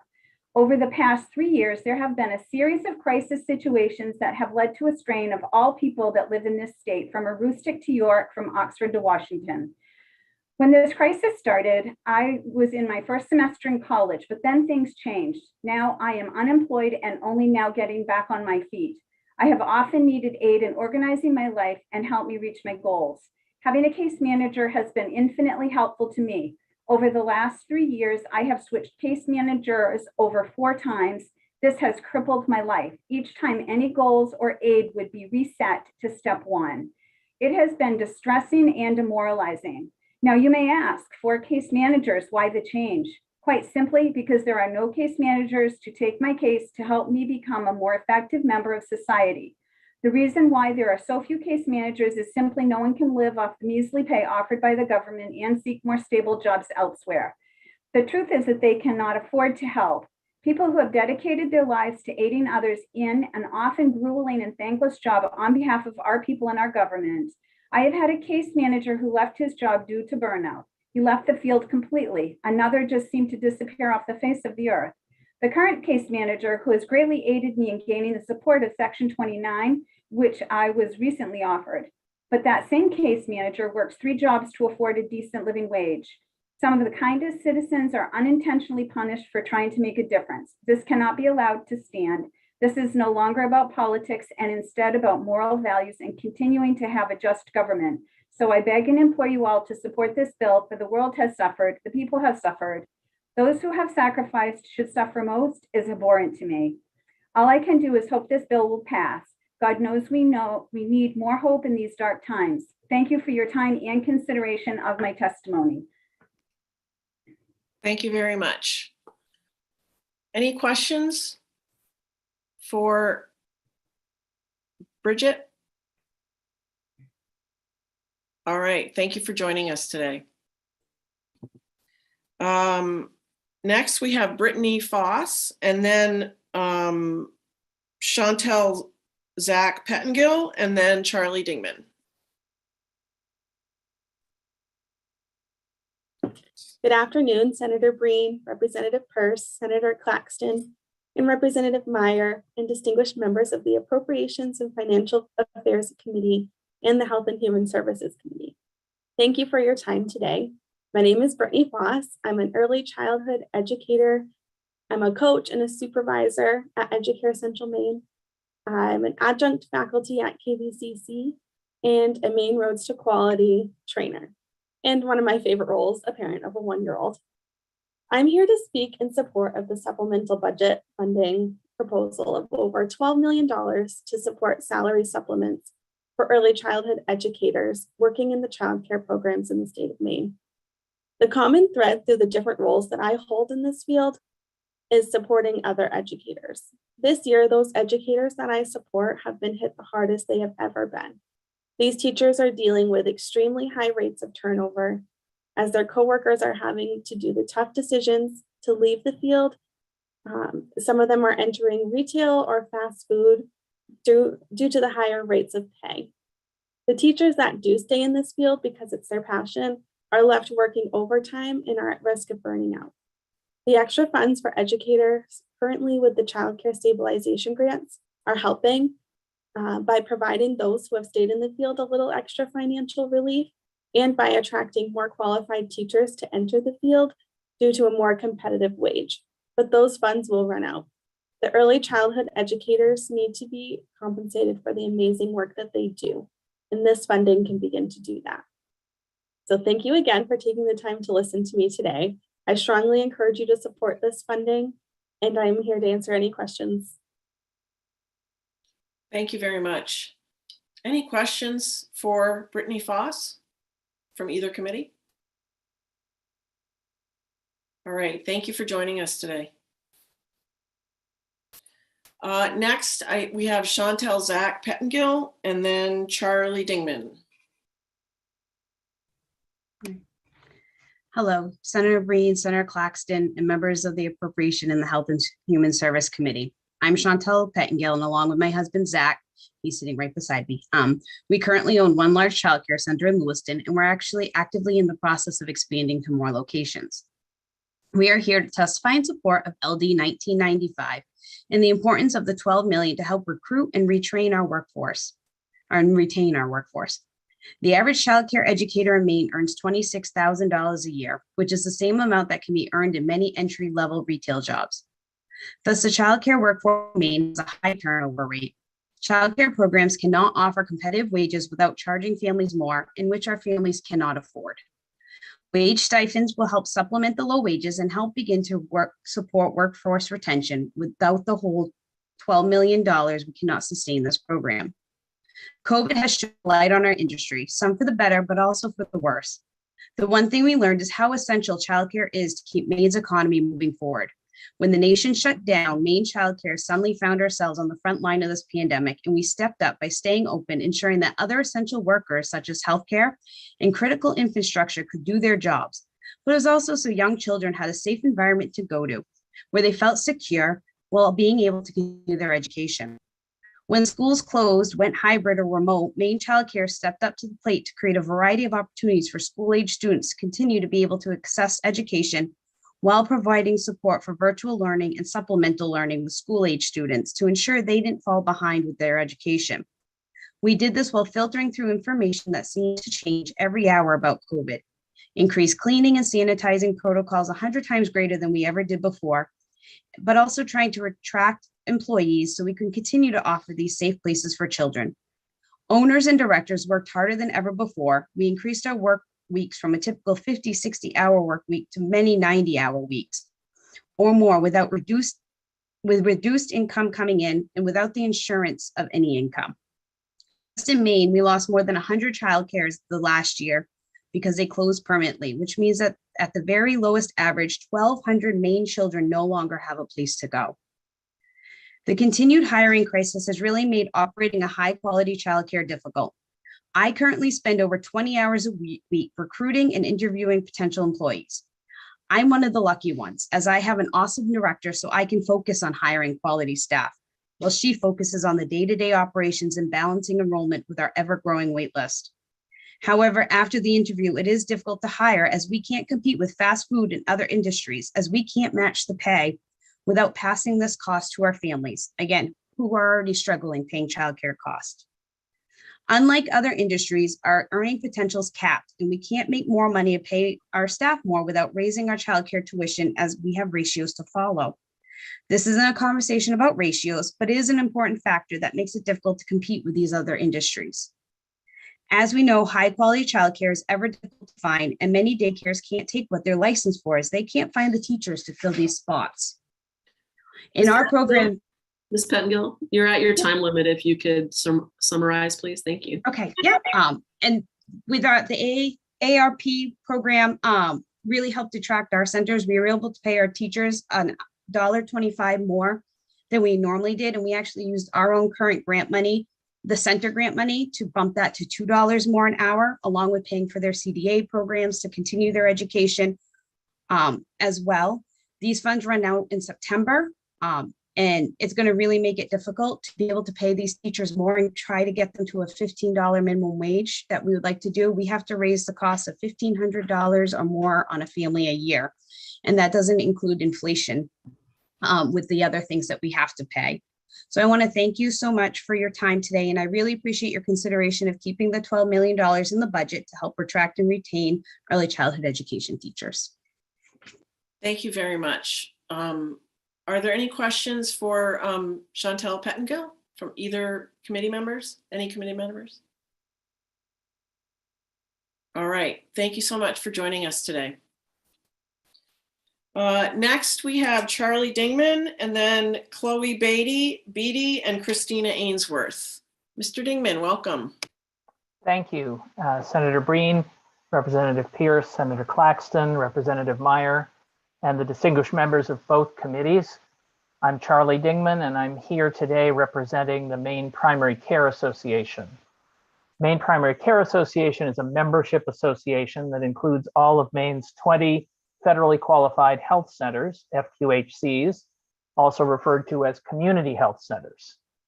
Maine's community health centers make up the largest primary care network in the state, and they are at the forefront of delivering medical, behavioral, and dental care to rural and underserved communities without regard to patients' ability to pay.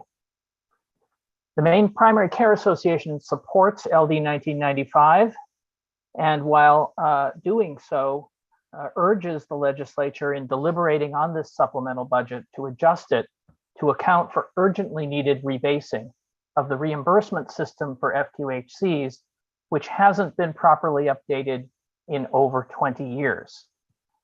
Before turning to that request, the Maine Primary Care Association also thanks the governor for including in her supplemental budget the funds to remove the $3 per visit copayment that has applied to both FQHCs and rural health clinics for far too long. That correction is a small step toward equity in the treatment of FQHCs, RHCs, and their patients. We note that this initiative should be accompanied by language to repeal 22 MRS section 3173C7, paragraphs R and S, which mandate those copayments. But most importantly, we urge you to recommend modifying the supplemental budget to fund the first rebasing of FQHC reimbursement in 20 years. The impact of the pandemic on FQHCs has been enormous, yet these providers are among the very few sectors of Maine's healthcare system that has received no supplemental assistance at all from state government during this time. Beyond those extraordinary pressures arising from COVID-19, Maine's community health centers desperately need reimbursement that fully recognizes the past 2 decades of cost increases. There is a bill pending before the Health and Human Services Committee, as that committee well knows, LD 1787, which addresses this issue directly. I'm pleased to report that we are in active and constructive dialogue with the Department of Health and Human Services and Senator Claxton, and are hopeful for an amended measure that will address the urgent need for rebasing. But obviously that must be included in the budget in order to become a reality. We estimate the costs to be in the order of $6 to $7 million in state funding. Thank you for your time. I will provide more detail in my written testimony, and I appreciate your presence and willingness to listen to us today. Thank you. Thank you very much. Any questions for Mr. Dingman? All right. Thank you for joining us. Next, we have Chloe Beatty, Christina Ainsworth, and then Christine Walker. Chloe, go right ahead. Great, thank you. Good afternoon, Senator Breen, Representative Pierce, Senator Claxton, Representative Meyer, and distinguished members of the Appropriations, Health and Human Service Committees. Thank you for the opportunity to speak today in support of funding LD 496.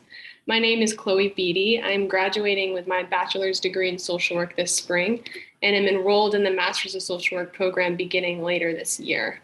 I have been working and interning as a behavioral health professional since June at the Pathways of Maine in their home and community-based treatment HCT service program. This is the most challenging job I've ever worked. It is full of on-your-toes problem solving, modeling empathy, and teaching healthy behavioral skills for the whole family. While we are working on treatment goals, we are oftentimes confronted with aggressive and abusive behaviors that require immediate intervention to secure safety. This can include conflict with the client or even between other family members. While it is clear how effective home-based services are, this is a difficult service to provide. Due to inadequate reimbursement rates paid by MaineCare and the escalating cost to provide this level of care, provider agencies are challenged now more than ever at attracting, supporting, and retaining qualified and dedicated employees. This has led to the ever-increasing waitlist for the service. Currently, there are more than 650 children waiting for the service. Many of these children are overfilling emergency rooms, crisis units, psychiatric hospitals, or are at risk for juvenile detention or entering foster care. All of these services are more expensive than home-based treatment. HCT is proven to keep children in their homes and out of facility-based care that only places a temporary Band-Aid on deeper problems. In fact, 1 full year after successful discharge from HCT, 94 out of 100 children are still successfully in their homes. They are 4 times as likely to enter the workforce and are half as likely to need services as an adult. My parents were both social workers, and I have wanted to work as a social worker since high school. I believe the greatest impact I can have on behalf of Maine's children and families is by providing home-based services. Unfortunately, after 5 years of education and paying over $60,000 in tuition alone, I'm questioning whether I can afford to stay working in home-based treatment at the rate of pay agencies can currently afford to pay. I will have a master's degree and a professional license and will be lucky to start around $40,000 a year. I know I can wait tables here in Portland and earn significantly more than that. In fact, that is exactly what I plan to do this summer, as I can't justify continuing to work in home-based services when I have rent and tuition bills to pay. The needs of Maine's children and families must be made a priority. I was born and raised in Maine, educated in Maine, and I want to work in Maine, in a profession where there is an increasing workforce shortage. I urge you to make long overdue investment in mental health of Maine's most vulnerable children and families. Thank you. Thank you very much. It looks like Representative Madigan has her hand up. Thank you, Madam Chair. Thank you, Chloe, for being here and for studying to be a social worker. I'm a social worker myself and have worked in HCT. So you're, as part of an HCT team, you're the the BHP person in that equation. And I wonder if you could kind of explain to our committee more of what that entails, and also about how many hours a week you work, how many families you serve, whether your job is per diem or fee for service or salaried, all that. Thanks. Yeah, of course. So as I mentioned, I work and intern at Pathways. It's part of my internship in my last year at USM. And so I have worked with a few families. And so typically you have a clinician and then 2 other BHPs on a team. Obviously that is determined by who's hired and if we have enough people to complete that, but you can be in a home anywhere from 6 to 12 hours a week, give or take. And that's across multiple different shifts or sometimes even just 2. As a BHP, it's a lot of modeling.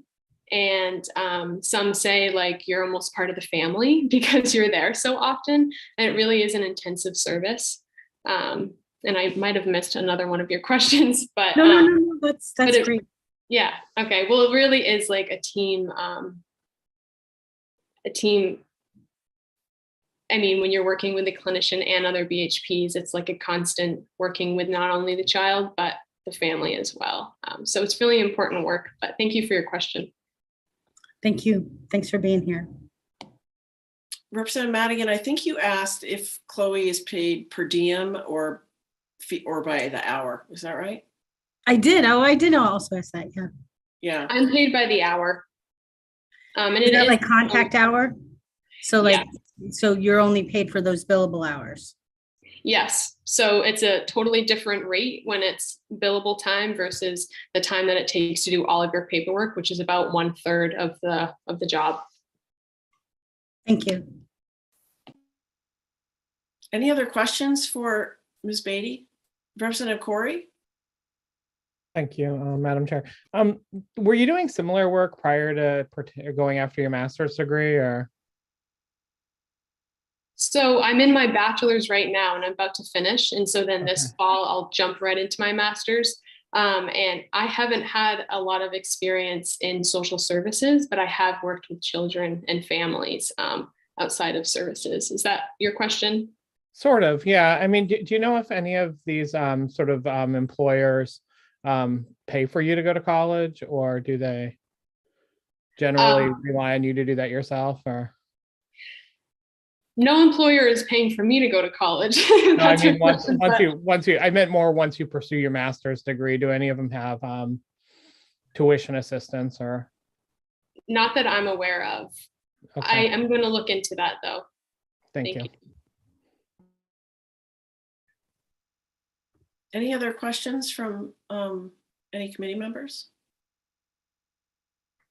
All right, thank you for joining us today. Next, we have Christina Ainsworth and then Christine Walker.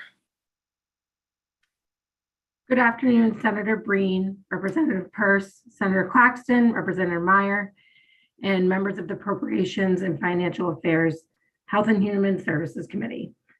My name is Christina Ainsworth, and I'm a residential coordinator at Woodford's Family Services. Thank you for the opportunity to come before the committee and to provide testimony on the Supplemental Budget LD 1995.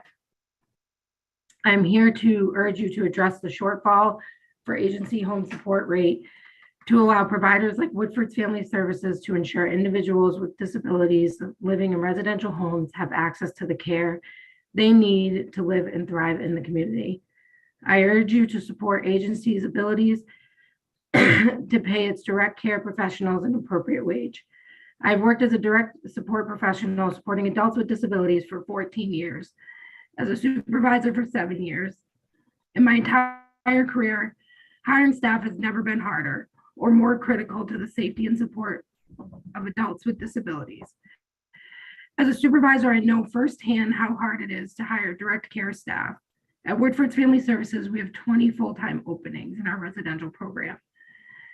That represents 800 hours per week that need to be filled through overtime, which contributes to stress and burnout. Our turnover rate averages about 50%, meaning that we lose half of our workforce every year to the struggle to hire. Prior to COVID, supervisors were screening multiple applicants weekly and conducting interviews.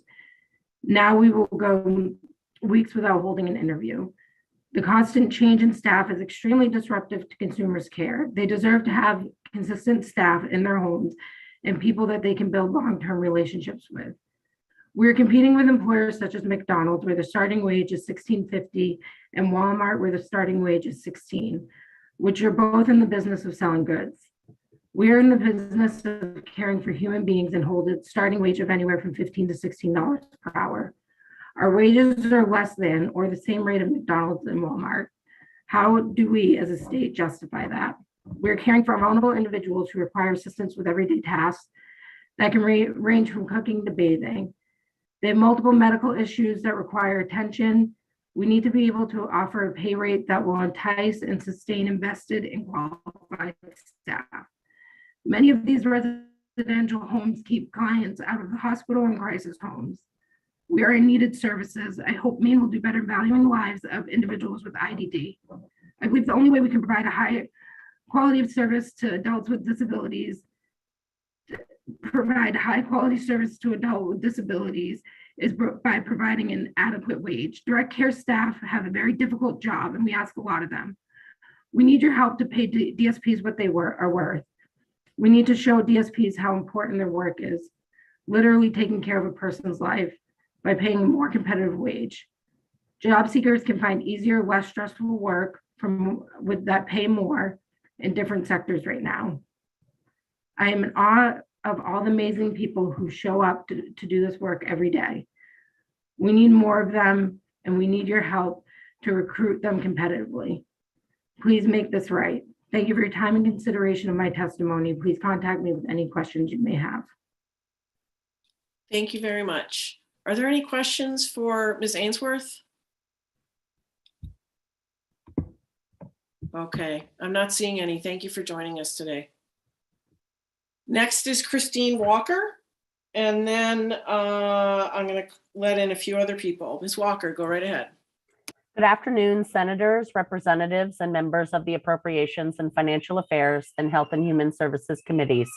My name is Christine Walker, and I have been in children's case management since it began in Maine. I have provided my full written testimony to you, and in an effort not to repeat myself with others, I'll share a few of my concerns.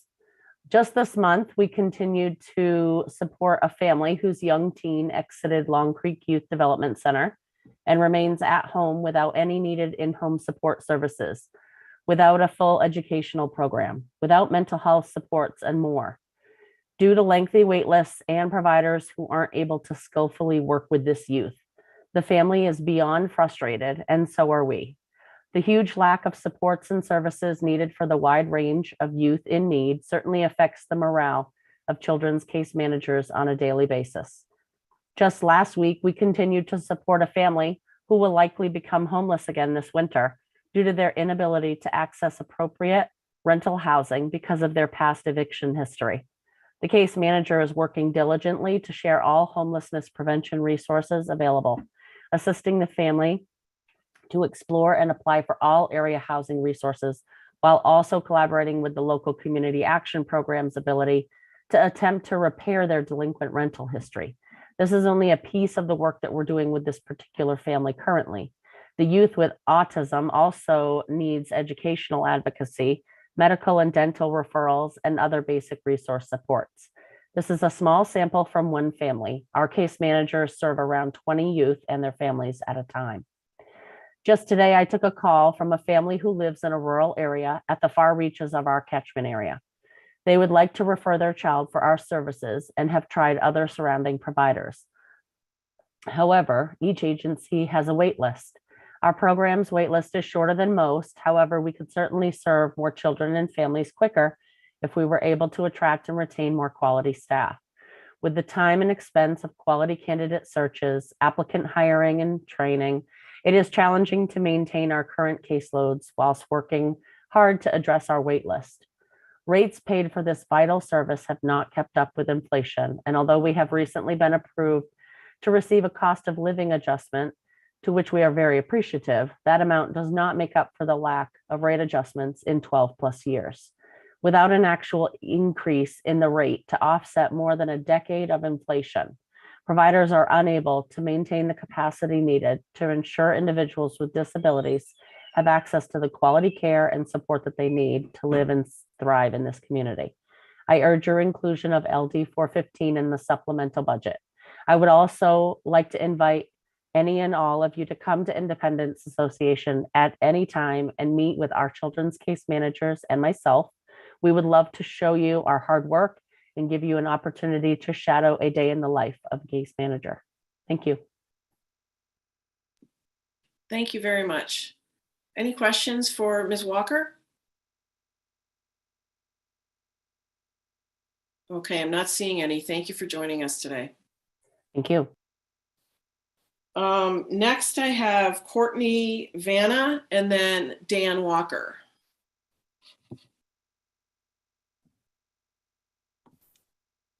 Good afternoon, Senator Breen, Representative Peirce, and members of the Joint Standing Committee on Appropriations and Financial Affairs.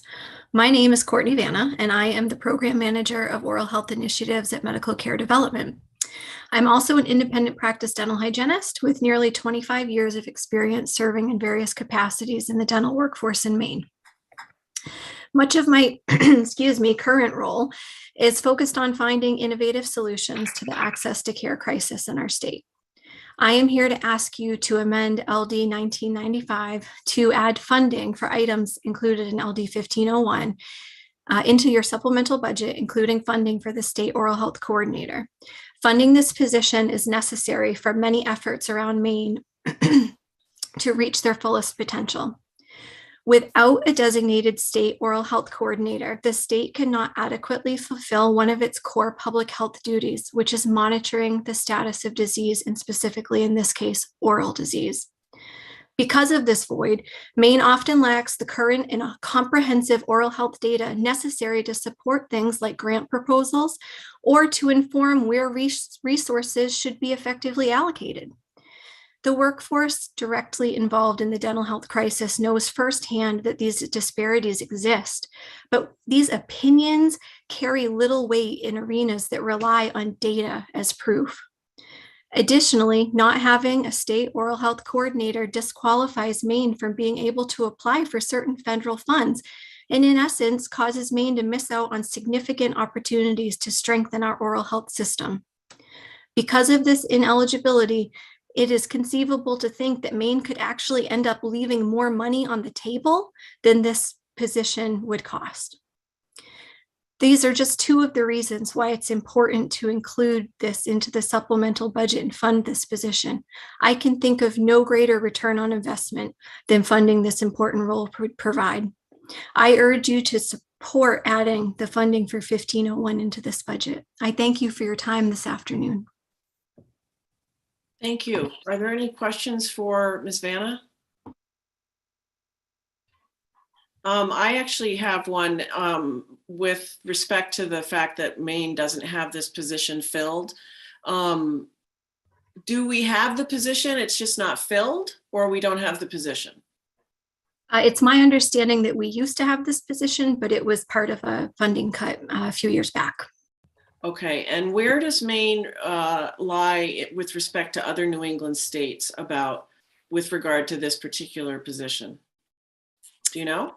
I can't answer this with 100% certainty, but it's my understanding that most states have this position in their state.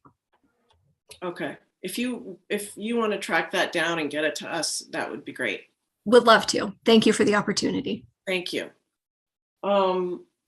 Next is Dan Walker and then Danielle Howe. Thank you, Senator Breen. Senator Breen, Representative Peirce, Senator Claxton, Representative Meyer, members of the Appropriations and Health and Human Services Committees. My name is Dan Walker. I'm here today following one hygienist by representing the Hygienist Association, so the Maine Dental Hygienist Association. And I've submitted Lorraine Klug testimony. She's the president of the Maine Dental Hygienist Association. And I was just going to read a couple sections from her testimony. I testified today in support of including in the supplemental budget LD 1501, an act to protect oral health for children in Maine, and the provisions that you just heard about, which is currently sitting on the special appropriations table. This is a very important bill to fund as it affects Maine's most vulnerable citizens, its children. Preventative dental care should be available to all children, yet more than 40% of Maine children had no dental care in 2020, and 60% of children with Maine care had no preventative dental claims. That's 60% of a population that has full benefits, but no providers for care. As I'm sure you know, most dentists do not accept Maine care, so what better way to get at least some preventative services to children than to provide them in the school setting? Again, this is from Ms. Klug. I've worked in school settings in the past and was able to recognize some severe decay issues in children and get them to a provider for treatment. One of the most beneficial aspects of services in schools is that you don't have to depend on the parent to get them there, as transportation is often an issue. Access in school systems provides that all Maine children could be provided some preventative dental services. Actually, my dream would be to have a dental hygienist in every school system, much like the school nurse, and I hope one day that dream will become a reality. So please support funding for the oral health program for the good of all children. So again, that testimony was from Lorraine Klug, who's the president of the Maine Dental Hygienists Association. If you have any questions, I can try to answer them or bring them back to the association. Great. Any questions for the Dental Hygienists Association? All right, I'm not seeing any. Thank you for joining us today. Okay, good luck. Thank you. Before I go to Danielle Howe, I just want to remind folks that if you want to speak, you have to accept being a panelist when I send you that invitation. So if you want to speak, then you need to become a panelist, and I will be sending you that message via Zoom in alphabetical order by first name. Danielle Howe, thank you for waiting. Good afternoon, Senator Breen, Representative Peirce, Senator Claxton, Representative Mayer, and members of Appropriation and Financial Affairs and Health and Human Services Committees. My name is Danielle Howe, Assisted Living Home Manager at Community Living Association. Thank you for the opportunity to come before the committee to provide testimony on LD 1995.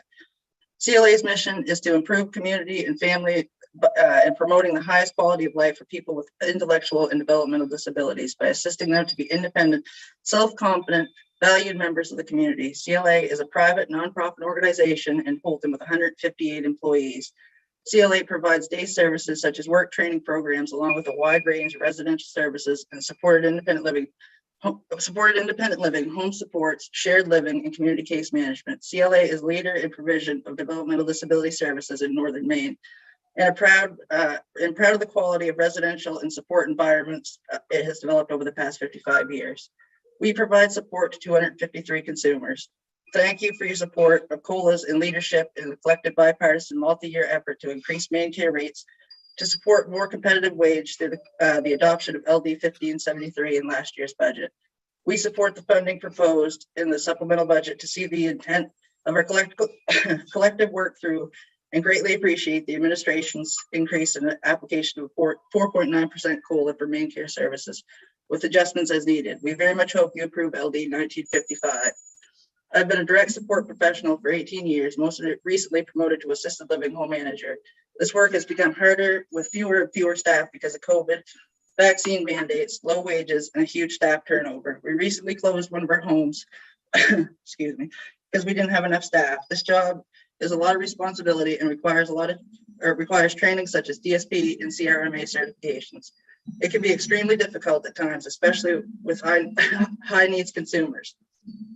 It can also be very dangerous when assisting verbally and physically aggressive consumers. I have physically been assaulted several times in my career by extremely powerful men and women, more than twice my size. Those situations were safely handled because of knowledge of safety plans and years of experience and training. People can get much higher pay rates working at fast food restaurants and stores. It's easy for staff to quit and get much higher pay rates at Walmart with little to no stress or responsibility. With increases in minimum wage and the need to increase our entry-level wage in order to recruit, we have new hires walking through the door, making what it took many of our long-term staff 15 years to make. I'm committed to this field because it's important work. The people haven't always been treated fairly with the dignity and respect that they deserve. We provide a home-like environment that allows our consumers to make choices about what goes on in their lives, and we assist them in accomplishing goals and dreams that are important to them. We very much need higher rates of pay in order to recruit people to be caregivers and keep them here long term. Please support LD 1995. Thank you for your consideration. Thank you very much. Are there any questions for Danielle Howe?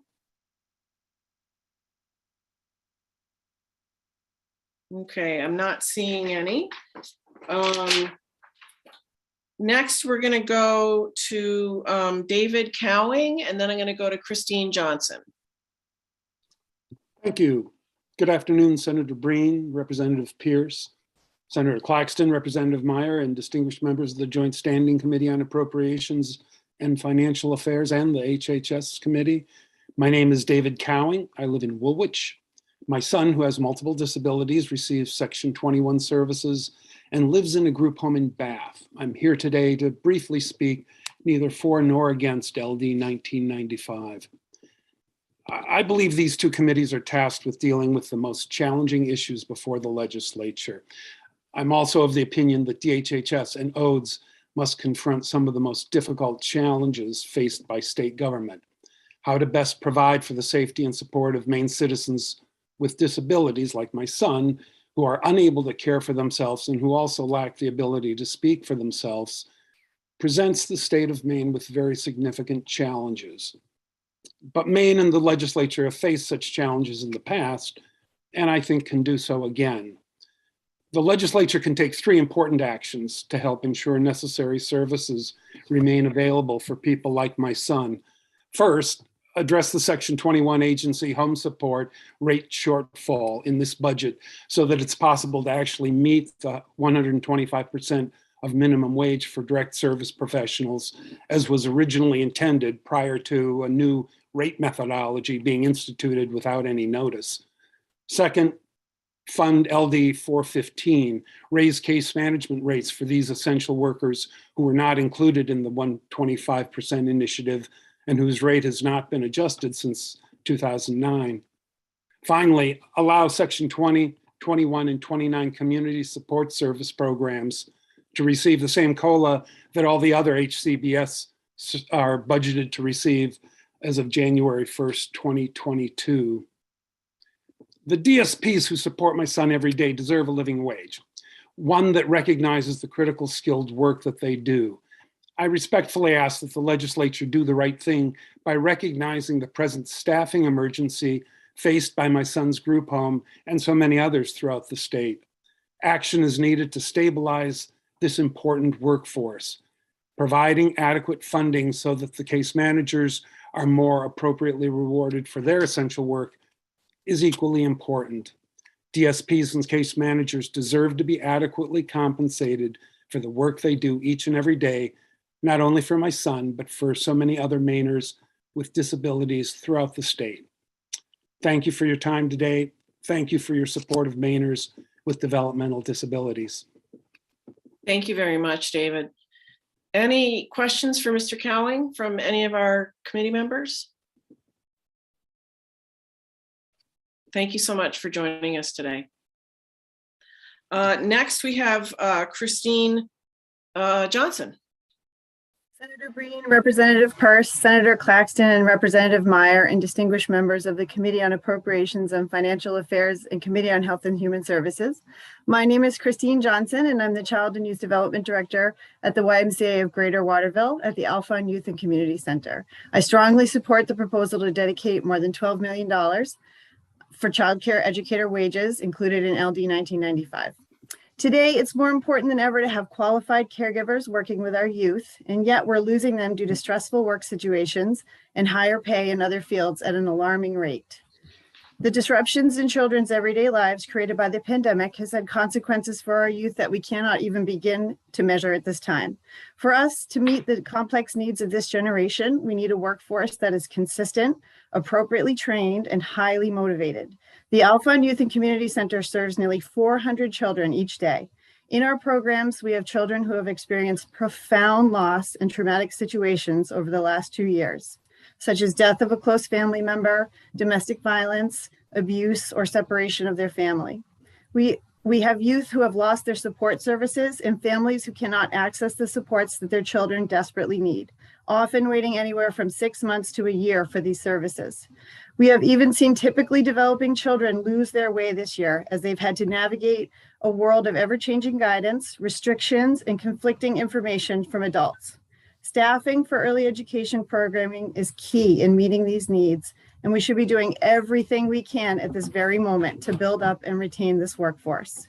Staffing in this field has always been a challenge, and too often the person in the administrative role must step in and provide coverage in the classroom, causing them to work long hours, not be able to follow through on their own job responsibilities, and not be able to utilize their vacation time, all of which leads to burnout working conditions. Many young, enthusiastic staff with great promise in the field have left once they realized that this profession could not enable them to become independent adults and support their own growing families. There is a lack of feeling secure and stable when you work in this field. You simply cannot survive on your own, let alone start a family, build a stable career, access appropriate benefits, or plan for your future when you work in childcare. The people that choose to work in early education want to be the building blocks of a great start in life. We work in this field because of what we get back from it. We are compelled to teach and engage with youth because we see how we can positively affect their lives and add to the overall health and joy of a family and a community. The people who are truly passionate about this profession, we will do the job even if it's difficult, but we will be unable to do it well if we are not supported and motivated. If we want to see a change in our youth, we need to continue to invest in the people who make those changes. The wage supplements funded by ARPA right now are a critical lifeline for our field. We desperately need these funds in the proposed supplemental budget to support our workforce, our programs, and the families we serve. Please support this proposal and show that this essential workforce is worthy of investment. Thank you for listening to me today. Thank you very much. Any questions for Ms. Johnson? All right, thank you so much for joining us today. Next we have Dawn Fitzpatrick, then Dean Staffieri, and then Debbie Adkins.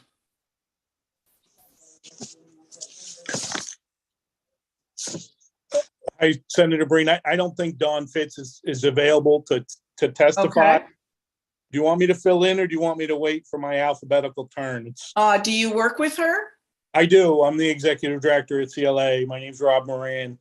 Go ahead, Rob. Okay, then, sure. Well, Yep. you could do your testimony or hers. Take your pick. I'll just do mine if that works. Okay. Good afternoon, Senator Breen, Representative Peirce, Senator Claxton, Representative Meyer, AFA and HHS committee members. I'm Rob Moraine. I'm the executive director of CLA in Holton, Maine. Thanks for the opportunity to come before you to provide testimony. CLA is a leader in IDD services in Northern Maine. We're really proud of the quality of support. We've been in business for 55 years and really enjoy it. We provide supports for 253 people through all kinds of different programs. I'd like to thank the leadership for everything that you did last year with 1573. It was great, a great bipartisan effort, and it really helped get us closer to where we need to be. I want to talk just a little bit about CLA, the agency. 10 years ago, we had 9 residential homes supported through the agency home support services with capacity for about 38 individuals. Now through closings and consolidations, we're down to 4 homes with capacity of 22. We recently closed a home on January 10th, and 6 beds in our system went away that I don't believe are ever coming back. And there's always going to be a need for the group home model, regardless of what people might think. We were lucky in that we had capacity for these people, and so no one had to move away from Holton. But the unfortunate thing is, in Aroostook County alone, in the last 2 years, 6 homes over 4 agencies have closed, reducing available beds in the county by about 20. They've closed and consolidated for one simple reason: we can't staff them. Despite short-term productivity, referral, and other bonuses, we're unable to recruit and retain staff. Despite pushing our starting rate up nearly $2 after last July's rate increase, we're having a hard time recruiting staff. Even up here in Aroostook County, there's retail and food service businesses that are paying well over $16 an hour. I've worked in this field 30 years as a DSP, and I've done just about every job that's available in this agency. And I feel like I can speak to the job of being in DSP pretty well. It's not the same as working in the retail environment. You do personal care, you pass meds, which is really stressful. You can deal with behaviors, if you guys have already heard. You do cooking, cleaning, and laundry. It's a very rewarding job, but it's very difficult. Our agency has gone from 220 employees pre-pandemic 2 years ago to 157. This reduction in staff has meant we've closed home, like I mentioned, and we've also had to reduce our capacity and hours of service provided to Mainers that depend on us. I'm incredibly grateful, and I think we all are, with what you've done to adopt the 125% initiative. We recently pushed our starting wages to $15.50. The agency home support rate and the supplemental budget supports this wage, but it may not support a higher wage. Addressing the shortfall will allow us to get where we were supposed to be able to get. And I believe it's what the legislature meant with passing 1573 last year. In simple terms, for me, addressing the shortfall allows us to pay our DSPs 125% and puts us on a level playing field with everybody else. I'm going to close with a sports analogy because I was a varsity basketball coach for about 20 years. If our field, meaning the IDD field, was a basketball game, we'd be down 10 points with 2 minutes to go in the fourth quarter. I really feel strongly about that. Our system, in my opinion, is on the verge of disaster. Rates aren't the only issue, that's for sure, but being able to recruit and, more importantly, retain the staff that we have would be a great start. Please support LD 995 and provide funds to fix the shortfall. Thank you very much. Thank you, Mr. Moraine. Any questions for Rob Moraine? Looks like there is. Let me see who that is. So Zagar, I believe. Thank you. Representative Zager. Thank you, Madam Chair. Mr. Moraine, do you know what has happened to the folks who you're no longer able to care for because of your closures?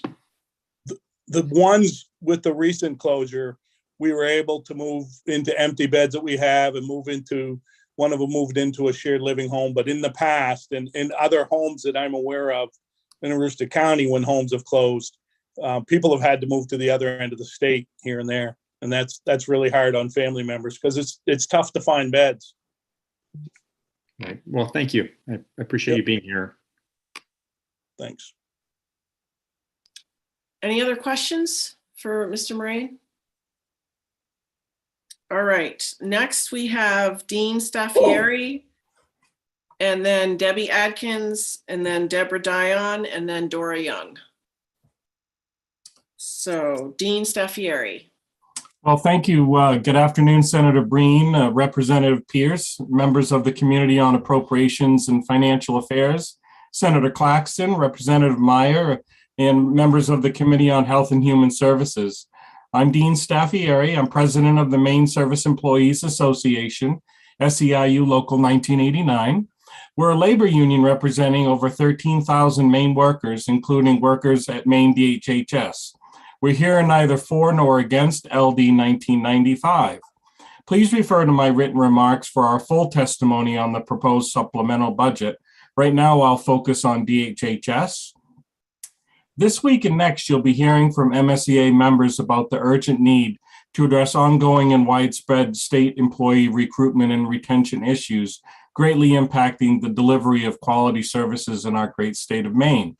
Please prioritize the need for quality services in your budget deliberations. As currently presented, we think the proposed budget misses a real opportunity to address the many urgent needs in the delivery of quality services to Maine people. Crises in the delivery of services exist throughout all departments of Maine state government. News reports have chronicled the chronic understaffing and vacancies at Long Creek Youth Development Center, the Maine Office of Child and Family Services, Maine's Public Health Nursing Program, Riverview Psychiatric Center, and Dorothea Dix Psychiatric Center. Now is the time to address these recruitment and retention problems. The problems are well known. The 2020 State of Maine Market Study Report found state workers are underpaid by 15% on average, far more than that for scores of positions, including but not limited to chemists and office assistants, office associates at DHHS. The state employee pay gap has existed for decades. The 2009 Labor Market Survey bears that out. That's no way for any employer, let alone Maine state government, to recruit and retain workers. Of all employers, Maine state government should lead by example on how to respect, protect, and pay workers. Over the past several years, members of this committee and your fellow state legislators have heard about the impossible working conditions and resulting high vacancy rates at Riverview and Dorothea Dix. High vacancy rates are also rampant in job classifications in public health nurses, intensive case managers, and perhaps the most troubling of all, child protective services. We were excited to see the administration include in its proposed budget funding to establish dedicated night and weekend shifts for child protective service caseworkers. This is encouraging. It will help address the impossible workloads and mandatory overtime that have contributed to the serious recruitment and retention problems for these workers. Given the enormous needs in delivering quality services to Maine people, please do the right thing by dedicating funding to address the pay gap and by passing and funding two bills relating to Maine DHHS. LD 1792, providing a $3 an hour stipend to workers at Riverview and Dorothea Dix and their outpatient service teams, and LD 1915, providing $5 an hour stipend to intensive case managers. Acting on these recommendations will go a long way towards resolving the state's recruitment and retention problems. I thank you. I'm glad to answer any questions at this point. There you go. Thank you. You bet. Thank you very much. Any questions for Mr. Staffieri? All right. Thank you for joining us today. You're very welcome. Thank you for hearing me. Yeah. Next is Debbie Adkins, then Deborah Dion, and then Dora Young.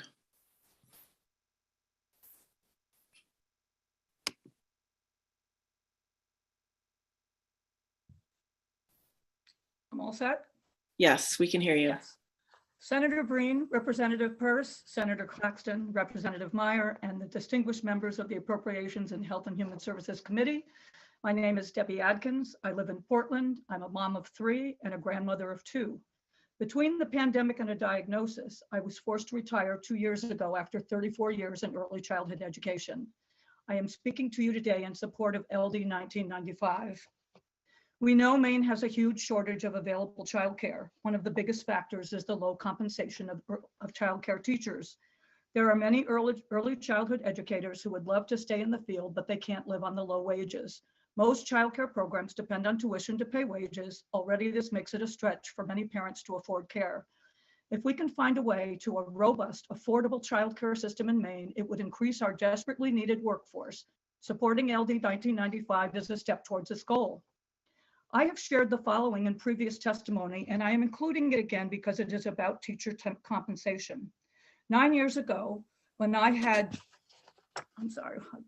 9 years ago, when I had been a preschool teacher in private programs for 28 years, my youngest daughter started her first year of teaching preschool and kindergarten in a public school. Her starting salary was $20,000 more than mine. Her first year, my 28th year. I was pleased for her. She was angered that I was not appropriately compensated for my years of experience. Being single has definitely made it hard for me to make ends meet. While it may not have been a financially sound decision, my passion for early childhood education kept me in the field even when I had to work a second and 1 year a third job to make ends meet. Many early childhood educators have to do the same. Can you imagine how exhausting that is? I dream of a time when early childcare teachers don't have to change careers because of finances. And I still wonder why a system can't be put in place where early childhood education is supported in the same way as our public schools. I know many people used to think of teaching and caring for infants, toddlers, and preschools as babysitting or easy. Of course, that's never been true. It's hard. There is a tremendous amount of daily preparation, and meeting the cognitive, social, emotional, and physical needs of each child in your group every day is a challenge. Teachers at every level, birth to 5, elementary, middle, and high school, all work hard, and they should all be similarly compensated. Maine can be at the forefront of creating a childcare system that values and appropriately compensates teachers and staff, that offers incentives to open more programs, and helps parents with the skyrocketing cost of care. When we attend to all of these issues, we will have a system in place that values the teachers of our youngest children, families, and businesses. I think it will also have Maine recognized across the country as a state that has a strong, thriving system of early care and education that could be replicated elsewhere. You have the ability to start Maine on this path by passing LD 1995 to support the wages of early childcare educators. I thank you for your time, and certainly if you have questions, I'd be happy to answer them. Thank you so much. Any questions for Ms. Atkins? All right, I'm not seeing any. Thank you for joining us today. You're very welcome. Next is Deborah Dion, and then Dora Young, and then Eric Meyer. Good afternoon, Senator Breen, Representative Peirce, Senator Claxton, Representative Meyer, and esteemed members of AFA and the HHS committees. My name is Deborah Dion. I live in Topsham. I'm the mom of a 42-year-old woman with multiple disabilities who's lived in a group home with 5 lifelong friends and housemates for the past 21 years. I'm here today to thank you for all your hard work that you did to pass LD 1573 in the budget last year, and to thank you for the opportunity to testify on behalf of my daughter to ask you to make it right. At birth, my daughter suffered massive brain damage and seizures that caused for her to be diagnosed with cerebral palsy and an intellectual disability. The bottom line is that my daughter is unable to advocate or tell her own story. Kate's complex needs are lifelong and are very much like the caregiving support needs older Mainers need as they age and at the last stage of their lives. The crucial caring support Kate has received in her group home and at her community living program have protected her from physical harm and isolation, and have simultaneously allowed her to experience a feeling of confidence, independence, success, and integration into her hometown community. However, in the past 4 years, Kate and her 5 housemates have had over 91 DSPs exit their lives for jobs that pay more and have much less stress. The pandemic made it even more difficult to find or hire new staff to replace the caregivers that have left and retain the experienced core staff. And now, because of the Maine Care bait and switch to a different reimbursement rate model, it's made it close to impossible for many agencies to absorb the enormous deficit this change rate model has incurred. 30 group homes have disappeared in the last 18 months, And with these closures, the lives of dozens of Mainers and their families have been disrupted and forever changed. Where do these Mainers go? Who's caring for them? What's the quality of their lives? Does anyone care? I live in constant fear that this will be the month that Kate's home will close and she'll lose the full, inclusive life and the independence she's worked her whole life to achieve. Where will my daughter with complex needs go if her home closes? Will I be forced to become her full-time DSP out of desperation and as a last resort? I'm a few months shy of 70 and my husband and Kate's stepdad is 80. In reality, and at this stage of our lives, all three of us could be one step away from a medical event. Will elderly parents become the crisis plan if the 125% minimum wage initiative does not become a reality?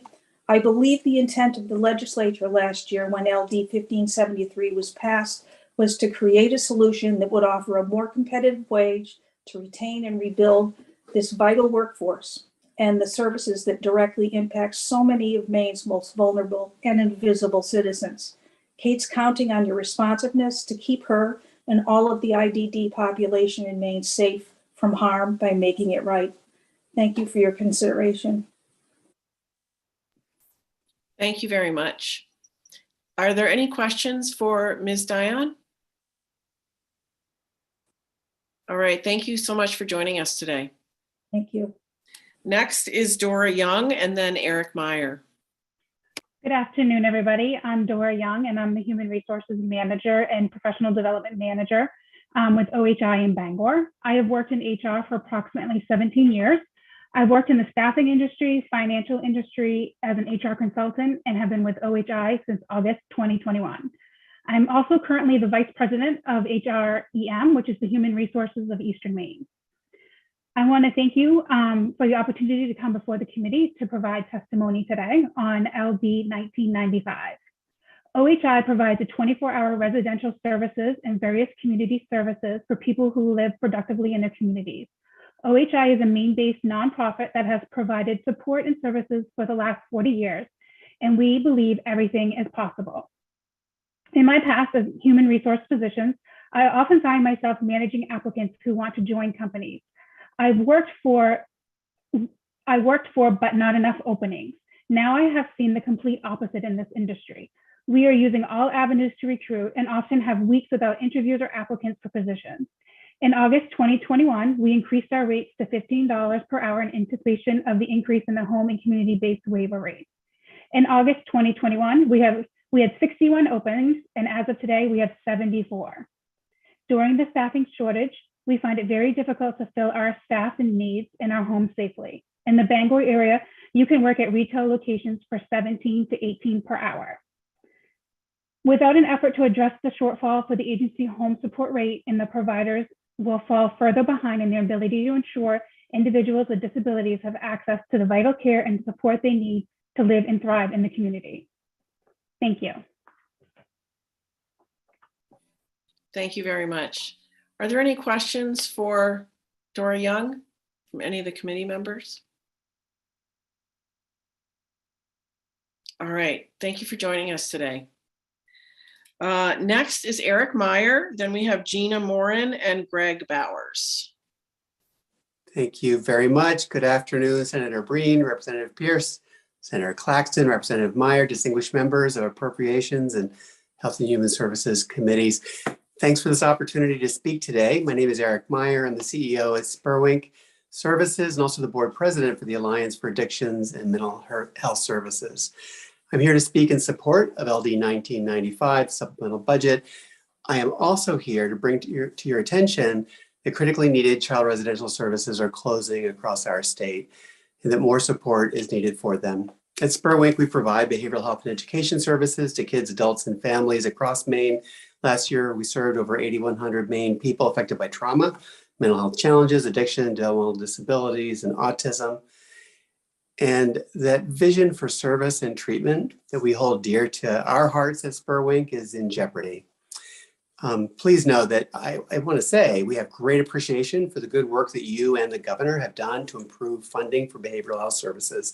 The changes that have been happening, the COLA payments that are coming, the ramp payments, the HCBS bonuses, some rate increases, are desperately needed and in many cases have been wonderful for our staff and are certainly the right direction. So do hear me that what's being done is really good. And in some cases, we're finding it's simply not enough.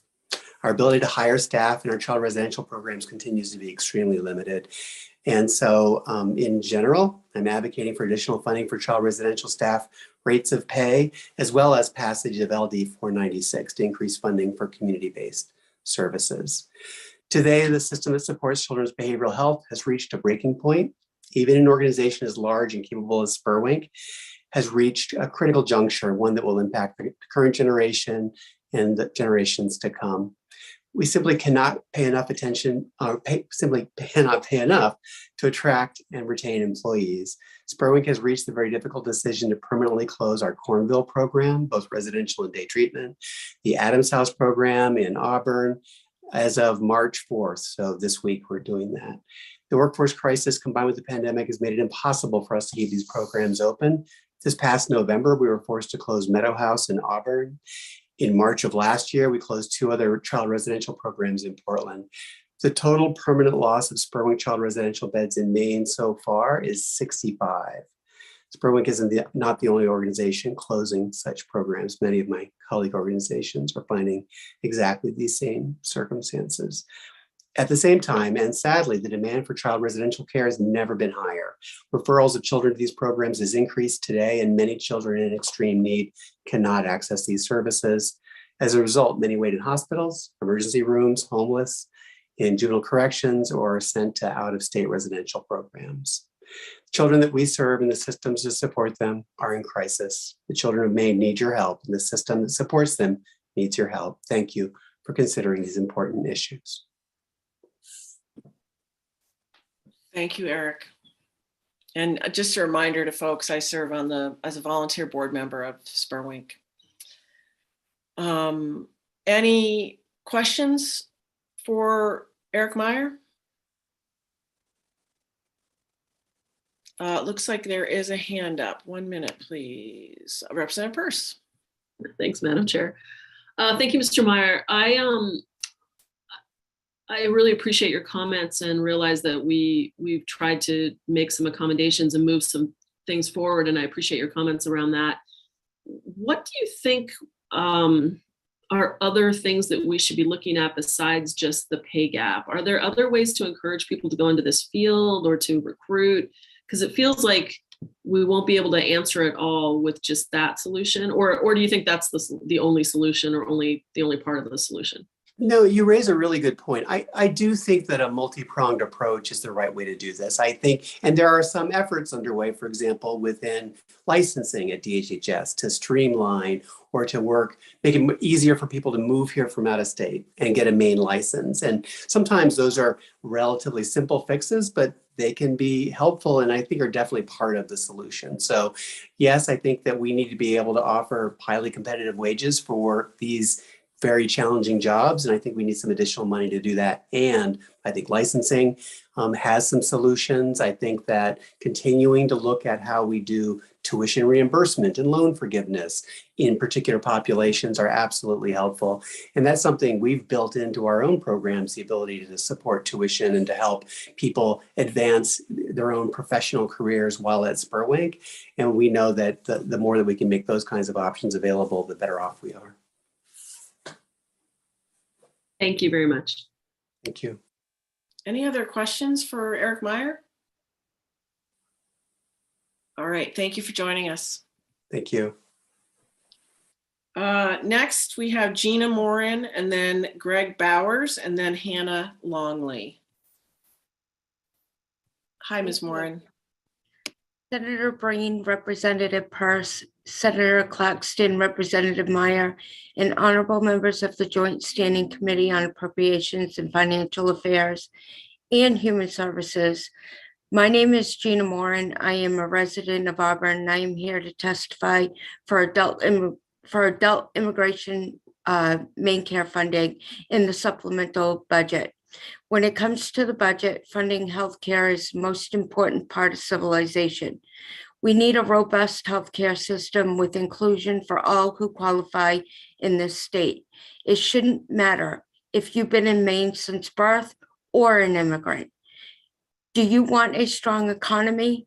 If so, we need our immigrant community to be healthy and stay strong because they're a large part of Maine's future growth. I have both Medicare and MaineCare because I'm disabled. Within the past year, I went on a Medicare Advantage plan because I'm in desperate need of having my teeth pulled and getting a set of dentures. Well, the joke was on me. Currently, the dental providers are treating Medicare Advantage plans as out of network and charging recipients hundreds of dollars out of pocket. What is even more problematic is when a legislator called my dental provider to advocate for me. When I called the provider back, she scrambled to hang up the phone and sent me to a different location, although the same dentist works at both locations. When they heard the word legislator, they were like a child with their hand caught in a cookie jar. How is Maine ever going to get a dental provider to take MaineCare for adults in July if they won't even take a Medicare Part C plan now? No one should have to be in agonizing pain or go toothless because of lack of insurance or the wrong type of insurance. Last month, my best friend was sent to New Hampshire, a 4-hour drive each way to see a neuropathy specialist when there are neuropathy specialists here in Portland. She was diagnosed with a rare hereditary disorder called Charcot-Marie tooth disorder. There is no reason she should have had to drive 4 hours away to a different state to get a diagnosis that she could have received right here in Maine. This is yet another example of our broken healthcare system and a waste of insurance funds. These are just a couple of stories you've heard about healthcare. If my friend and I, who are lifelong Mainers, have struggled to navigate the complex healthcare system here in Maine with MaineCare, how could anyone expect an adult immigrant in need to navigate it without MaineCare? We can change this together. Thank you for allowing me to testify today. Thank you. Are there any questions for Gina Moran? Not seeing any. Thank you so much for joining us today. Thank you. Next, we have Greg Bowers. Good afternoon. Hannah Sorry about that. Longley, and then Heather Martin. Sorry, Greg, go ahead. Oh, sorry. Good afternoon, Senator Breen, Representative Pierce, Senator Claxton, Representative Meyer, and members of the Appropriations and Health and Human Services Committee. Thanks for the opportunity to talk with you today. My name is Greg Bowers, and I'm the CEO for Day One.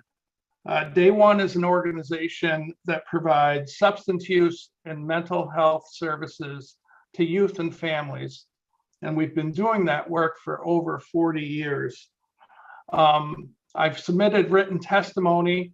I've never been able to get through reading a written testimony, so I'm going to just speak from the heart. There are two bills that I would very much like to talk to and have you consider as you're thinking about the supplemental budget. One is LD 415, which expands case management services to all adults who are suffering substance use disorder. And the other one is LD 496, which provides rate increases and resources for some key community-based treatment, including home and community-based treatment and outpatient services.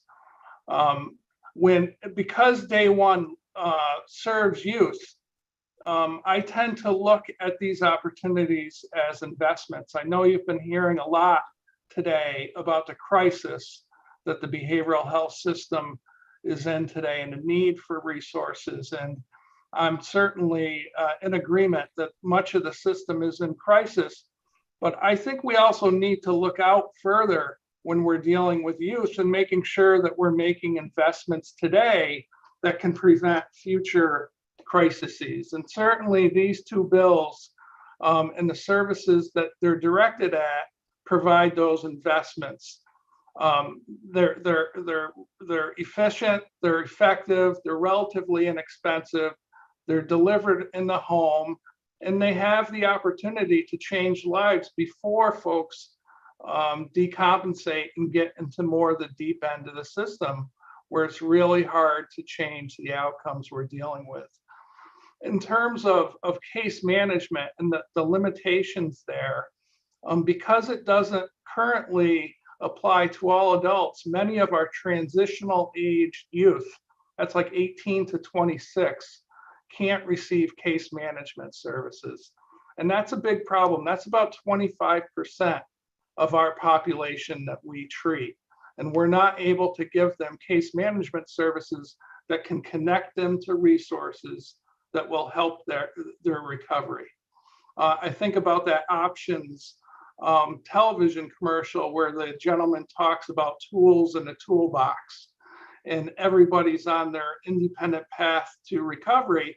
Case management really gives people those tools, and it's really important, and that's a key component. So I wish you'd consider LD 415. The other one is 496, which is the rate increases for community-based treatment and outpatient services.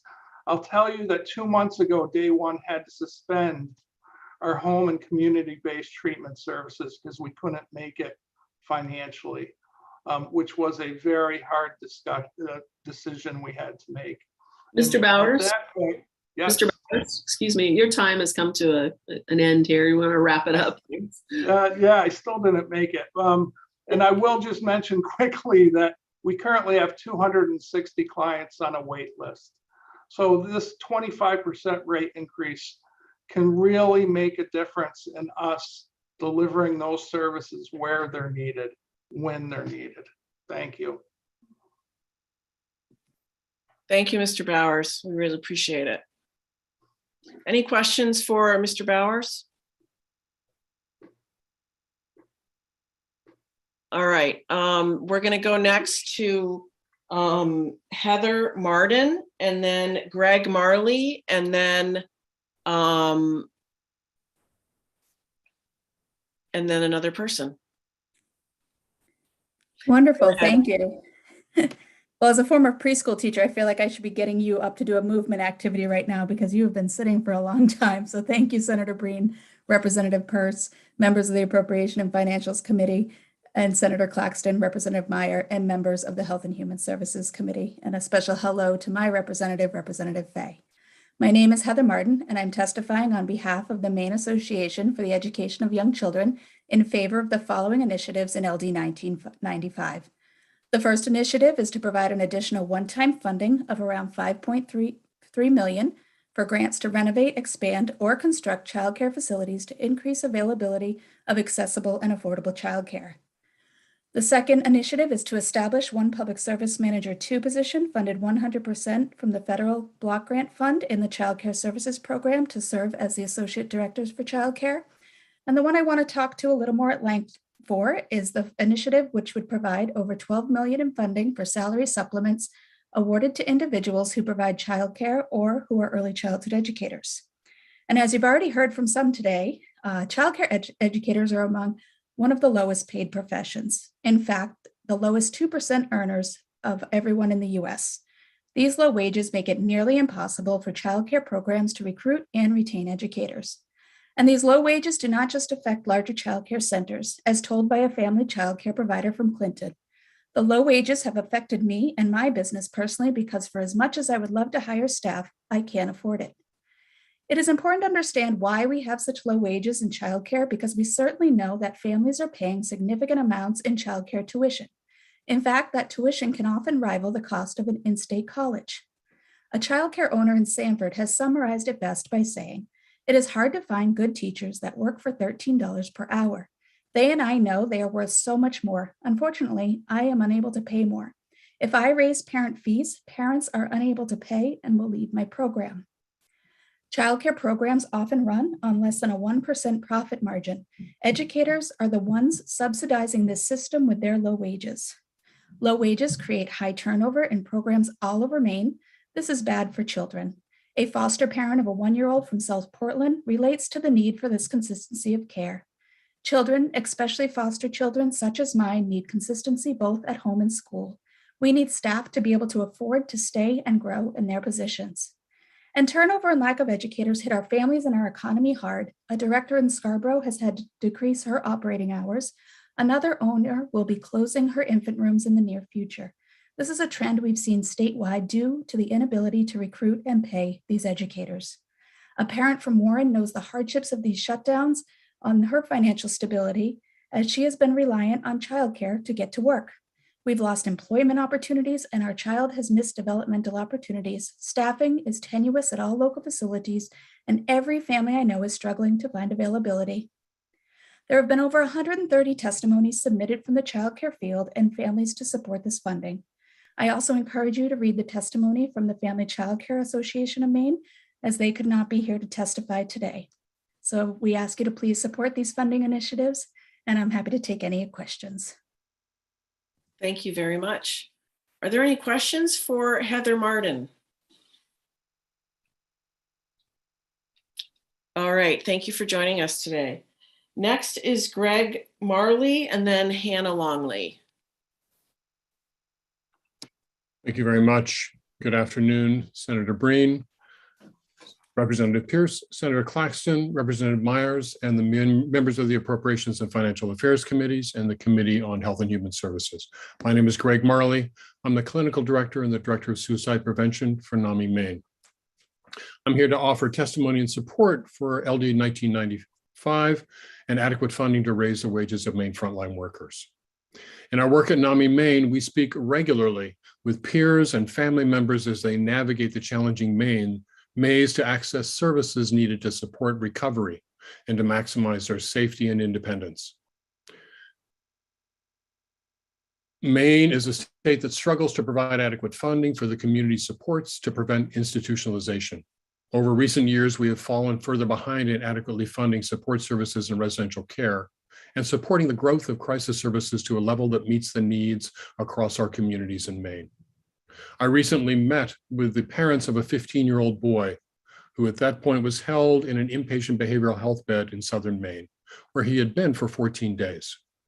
Prior to being placed there, he was held without treatment in a local emergency room for more than 2 weeks, awaiting the opening of an inpatient care. His parents, his therapist, and the care team at the hospital all agreed that he needs a residential setting to continue his treatment before he is able to be successful at home. Unfortunately, openings in those programs are not available, as you have heard, due to lack of open beds caused by lack of needed staff.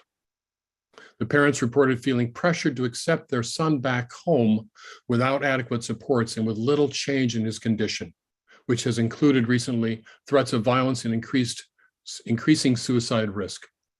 They feel they have few options other than calls to local law enforcement. And as well-intentioned and skilled as they may be, they're the wrong tool for the needs. I employ the legislature to adequately support funding for the services required to keep Maine citizens in need under the appropriate level of care and out of emergency rooms and the criminal justice system. Thank you very much for the work you do.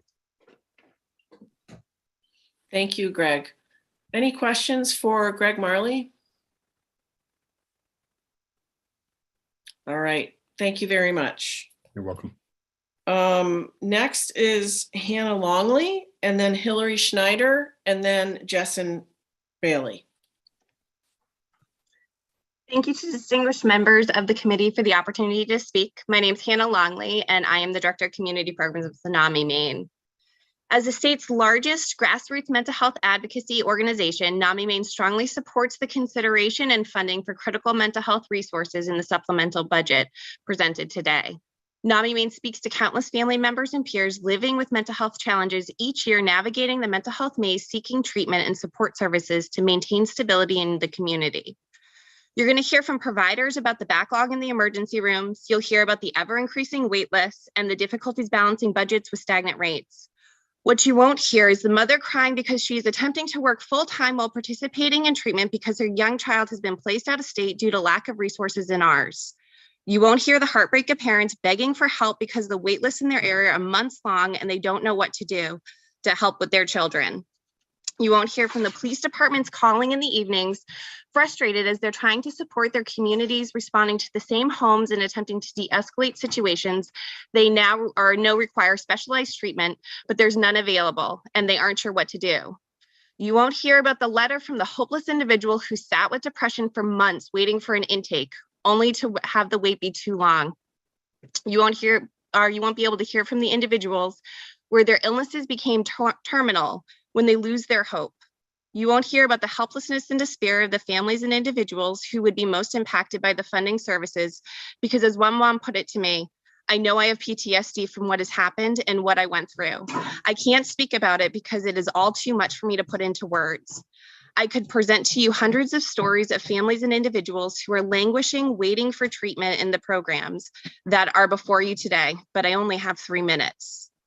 I ask all of you, if you were to find a mass in your body today, would you find it acceptable to be told that you will need to wait 6 to 9 months before you're able to be seen for treatment because of closing programs and limited resources?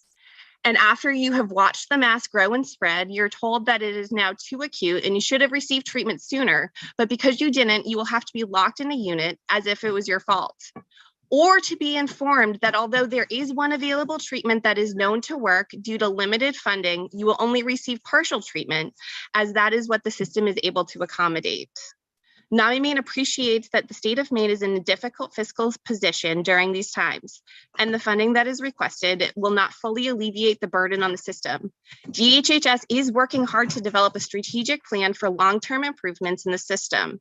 However, the mental health system funding put forward in this budget will assist in ensuring that there will still be a system in place once the plan is developed. It will provide hope and opportunity for the parents of our state to access support for their children, and it will help to save lives. Thank you. Thank you very much. Are there any questions for Hannah Longley? Don't see any. Thank you for joining us today. Thank you for your time. Next is Hillary Schneider, and then Jason Bailey, and then Jared Mills. Good afternoon, Senators Breen and Claxton, Representative Peirce and Meyer, and members of the Appropriation and Financial Services and Health and Human Services Committees. My name is Hillary Schneider, and I am the Regional Government Relations Director for the Northeast for the American Cancer Society Cancer Action Network, or ACS-CAN. On behalf of ACS-CAN, I am here to request that you support restoring the cut in funding for Maine's tobacco prevention and control program in the supplemental budget by allocating an additional $5 million a year to this program. The current projected budget surplus includes nearly $40 million in unallocated revenue related directly to the sales of tobacco products, made up of a little more than $5 million per year in tobacco tax surplus revenue in the general fund, and nearly $34 million of unallocated tobacco settlement revenue in the Fund for Healthy Maine. My written testimony includes more details of that revenue. In FY22, Maine's expected to collect nearly $190 million in annual tobacco tax revenues, or in annual tobacco revenues from both settlement payments and state tobacco taxes. Yet the biennial budget passed by the legislature and signed into law last year allocated $8.9 million for tobacco prevention and cessation programs, a reduction of $5 million per year from FY21. This FY22 funding allocation is only 56% of the $15.9 million recommended for Maine by the US CDC.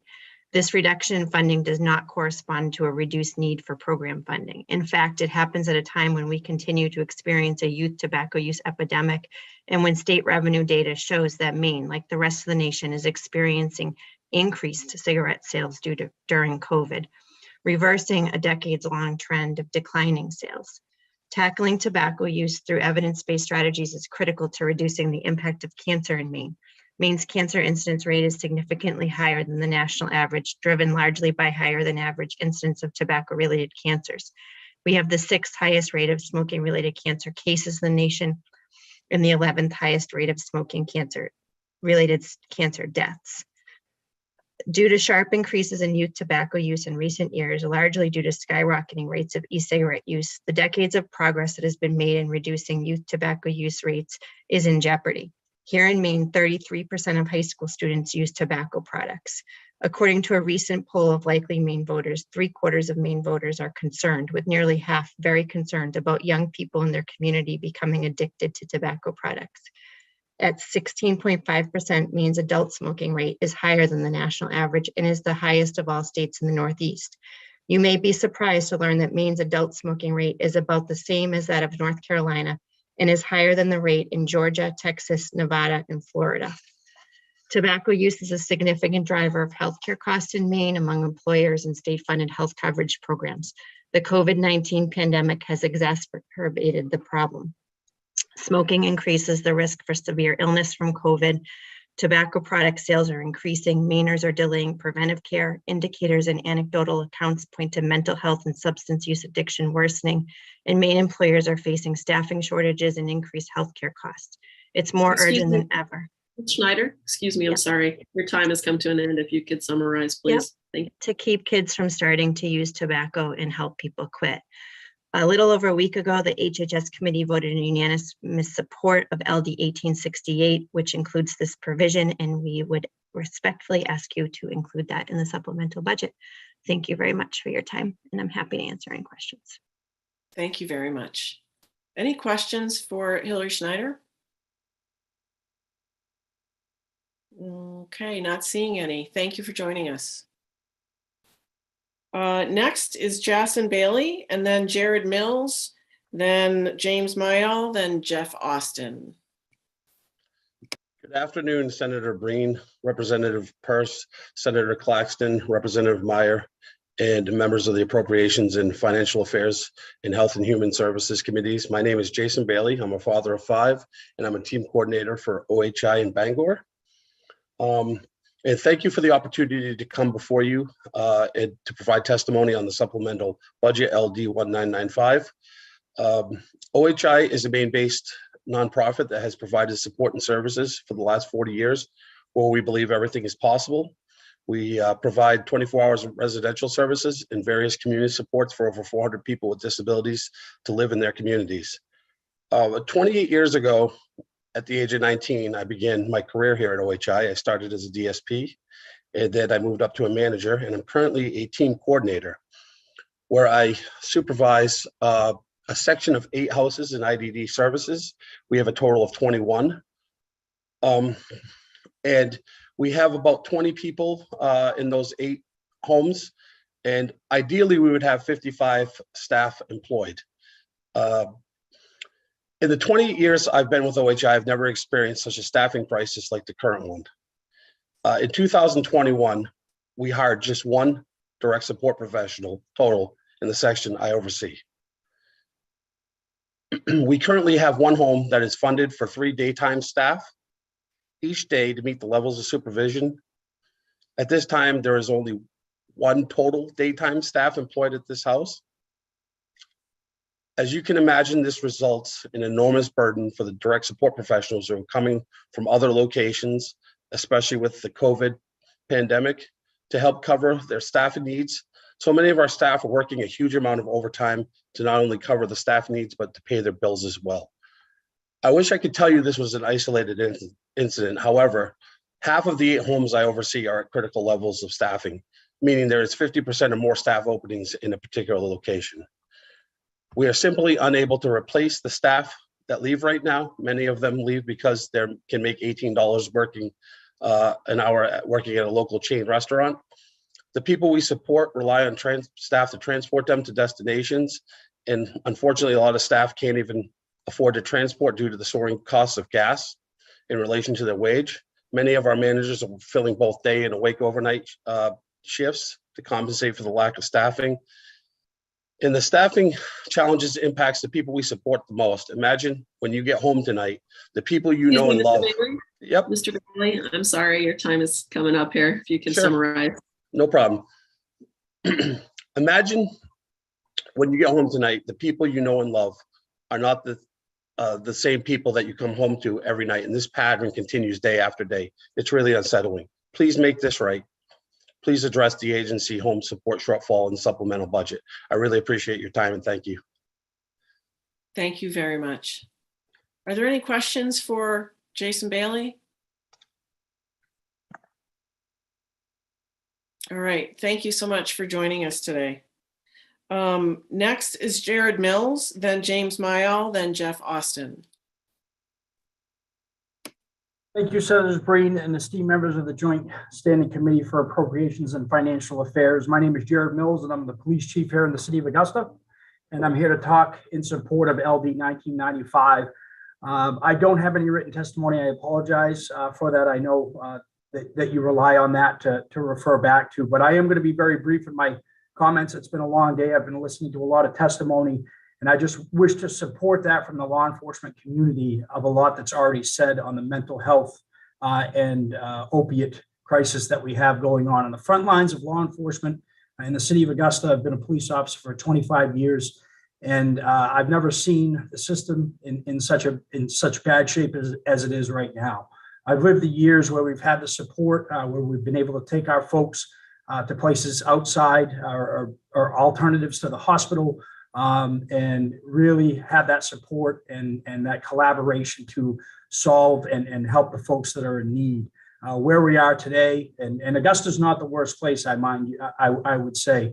Many of my counterparts in other parts of the state, especially in Aroostook County, we are in really dire straits, if you will. I think you're going to hear from Jeff Austin, who will probably echo that from the hospital side, but we are really to a point where when we're looking to assist folks, because the funding is not there for the resources that should actually be helping those with in mental health crisis or opiates and addiction, we're forced from law enforcement to help folks with our training and experience that we have, but we're finding that to be a revolving door with the hospitals, and at many times we're bringing people in and they're being released as soon as we're driving away. So I can assure you that the crisis is real. We're seeing it on a daily basis. And I'll leave you with this. I'm right down the road. If anybody wants to do a ride along with the Augusta Police Department, I can show you firsthand, 24 hours a day, you pick, the invitation's open, and I will set anybody up with a ride along with our department. Thank you for your time. And if you have any questions, I'd be more than happy to answer. Thank you, Chief. Any questions for Chief Mills? Thank you for joining us today. We really appreciate it. Next is James Mayall, then Jeff Austin, Jen Weber, and Jennifer Jello. Okay, good afternoon, everyone. Thank you for coming to speak. My name is James Mayall. I'm an economic policy analyst at the Maine Center for Economic Policy, and I'm here offering testimony on the Department of Health and Human Services initiatives and the Governor's supplemental budget. I'll try and summarize. I've sent in written testimony, but I'll try and summarize, especially since a fair amount of it has been covered by the speakers today. In general, MESIP is supportive of many of the initiatives proposed by the Governor, but we are concerned that the supplemental budget as proposed misses many opportunities to use this historic budget surplus to invest in Mainers. My testimony focuses on several areas where we would like to see more investment. And to pay for these additional investments, we would recommend reducing the amount of money directed towards the direct payments, various stabilization funds, and general fund transfers into the highway fund. Yeah. I don't have video. So on childcare services, we applaud the Governor's initiative to provide the extra wage and salary supplements to childcare providers. We know this is a huge ongoing problem for folks, especially for working parents getting back into the workforce. We would suggest that in addition to the one-time funding in the budget proposal, we would urge you to consider an ongoing wage supplement program, especially since this is a problem that has been ongoing before the pandemic and will continue to be a problem afterwards as well. You've heard a lot today from folks about the funding towards behavioral healthcare services, direct care workers, and substance abuse services. We think that the additional funding that's in the budget is very worthwhile. Many of those increases are overdue and an essential part of retaining and recruiting workers to the workforces to treat folks in Maine. We would say that more needs to be done to ensure that Mainers have access to a statewide network of comprehensive care. And there are several bills before the Health and Human Services Committee that would address that as well. We're also concerned that in a year where we saw a record number of overdose deaths in the state, that more needs to be done to be able to provide harm reduction strategies and funding to detox and recovery centers in the state. We would suggest that the $30 million directed to the budget stabilization fund for main care is unnecessarily cautious, given the projections for main care enrollment, even during the pandemic, have not been greatly above what we had anticipated, and that there are also record balances in places like the budget stabilization fund. We would recommend two initiatives that are before you. To consider LD 372, which would increase eligibility in the main care program for children and remove many barriers for existing enrollees, and the LD 718, which would increase main care eligibility for folks regardless of immigration status. Both of those speak to the need to make sure that everyone in Maine has access to healthcare. And we've seen during the pandemic that the health of all of us depends on the health of those who are most vulnerable. And so we would urge you to take steps to continue to expand healthcare coverage throughout the state. That's the brief overview of my testimony. I'm happy to answer any questions, and certainly you can refer to my written testimony for more detail. Thank you very much. Are there any questions for James Mayo? All right, I'm not seeing any. Thank you for joining us today. Thank you. Next is Jeff Austin, then Jen Weber, then Jennifer Jello. Mr. Austin, welcome. Thank you. Good afternoon, members, Senator Breen, members of the committee. My name is Jeff Austin. I'm here on behalf of the Maine Hospital Association. I'm testifying largely in support of the budget as drafted, but there are a few, like others, there are a few additional items we would like you to consider. Before I start on the additional items, first I want to say, as you can imagine, the COVID era has been difficult for hospital financial situation. I can go through with you at another time the different stressors on our finances, but suffice it to say, according to the most recent MHDO data we have, which is through calendar year 2020, our median operating margins were cut in half in 2020 as compared to 2019. And in the aggregate, if you were to combine all of the financial statements from hospitals into one combined financial statement, the operating margin in total was zero. A 0% combined operating margin for hospitals in the state of Maine. That is not good. That is not healthy. We don't have the 21 data yet. Like most people, we were hopeful 21 was going to turn out better than it did, but with Delta and then Omicron, we fear our finances will again be in trouble in 2021. That said, much of the federal financial relief we have received wasn't 21, so we're not quite sure what the numbers will look like. But we do have significant concerns. There's one hospital-specific provision in the budget as drafted. It's on page A94. It is a one-time payment next year, similar to the one-time payment you approved in the biennial budget for this fiscal year. We approved that from last year, and we thank the governor for her proposal in this supplemental budget. Here are the four additional requests we'd like you to consider. First, it's long overdue that the hospital tax be rebalanced. We lose money on the hospital tax. That should not happen. In the aggregate, we're losing close to $20 million a year. Over the past 5 years, the hospital tax has increased 34%. General fund contributions to our section of the Medicaid account have been flat or even down, depending on how this supplemental budget turns out.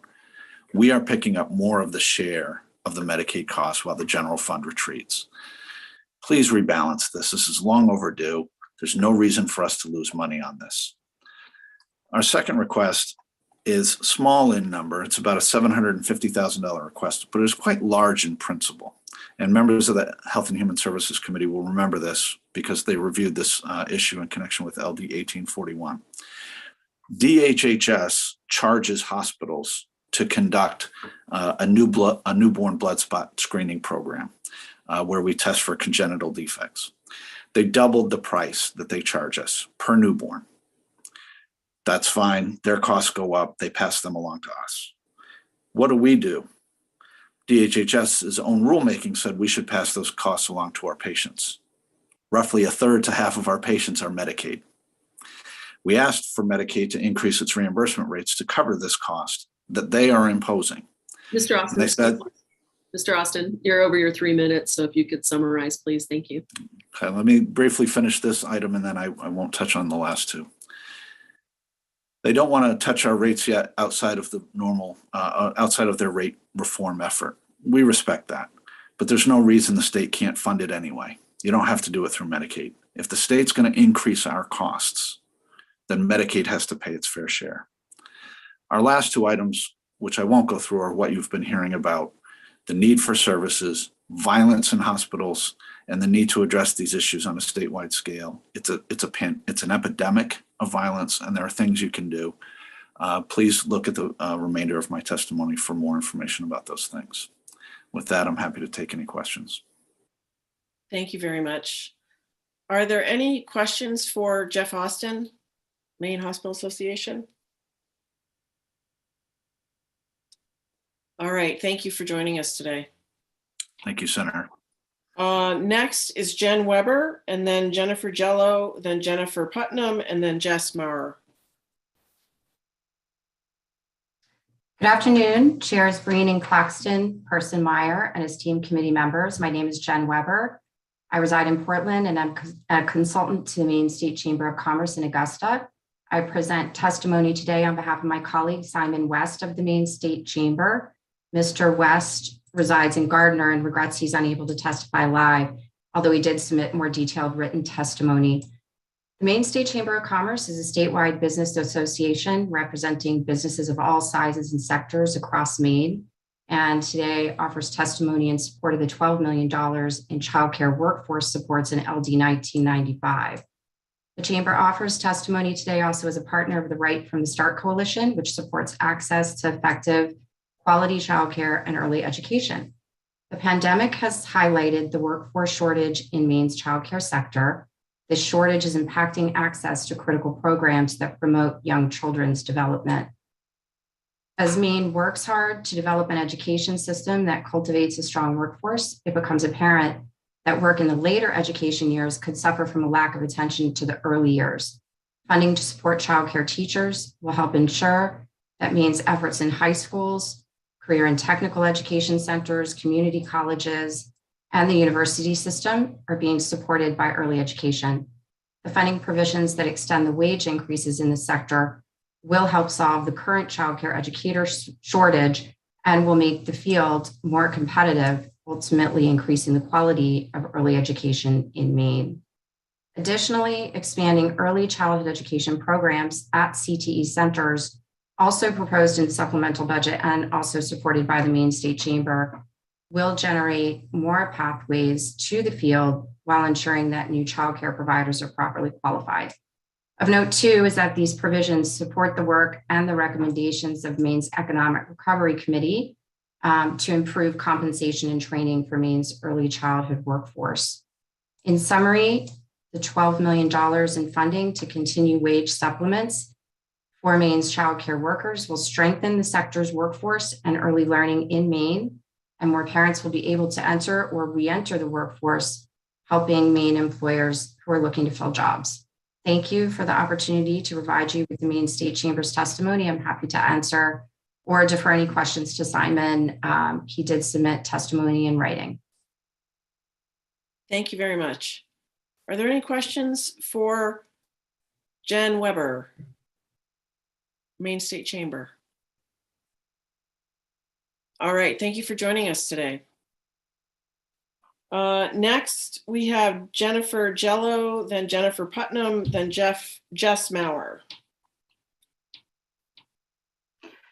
Thank you. Greetings, Senator Breen, Representative Peirce, Senator Claxton, Representative Meyer, and members of the AFA and HHS committees.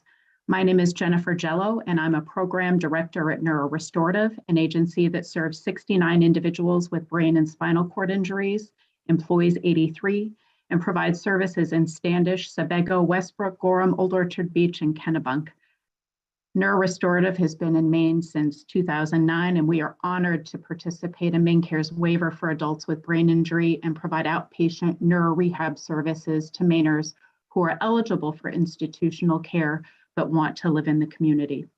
We deliver a robust continuum of innovative, high-quality programs designed to increase independence and participation in community life. To provide these comprehensive services, we rely on an incredibly dedicated workforce of specially trained healthcare workers. With our devoted workforce, the individuals we serve would likely face readmission to hospitals or other institutional settings where their outcomes are likely to be demonstrably worse. As you can imagine, the pandemic has dramatically impacted our frontline workforce, thereby exacerbating our workforce shortages. In fact, we have already had to close 2 group homes temporarily, as well as a work order day program due to these shortages. Because our employees are at the heart and soul of our company, we appreciate the increased and accelerated funding, the supplemental budget, that recognize the fact that rising inflation and other economic factors are increasing the cost of living for our employees.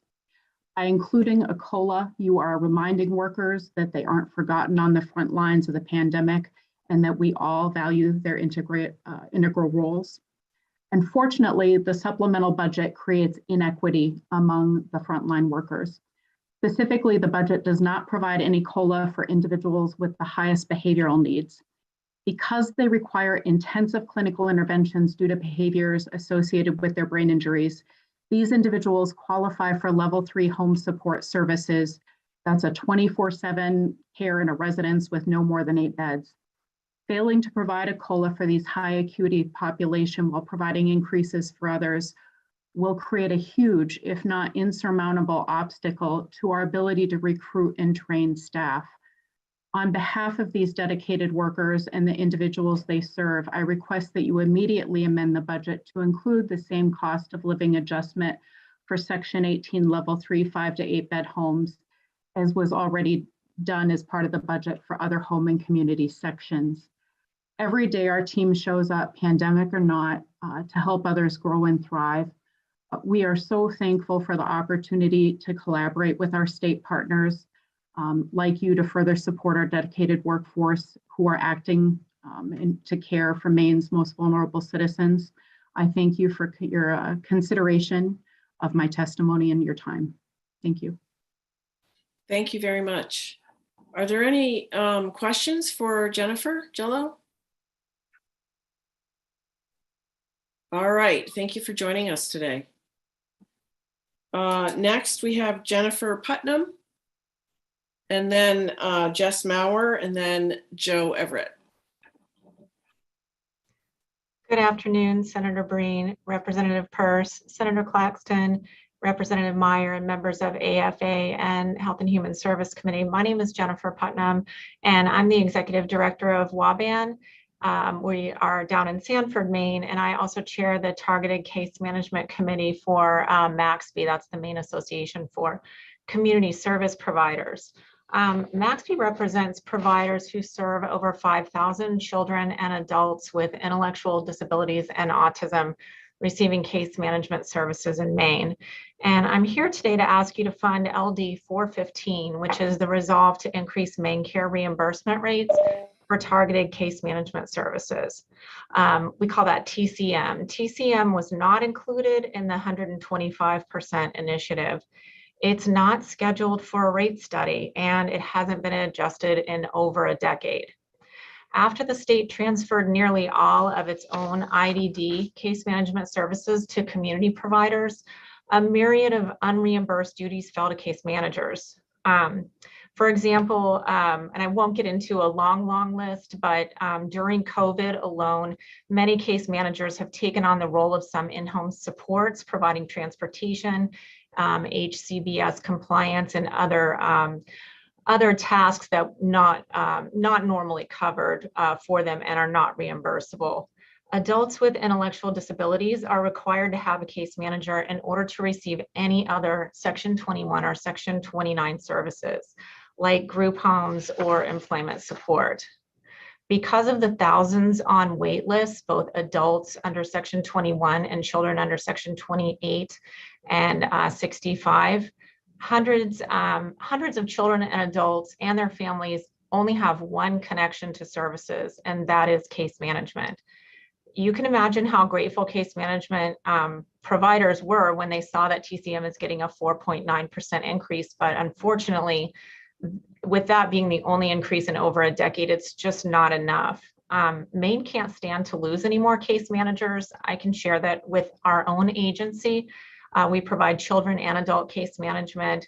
I have immediate supervisors who have caseloads. I have their supervisors, our director who is carrying a caseload, because we just can't find adequate staff who are willing to be paid at the reimbursement rate that we're currently getting.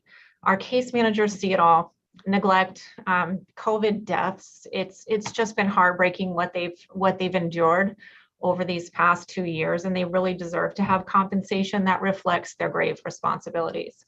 So Maxby and I urge you to include LD 415 in the supplemental budget. Thank you. Thank you very much. Are there any questions for Jennifer Putnam?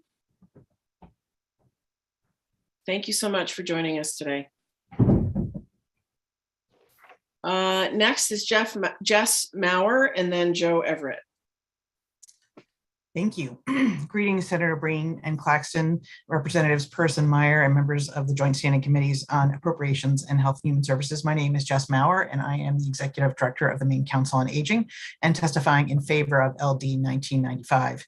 The Governor's supplemental budget includes several important funding initiatives that we support, including $6 million to provide funding to reduce the wait list for Section 63 home-based care, a state-funded program that provides home care services to medically eligible older and disabled people who lack sufficient financial resources to pay for in-home services and who do not qualify for Maine Care Services. In any given year, once these funds are exhausted, the department starts a wait list for these services. Unless there's additional funding, no one comes off the wait list. General fund allocations for Section 63 is an investment in low-cost interventions that support healthy aging and pay big dividends. If people get the support they're supposed to get under Section 63, they avoid unnecessary healthcare utilization and delay entry into facilities, two of the most expensive types of care. Last year, the wait list was about twice what the current appropriation would cover. While we encourage you to support this budget initiative, we ask that you do consider some additional information before finalizing the amount of the appropriation. We'd ask you to consider three things. First, to confirm the actual number of people who are waiting for Section 63. The next is to discover the percentage of older women waiting to receive these services compared to men. And then finally, a review of statistics related to the increased demand for these services over the past few years. We, along with the Maine Women's Lobby, issued a report today on the economic status of older women in Maine. It finds that tens of thousands of older Maine women who live alone do not have enough money to meet their basic needs, much less to pay out of pocket for home care. We would like to know if there are more women that are waiting for Section 63 services than men, so that you are at least able to make a decision as to whether or not this not funding this increase disproportionately impacts older women. Finally, demand for this program has been consistently growing, but appropriations have not kept pace. We encourage you to consider including additional funding to meet the anticipated growth and demand for Section 63 services consistent with increases in demand for the past years. We also urge you to support the multiple appropriations in the supplemental budget intended to accomplish the rate increase for the labor portion of direct support workers at 125% of minimum wage. We thank you for all that you've done to support this initiative. Direct support workers saw the news articles late last year saying these rate increases were coming in January and expected immediate wage increases. Despite these news stories, the funding shortfall from the last session has meant that these rate increases are not flowing to providers and likely will not, at least until July, if even then. This will be too little, too late for too many workers. You took action last year because you know how dire the situation is for all people who need care in every setting. Things are not getting better, they're getting worse. More people are going without the care they need, more homes are closing, and more people are getting hurt. We encourage you to support this funding and urge you to support any efforts that will expedite the availability of this funding to providers sooner than when this full budget becomes effective. Finally, we urge you to consider including funding for Meals on Wheels as found in LD 485 that's currently on the appropriations table. And my full testimony in relation to that is in my written testimony. And I'll say thank you, and I'm happy to take any questions. Thank you very much, Jess. Any questions for Jess Maurer? All right, thank you for being with us today. Thank you for everything you do.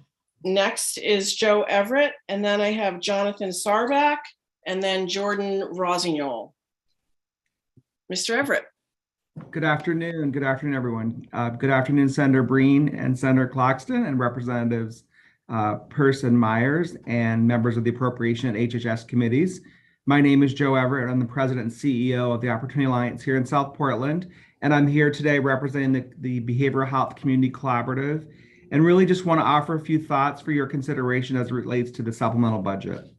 Let me start by expressing my sincere thanks to you and your committees, the entire legislature, and the Mills administration for all the support that we have received in the behavioral health sector. It's been hugely helpful.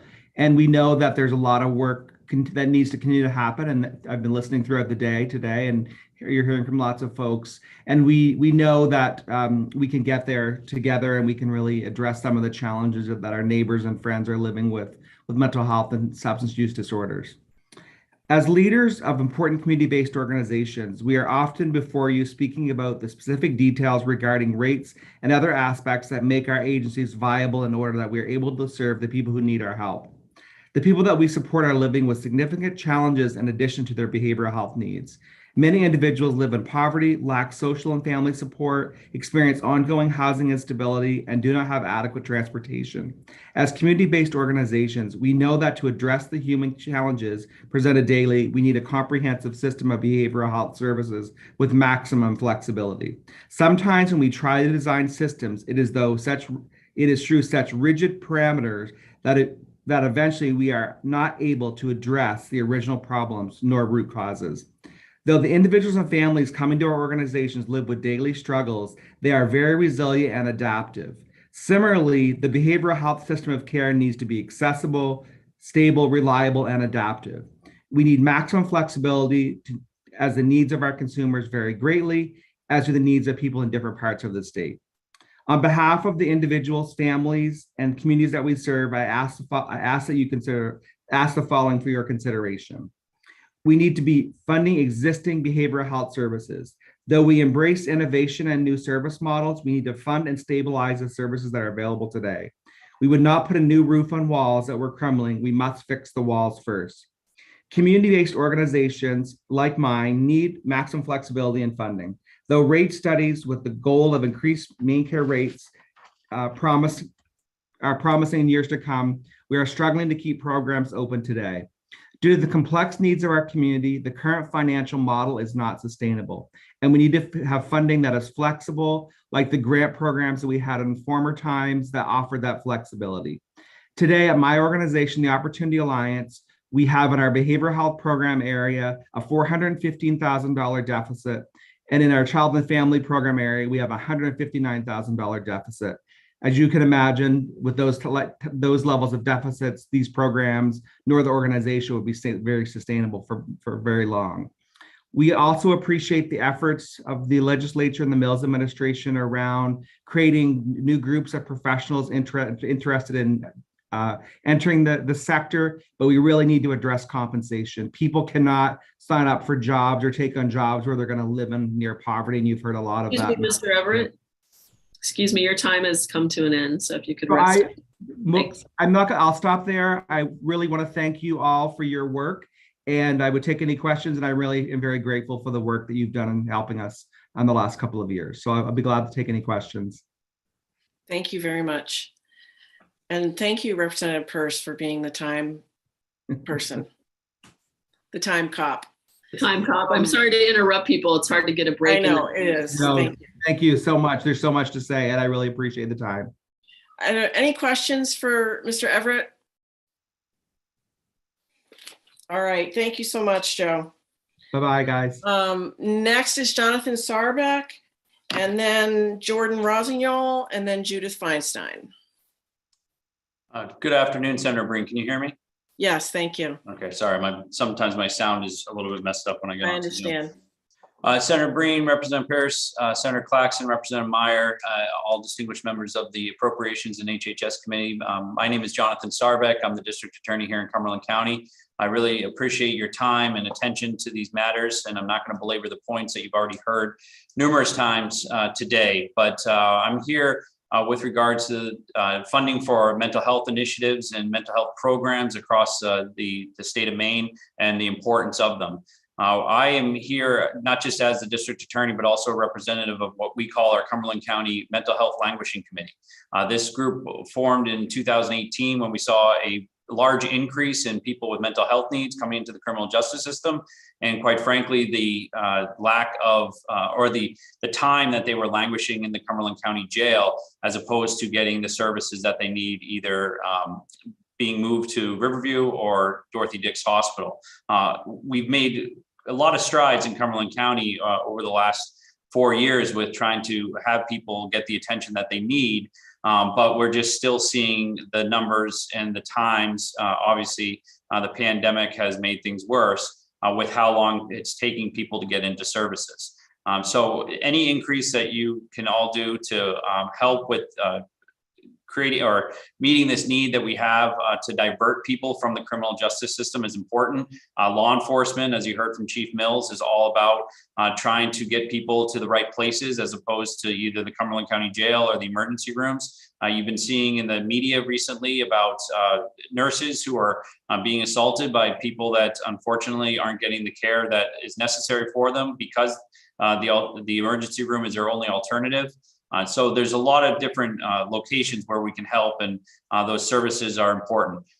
We would ask that there's be a particular emphasis on more ACT teams out there in the community that can be supports for individuals for their needs, more residential services, because without these, there's just a lot of pressure on the criminal justice system to be that net that really, unfortunately, is used all too often to help people who are stuck in the system.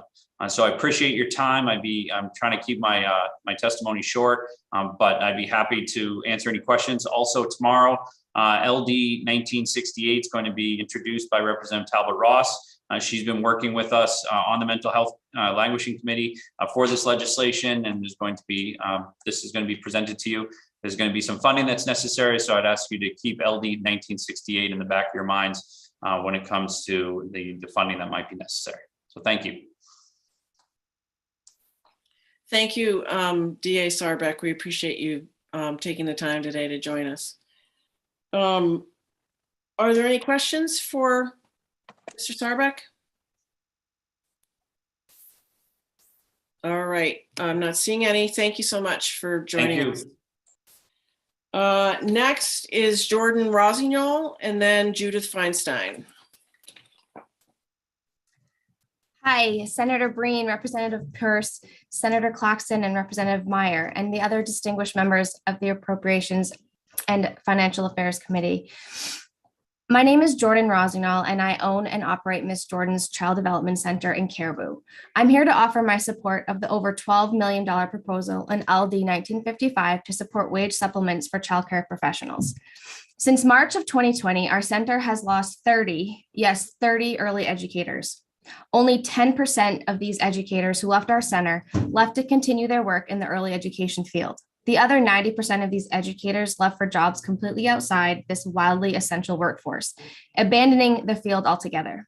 The sole reason for leaving our center was to be able to earn a livable wage that I could no longer provide them with. A few of the jobs that these wonderful men and women left our school for are as follows: a hardware store, restaurants, the hospital, a trucking company, DHHS, a bank, Walmart, and a quick stop gas station.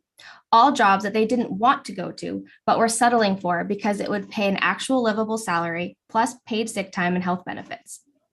There have been many nights I lay awake and wonder, what if no one ever wants to work in this field again? What will we do then? It feels like that day is coming to us dangerously fast, as we have truly hit rock bottom, as we struggle to find anyone qualified and willing to do this work.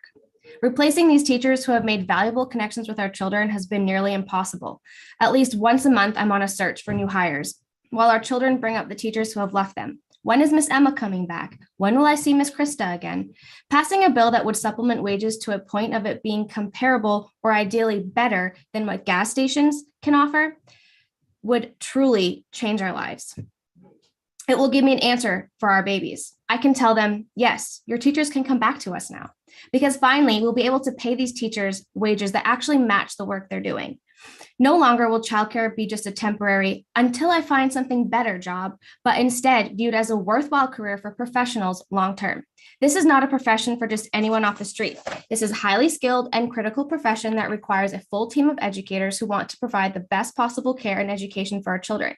It is no longer acceptable to expect individuals who love children to work for poverty-level wages simply because they love children. Compensation needs to match their passion and skill once and for all. COVID has made life so difficult for adults to plan for and adjust to. Imagine how difficult this has been for our 3-year-olds, our 2-year-olds, our infants. In addition to being in and out of quarantine, they've had to form bonds with multiple caregivers in 1 year just to have to turn around and say goodbye to them. Children thrive from structure and consistency. The hardships we have faced in Aroostook County due to the lack of resources available in our part of the state the last few years have brought me to the decision to run for public office myself. I'm currently a candidate for the House of Representatives in District 4.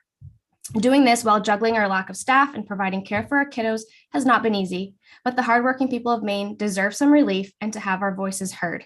The passage of this bill would be one step in the right direction and is something I fully support. Thank you for allowing me to speak. Thank you very much. Any questions for Jordan Rossignol? All right, thank you so much for joining us today. Next is Judith Feinstein and then Julia Panapinto. Hi, good afternoon. Thank you all.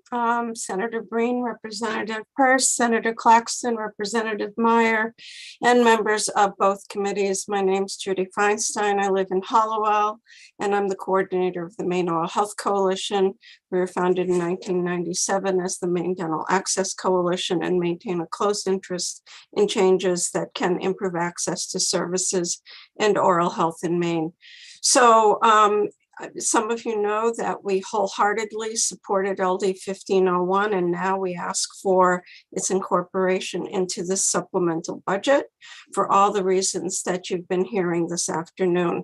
My testimony addresses the intent to fund a state oral health coordinator, and in the interest of full disclosure, I should tell you that I served as the director of Maine CDC's oral health program from 1998 until June of 2015. So that would be the antecedent of the proposed position. I would like to take a break from my prepared remarks and answer 2 of the questions that came up very quickly that somebody asked Courtney Vanna earlier. The position line was eliminated, so there is no state line for this position. Somebody did ask that. And the other question was if other New England states have this position. And of the 6 New England states, Connecticut may not have a full-time person designated, but they have a person who does the work along with other responsibilities. But in New Hampshire, Massachusetts, Rhode Island, and Vermont, there is a full-time director, a full-time person doing this work. So national guidelines for state oral health programs do note that state oral health programs with adequate infrastructure and capacity are integral to the mission of state health agencies. It's all one body, it's all connected. We can't take care of one part of us without taking care of all of us. A state oral health program with an identified leader should be our best resource for evidence-based public health approaches and best practices in implementing community level programs. The school oral health program, which you heard about already, is really a prime example. With a full-time coordinator, the state program can become the go-to resource for reliable surveillance data to describe the oral health of our population and design community interventions that are effective to improve the oral health for all people in Maine across the lifespan. With that coordinator, the oral health program can better address health inequities, coordinate with other state programs to ensure considerations of relationships between chronic and infectious diseases and oral health when planning programs, and bring current scientific evidence to bear in informing decisions. Without a dedicated coordinator position in state government, specifically focused on oral health, the ability to be this resource may be limited by competing priorities and other factors. Without this position, as several people mentioned, the likelihood of succeeding in applications for federal funding and other grants is reduced. Funders look for staff capacity and commitment from the state, at least as much as they look for willing contractors. Since leaving state service, I've been working nationally. Yes, thank you. I'm just about there. Since leaving state service, I've been working nationally, and from that perspective, and based on my experience at the Maine CDC, including funding to fully realize the state oral health program is absolutely the right thing to do, and I urge you to give it your serious consideration. I'd be happy to respond to any questions that you have now or at a later time. And thank you. Thank you for everything you do. Thank you very much. Are there any questions for Judith Feinstein? All right. Thank you for your patience and for joining us today. Thank you. Next is Julia Panapinto, then Kate Endy, and then Kathy Kilrain Del Rio. Great. Good afternoon, Senator Breen, Representative Peirce, Senator Claxton, Representative Meyer, and the esteemed members of the Committees on Appropriations and Financial Affairs and Health and Human Services. Thank you for the opportunity to speak to you all today. My name is Julia Panapinto, and I am a resident of Portland. And I'm testifying today in recognition that what is in LD 1995 will be great for Maine. However, I believe there are additions that could be made to strengthen this already robust budget. I believe that the inclusion of ending the sale of flavored tobacco products serves a necessary role in helping young Mainers live lives free from tobacco addiction and tobacco-related illnesses. We need healthy Mainers for our workforce, and these flavored products are standing in the way of a healthy future for all Maine kids. 90% of individuals who smoke start before the age of 18, and that percentage increases to 95% by age 21 and 99% by age 26. I saw that statistic firsthand in high school and in college in Lewiston. Too many of my friends are addicted, not because they chose to, but because the flavors didn't taste gross when they first started, and then the nicotine kept them hooked.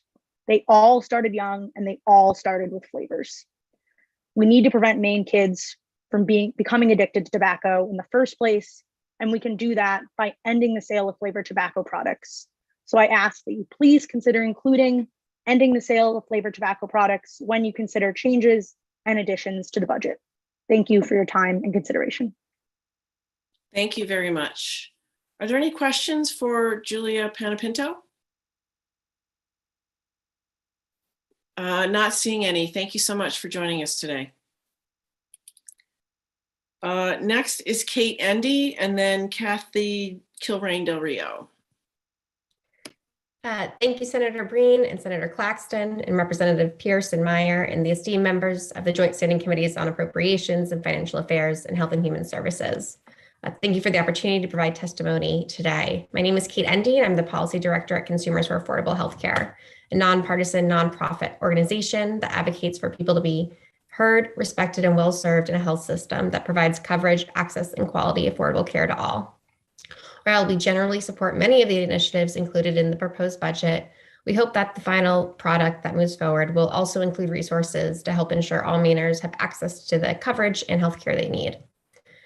Last year, the governor and legislature took an important step in improving access to health coverage by ensuring children and pregnant people can qualify for health care coverage regardless of their immigration status. However, many of our friends, family members, and neighbors who are immigrants still don't have access to the care they need because of the gap that still exists in Maine care for many immigrants.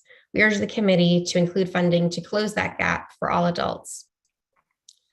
The proposed budget does include several important investments in education and Maine children. However, just as children can't focus on school with an empty stomach, they also can't perform their best without access to healthcare. Studies show that kids with health insurance are more likely to get the medical care they need, including essential preventive services to keep them healthy, and are also better equipped to do well in school than children without insurance. Public health coverage is also associated with improved educational outcomes and long-term health and economic gains. However, Maine is the only New England state whose Medicaid or CHIP program doesn't provide coverage to kids with family incomes up to at least 300% FPL, the federal poverty level. Right now, children in Maine are only eligible for CHIP up to 213% of the poverty level, which is lower than income eligibility limits for children in 37 other states, including DC. LD 372 would increase the eligibility limit for CHIP and would also eliminate barriers to enrollment, such as removing waiting periods for enrollment and coverage. We also asked the committee to include funding to ensure Maine people are able to access to health coverage programs for which they're already eligible for. LD 1390 would create a voluntary checkoff box on Maine's income tax form where someone without insurance could indicate that they would like to receive information about how to apply for coverage and what programs they might be eligible for. The Kaiser Family Foundation estimates that 8 out of 10 uninsured people in Maine are actually eligible for subsidized coverage through the marketplace or through Maine Care or CHIP, but are not enrolled. This bill received unanimous bipartisan support last year and would help ensure more Maine people are able to access the health coverage programs that they're eligible for. And lastly, I just want to reiterate what others before me have already said regarding the importance of improving access to oral health. We know tooth decay is the most common chronic childhood disease, and impacts of childhood tooth decay often extend into adulthood and have been shown to have lifelong consequences on someone's health and economic well-being. And we encourage the committee to include funding for LD 1501. And with that, I know that my time is closed up. So just want to thank both committees and happy to answer any questions. Thank you very much. Are there any questions for Kate Endy? All right, thank you for joining us today. Thank you. Next is Kathy Kilrain Del Rio, then Katie Fulham Harris, then Carrie Bickford. Thank you. Good afternoon, Senator Breen, Senator Claxton, Representative Peirce, Representative Meyer, members of the Appropriations and Health and Human Services Committees. My name is Kathy Kilrain Del Rio, and I'm the Advocacy and Programs Director for Maine Equal Justice, a nonprofit legal aid provider working to increase economic security, opportunity, and equity for people in Maine. I'm testifying neither for nor against LD 1995. While our state has begun to recover from the pandemic, many of our most vulnerable people in the state and those who have been working in essential industries continue to struggle due to the economic hardship and an inability to access necessary health care. While there are good investments in the supplemental budget, we have an opportunity for our state to make additional investments for Mainers in need and to target racial disparities in healthcare access. One needed investment would build on progress made in LD 221 to close the coverage gap for immigrants in the Maine Care program. While ensuring people under age 21 and pregnant people can access health care will make a significant difference in the health of infants, children, and pregnant people, there are still adults who cannot access vital preventive care and care for chronic conditions. Many of these individuals are in frontline jobs as direct care and other healthcare workers, are working in our agriculture, food production, hospitality, and tourism industries. Throughout the pandemic, they have kept our loved ones safe and healthy, kept vital industries for our economy running, and been a vibrant part of our communities while being denied access to health care that many of their coworkers enjoy. While we should close this coverage gap because everyone should have access to health care for their own well-being and our collective public health, it's also the smart financial choice. Without health insurance coverage, people are less likely to receive preventive services for chronic conditions. Instead, because they are only eligible for emergency Medicaid, they must wait until a condition becomes an emergency to get care, which endangers their health and puts added stress on our emergency departments. And it costs us all more. It also costs our economy in terms of missed work, lower productivity, and higher costs to replace workers who become too ill to do their jobs. And finally, because immigrants' statuses change as they move through the immigration process or as changes happen in our immigration system, most immigrants who are ineligible for coverage today will likely get coverage at some point in the future. If we ignore their healthcare needs today, we will have increased healthcare costs down the road. For all these reasons, I urge you to include language from LD 718 to close this gap. Another area where we can build on progress made last year is to move in language from LD 1501. You've heard a lot about that today, but I'll just add, as chair of the Maine Care Advisory Committee and its subcommittee focused on dental care, I hear a lot about some of the challenges we face in ensuring that all Mainers can access needed care for their mouths. It is important that we have someone within DHHS who is focused on the many dynamics of our oral healthcare system, and this would also allow us to apply for additional federal funding opportunities to support strengthening our workforce and explore innovative ways to deliver care. Expanding our school oral health program will also make it easier for young Mainers to maintain healthy teeth and mouths while freeing up some providers to see children with more serious conditions and to also see adults who need care. For a modest investment, we can take these important steps to strengthen the delivery of our oral health care in Maine. My written testimony includes other areas that we are supportive of. And with that, I'll end and answer any questions that you may have. Thank you very much. Are there any questions for Kathy Kilrain Del Rio? I am not seeing any. Thank you so much for your patience and for hanging in there with us. Next is Katie Fulham Harris, and then Carrie Bickford, and then Kim Humphrey. Great. Thank you so much, Senator Breen, Representative Peirce, Senator Claxton, Representative Meyer, and distinguished and very patient members of the Joint Standing Committees on Appropriations and Financial Affairs and Health and Human Services. I am Katie Fulham Harris from Maine Health, and I'm here to testify in support of specific sections of the governor's proposed budget, as well as to alert you to the need for additional support for other services. I have submitted a comprehensive written testimony, so I'm just going to touch upon a couple of the key points. The healthcare system is really like a giant pyramid. When it's well built with all the bricks in place, all of the pieces support one another, allowing for equitable pressure across the structure. But when you start to pull the pieces out, the pressure really increases and eventually the structure collapses. During the pandemic, we felt the impact of that pressure as volumes and acuity of patients have increased beyond our normal capacities to care for them. And the labor shortage has added substantial pain to the situation. Since March of 2020, Maine Health's hospitals have treated over 3,600 patients with COVID-19. Our lab, Nordex, has processed over 1 million COVID tests, and we administered over 500,000 doses of the vaccine. But that effort has really come at a cost. We've had to expand bed capacity, delay needed surgeries, and add additional positions to support the higher acuity and volume. We stepped up to support our care team members, providing them with a new minimum wage of $17 an hour and investing substantially in mid-year market adjustments for all but our executives and our physicians. As a nonprofit, I'm proud of the fact that we live our vision every day of working together so our communities are the healthiest in America. And during the pandemic, we did not hesitate to put the health of our communities before our bottom line. In the month of January alone, we spent over $22 million on traveler positions. As a result, we find ourselves projecting a significant loss for FY22, and thus we're very supportive and grateful for the governor's proposal to add $25 million in one-time funding, COVID relief funding. And we'll testify later this week on another important provision, which is the Maine Community College System and expanding the nursing program, which will be very beneficial to us as well. At the same time that COVID has stressed our system in ways that we never previously envisioned, the behavioral health crisis has added significantly to that burden. And I know you've heard a lot about that today. I just wanted to note that we strongly support the funds for the psychiatric residential treatment facility for children, the support for direct care workers, the placeholder for rates for inpatient services, and much more needs to be done. Our hospitals are acting as a safety net for behavioral health patients who really have nowhere else to go. And they're coming from group homes that are either closing or won't take them back. These are patients who are getting stuck, and our EDs in our hospitals are not staffed nor designed to take long-term care of these types of patients with these types of diagnoses. In January alone, our EDs had 42 children and 125 adults who waited for more than 48 hours for behavioral health services. Their experience should represent a call to action by us all. So to that end, we have 3 specific requests in addition to the budget points.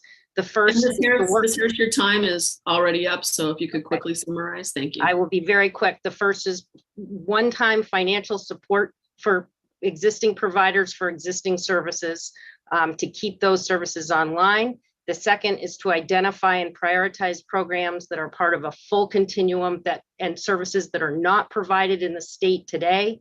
And finally, to build upon Senator Breen's language in the biennial budget to invest in a data-driven, collaborative strategic planning process for all behavioral health services for the state. And with that, I would be happy to answer any questions. Thank you very much. Are there any questions for Katie Fulham-Harris? All right, thank you for hanging in there today. We appreciate it. Thank you so much for your patience. Next, we have Carrie Bickford, then Kim Humphrey, then Kyle Phillips. Good afternoon, Senator Breen, Representative Peirce, Senator Claxton, Representative Meyer, esteemed and distinguished members of the Appropriations and Financial Affairs and Health and Human Services Committees. My name is Carrie Bickford. I represent Pathways of Maine, and I come before you today in response to LD 1995, the supplemental budget. Pathways would like to see LD 496 taken off the special table and funded in the supplemental budget. This was a unanimous 13-0 vote by the HHS committee. HCT is the answer to this crisis. It's preventative, it's proven, but funding is the key that it lacks.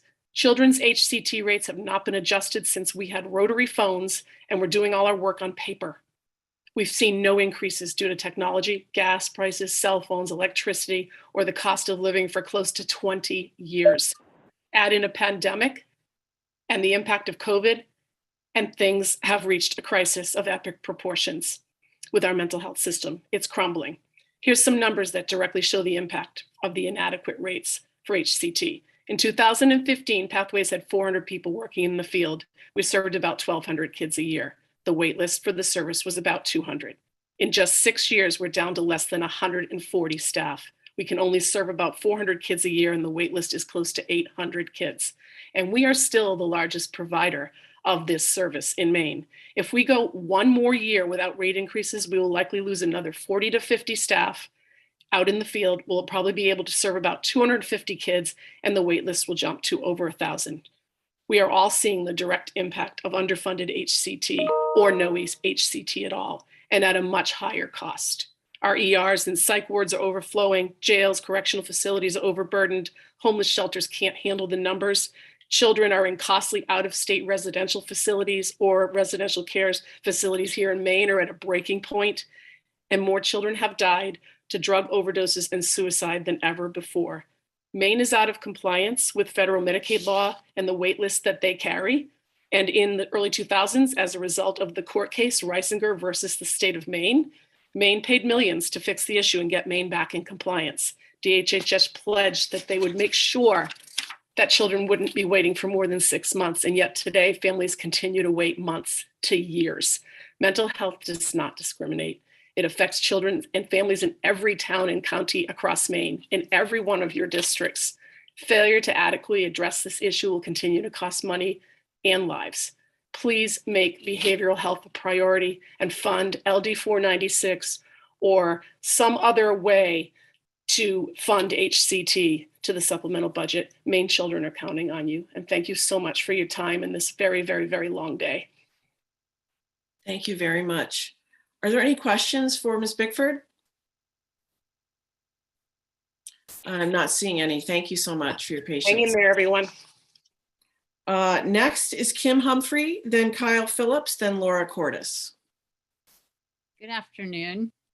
My name's Kim Humphrey. Thank you for listening to this long day of testimony and your thoughtful responsiveness to our issues. I'm the founder and president of Community Connect Maine, a 501c3 organization, and I'm from Auburn. I'm also the mother of an adult with severe autism who, like many in Maine, is only able to be included in community life because he lives in a Section 21 group home that's able to meet his needs. I served on the Long-Term Care Workforce Commission as a family voice for the IDD community.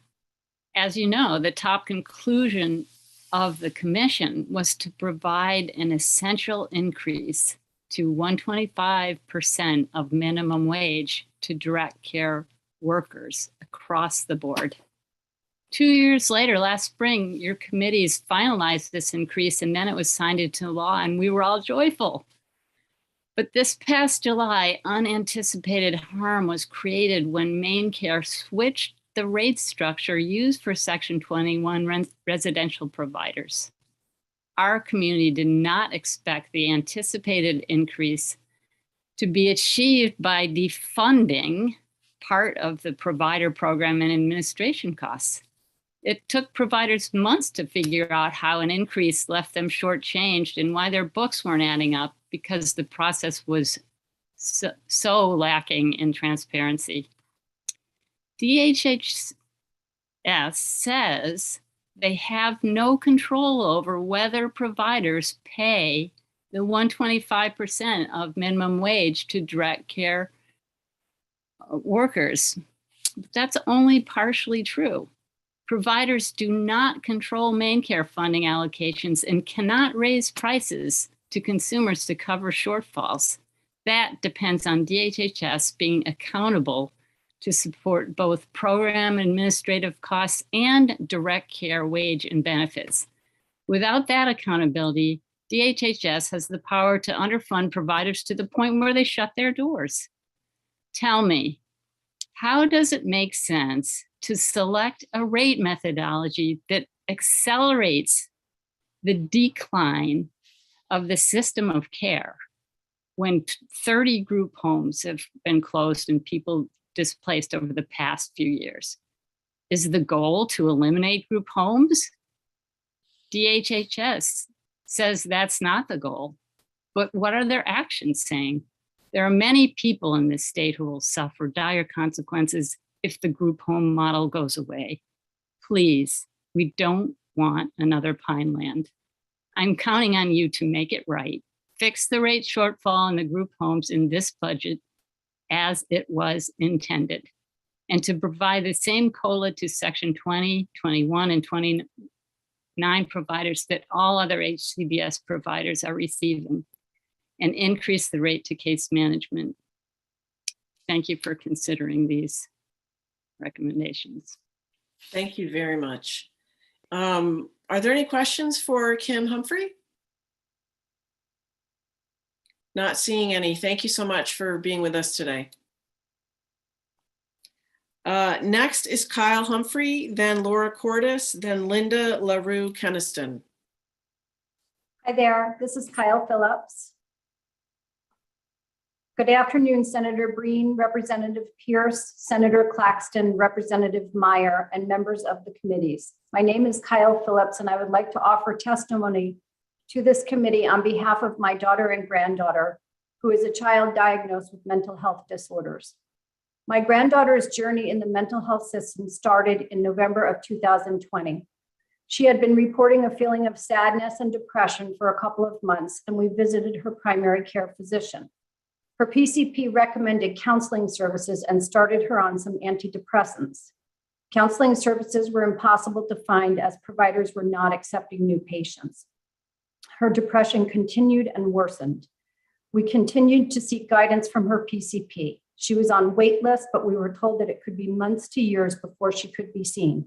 In September of 2021, after almost a year of trying to access services and watching her suffer through increased depression, suicidal thoughts, cutting, and eating disorders, she landed in the emergency room.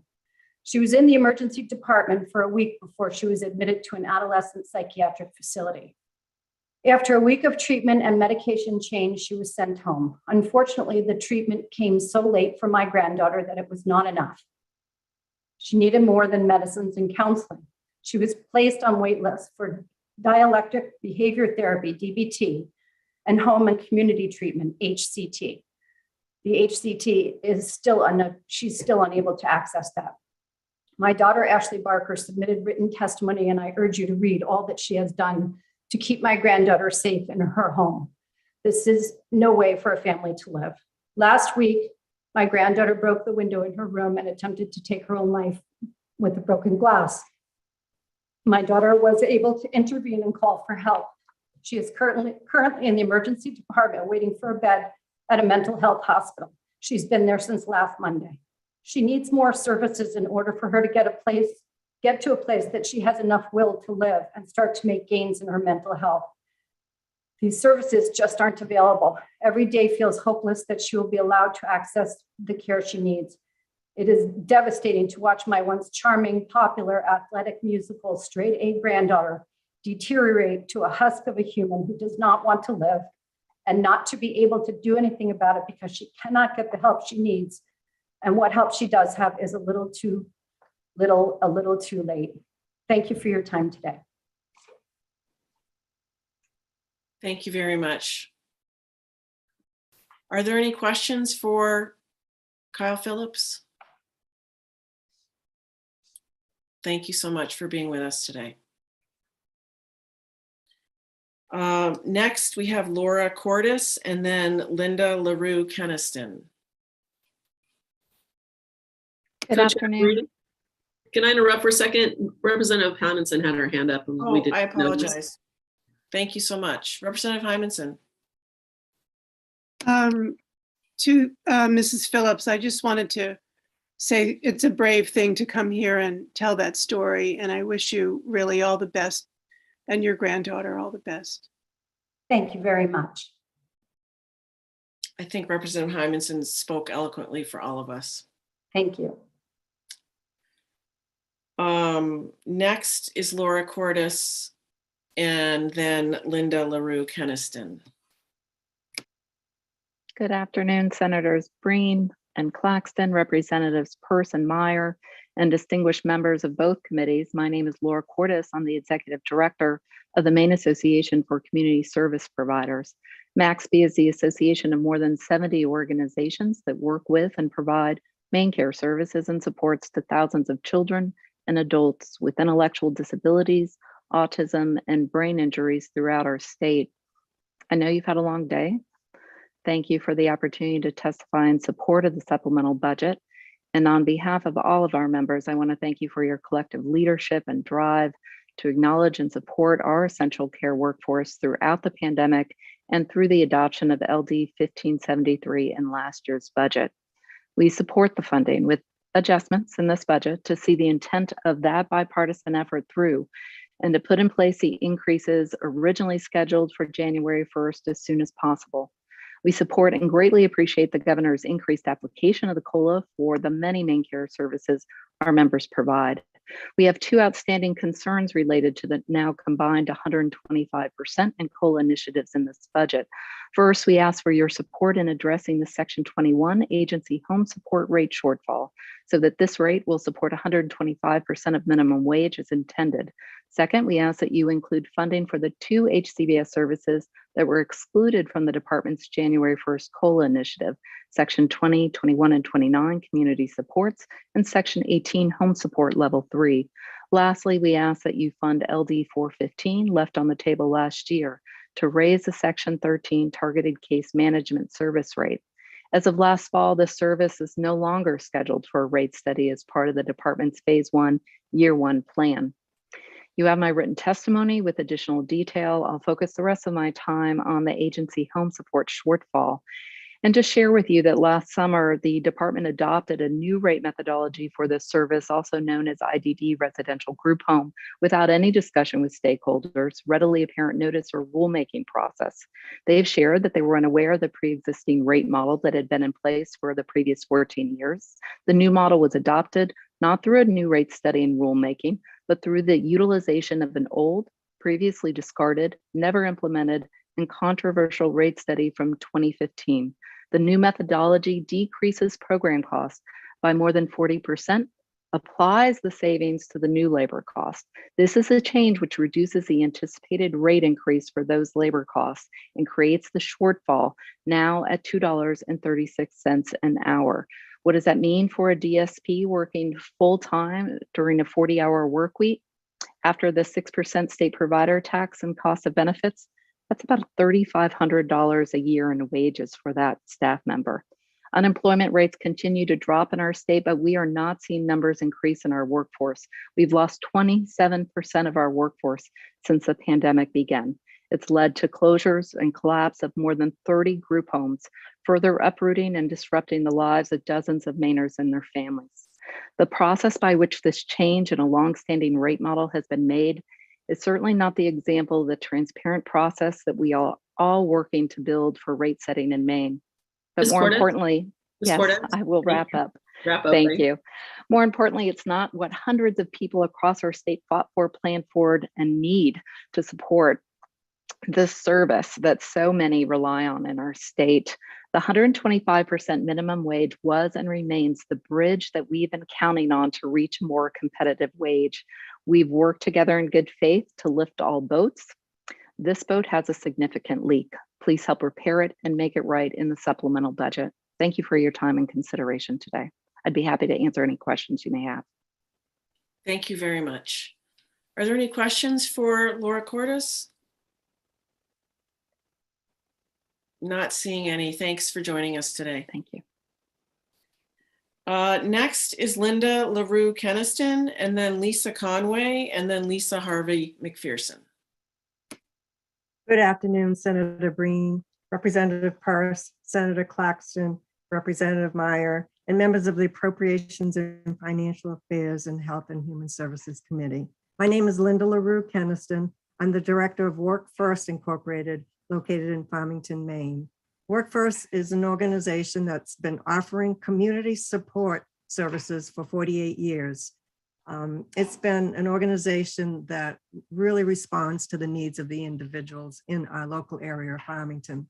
I did submit my written testimony, so I'm not going to read it to you because I can't believe how long you've all been sitting there so patiently and kindly. So I'm going to just summarize real briefly. We went through a really difficult time with offering community supports. What that is we offer volunteer placements, we offer at the PCP, whatever the individual with intellectual disabilities asks for, we go out and find it in the community. We were asked to close during the height of the pandemic, and we did, of course, for the safety of the individuals, but we have never recovered. We just haven't recovered from that. So we're operating at a deficit. So I have been attending every meeting that the Office of Aging and Disabilities and the department has offered to collect any information that I possibly can. So when we heard there was going to be a COLA, I was, as anyone that was providing community supports, was so excited. But then when they released the rates, the community supports was not extended that COLA. So disappointment doesn't even begin to express how we were feeling. It's really been difficult. We have positions open. We can't fill those positions. We can't invite all the individuals back because we don't have the positions. So with this COLA, we were hoping to cover some of the deficit. We were also hoping to increase wages so that we could hire more people. So I just urge you to really support the funds that it would take to support the COLA for all the home and community-based services. We thought we were going to get it. Every meeting we went to, they just said everyone offers home and community services. So we were very disappointed, and I just urge you to help support that. I thank you very much for your time. Thank you very much. Are there any questions for Linda LaRue Keniston? No. Okay, thank you. And I just want to announce that we won't be having any more people sign up. I'm calling the 30-minute mark now, if not for people not to finish, but to make sure that nobody else signs up after 5:20 or so. I think that we're getting there. We're getting through the list, but I just want to make sure we don't add any more and be consistent with our rules. So next is Lisa Conway, then Lisa Harvey McPherson, then Lisa Wessel, and then Livia Gowski. I'm sure I said that wrong, but Lisa Conway. Thanks so much. Good afternoon, Senator Breen, Representative Peirce, Senator Claxton, Representative Meyer, and members of the Appropriations and Health and Human Services Committees. My name is Lisa Conway, and I'm Executive Director of Coastal Kids Preschool in Damariscotta. I'm offering testimony in favor of LD 1995 and its supplemental budget proposal of $12 million to support childcare educator wages. Coastal Kids provides a high quality and developmentally appropriate preschool program for children of all incomes and abilities. Our inclusive and NACE accredited program serves over 100 children and their families per year. And 1/3 of our licensed slots are reserved for children with diagnosed disabilities. We are the largest provider of preschool special education services in the Mid-Coast region. Given our focus on special education, our staff is quite large. We employ 40 teachers and administrators, assistants, one-on-one aides, and therapists for our children with special needs. Like other programs, compensation is our program's primary expense. Staff compensation is also our primary concern since we are unable to provide a living wage to the bulk of our staff members. For reference, most of our seasoned professionals make under $15 per hour. We require specialized training, in particular EdTech 2 and EdCheck 3 certification for most teaching roles, but our wages for those with the necessary college degrees start at just $13.22 per hour. $13.22 cents for a college degree educated teacher. Our teachers can make better money at the local grocery store or pizza place than they can at Coastal Kids. Low wages and minimal benefits are clear barriers to staff hiring and retention, and thus threaten program stability as a whole. We cannot raise staff wages on our own. Tuition is already relatively high, too high, in fact, for many families, but covers just 70% of our nonprofit program's operating costs, leaving us to fundraise over $300,000 per year just to stay afloat. That's before making any increases that are so needed for our staff. We also cannot continue to run our program on the backs of those poorly paid staff, as attracting and retaining quality teachers is becoming increasingly difficult or next to impossible in the midst of COVID and inflation and the current staffing crisis. Our community depends on us to stay open so that children can learn and parents can work, but we will close without the necessary staff. That stability and the future sustainability of our program therefore depend on your support for the supplemental budget proposal of $12 million in LD 1995, which will provide the necessary support to begin to help us to recruit and to continue retaining the early childhood educator workforce upon which we rely. Thank you for your consideration and for the important work you are doing. Thank you very much.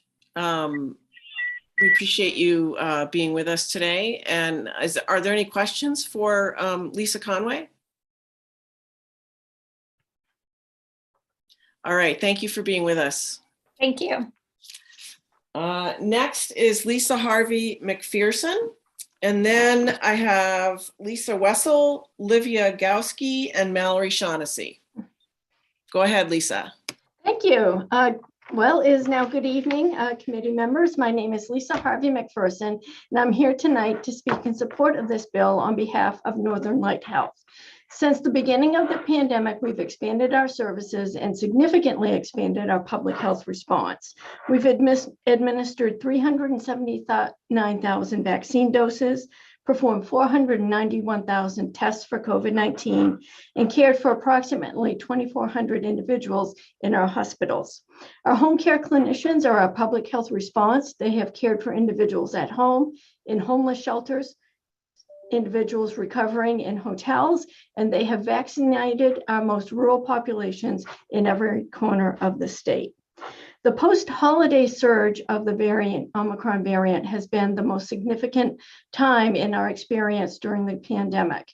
In the past 30 days, we've admitted 264 COVID-19 patients to our member hospitals. At our peak, we cared for 101 COVID-19 patients in our acute care beds every day. We delayed hundreds of surgeries that would have required hospitalization after the surgical procedure. And with Eastern Maine Medical Center at full capacity every day, our rural hospitals cared for very, very acutely ill patients that needed transfer to Eastern Maine Medical Center. I want to thank Commissioner Lambrew, her staff, the governor, and FEMA for their support to bring two Department of Defense medical teams to Eastern Maine Medical Center. They are with us now, and we have opened all of our beds and are working through the surgical backlog of patients, providing the necessary care that they need.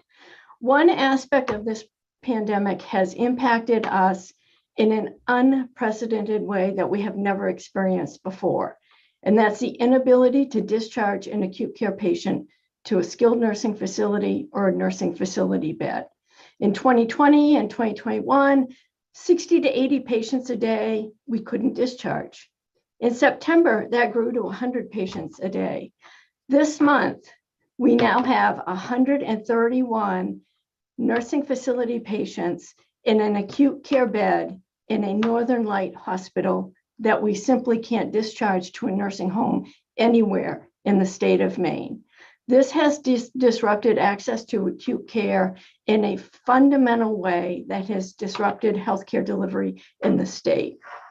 I am deeply concerned with testimony from the Maine Healthcare Association that nursing homes are excluded from the 125% minimum wage adjustment.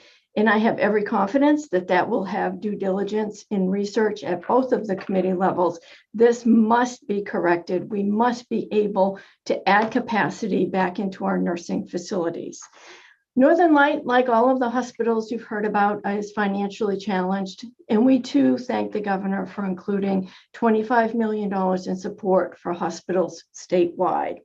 I want to close with reminding everyone I began speaking about our home care nurses and the outstanding role that they have provided in caring for people in Maine's communities throughout our state. I do ask that you consider including in the budget LD 1528, reimbursement that adjusts wages for registered nurses, and legislation LD 1549 that modernizes the home care benefit that our nurses provide. And with that, I welcome any questions that you have. Thank you very much. Are there any questions for Lisa Harvey McPherson? All right, thank you so much for being with us today. Thank you. Next is Lisa Wessel, then Livia Gowski, and then Mallory Shaughnessy. Thank you. First, I want to express my gratitude for the continued and truly bipartisan support for the disability community from both of your committees. My name is Lisa Wessel. I live in Bodenham, and I am testifying neither for nor against LD 1995. I'm the mother of an adult daughter with significant disabilities who is a priority 3 on the Section 21 waitlist. Imagine how it feels to know that the state considers your child its very lowest priority. I don't believe my daughter is ever coming off that wait list because it just continues to grow. Representative Hymanson talked this morning about the critical need to keep funding slots for priority 1. I worry that the state is simply giving up on addressing the rest of the wait list. I used to cling to the consolation that when my husband and I die and my daughter is thrown into crisis, the state would be forced to step up. Under Title 34B, the state had an obligation to care for people with IDD and autism in crisis. That is no longer the case. On July 1st, the DHHS abdicated that responsibility when it adopted new rules for Title 34B. The state's obligation is now, quote, subject to available resources. That phrase, added to the revised rule without notice or discussion, effectively negates the intent of the law. My daughter can now be disabled and homeless, and the state has given itself a pass to turn its back on her. What's worse, the state is making these crises ever more likely. Though it claims to be reforming disability services, in reality, it appears to be dismantling them. The department didn't give a cost of living adjustment to community supports because it had planned to reorganize that service. That reorganization has yet to materialize, but those workers were still denied a COLA in main care service rates. And the department changed the way it had calculated rates for agency home supports for the past 14 years, leaving a shortfall of more than $2 an hour in the rate. That calculation will cost providers hundreds of thousands of dollars this year alone and jeopardize the goal of getting all workers to 125% of minimum wage. These cuts, on top of multiple cost increases, have the combined effect of jeopardizing the entire system of care. I'm in favor of reform as long as it moves us forward, but Maine is moving backwards because the department is effectively weakening the current system of care without any true understanding of how the people it serves are faring.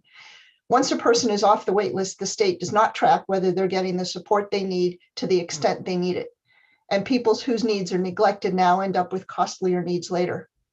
It took Maine 15 years to close Pineland because we didn't just shut the doors and walk away. Maine invested the time, the thought, and the considerable resources necessary to create a better system of care. And for a brief moment, Maine was a national leader in supporting adults with disabilities. Reassessing that system now is the right thing to do, but we should do it in the same thoughtful way with the same level of commitment that is not, and that's not what's happening. I'm asking you to make it right. Please apply a COLA to community supports, fix the shortfall in home supports, and fund disability services at a level that will provide care to the full spectrum of people with disabilities, including my daughter. Thank you. Thank you very much. Are there any questions for Lisa Wessel? All right, thank you so much for being with us today. We really appreciate it. Thank you. Next is Livia Gowski, and I hope you'll correct my pronunciation if necessary, and then Mallory Shaughnessy. Thank you. Good afternoon, Senator Breen, Representative Peirce, Senator Claxton, Representative Meyer, and honorable members of the committees. My name is Livia Gajewski. I'm the program manager for the From the First Tooth program. I'm here today to encourage you to include funding for LD 1501, an act to protect oral health for children in Maine, in the supplemental budget. From the First Tooth is a statewide children's oral health program. For the last 10 years, From the First Tooth has worked to increase access to preventive oral health care by integrating oral health evaluations, fluoride varnish application, and parent and caregiver education into the primary care medical home for children ages 6 months through 5 years. If a child is unable to access regular preventive dental services, dental care is often postponed until symptoms such as toothaches and facial abscesses become so acute that care is sought in hospital emergency departments. The consequence of failed prevention is not only wasteful and costly to the healthcare system, but also rarely addresses the true problem, as few emergency departments deliver comprehensive dental services. School-based oral health programs increase access and serve as an early intervention to prevent the need for expensive last-minute triage care. Providing health services for children in schools where they spend the majority of their waking hours is a proven public health success story and is a practical and fiscally responsible. On a more personal note, dental pain is relatable. We all have stories of how dental pain has caused discomfort in a spouse, child, or friend. A story that has stuck with me over the years was shared by a second grade teacher serving a low-income school in Hancock County. The teacher recalls a student coming up to her in the middle of the day's activities and saying they were unable to concentrate due to a toothache. Without other options, the teacher sent the child to the nurse's office for pain reliever. The next day, again during the middle of a lesson, the same child approached the teacher and said they were unable to concentrate due to dental pain. Expanding school-based oral health programs can break this cycle, thereby improving Maine's children's quality of life and their ability to succeed in school and contribute to a vibrant economy and society in the future. I encourage you to please fund LD 1501. Thank you.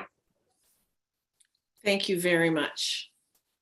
Are there any questions for Livia Gajewski? Is that better?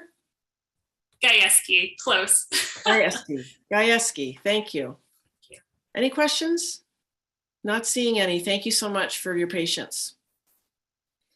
Next is Mallory Shaughnessy, and then Madeline DeFoss, and then Mary Lynn Hersey. Hi, can you hear me okay? We sure can, thanks. Okay, great.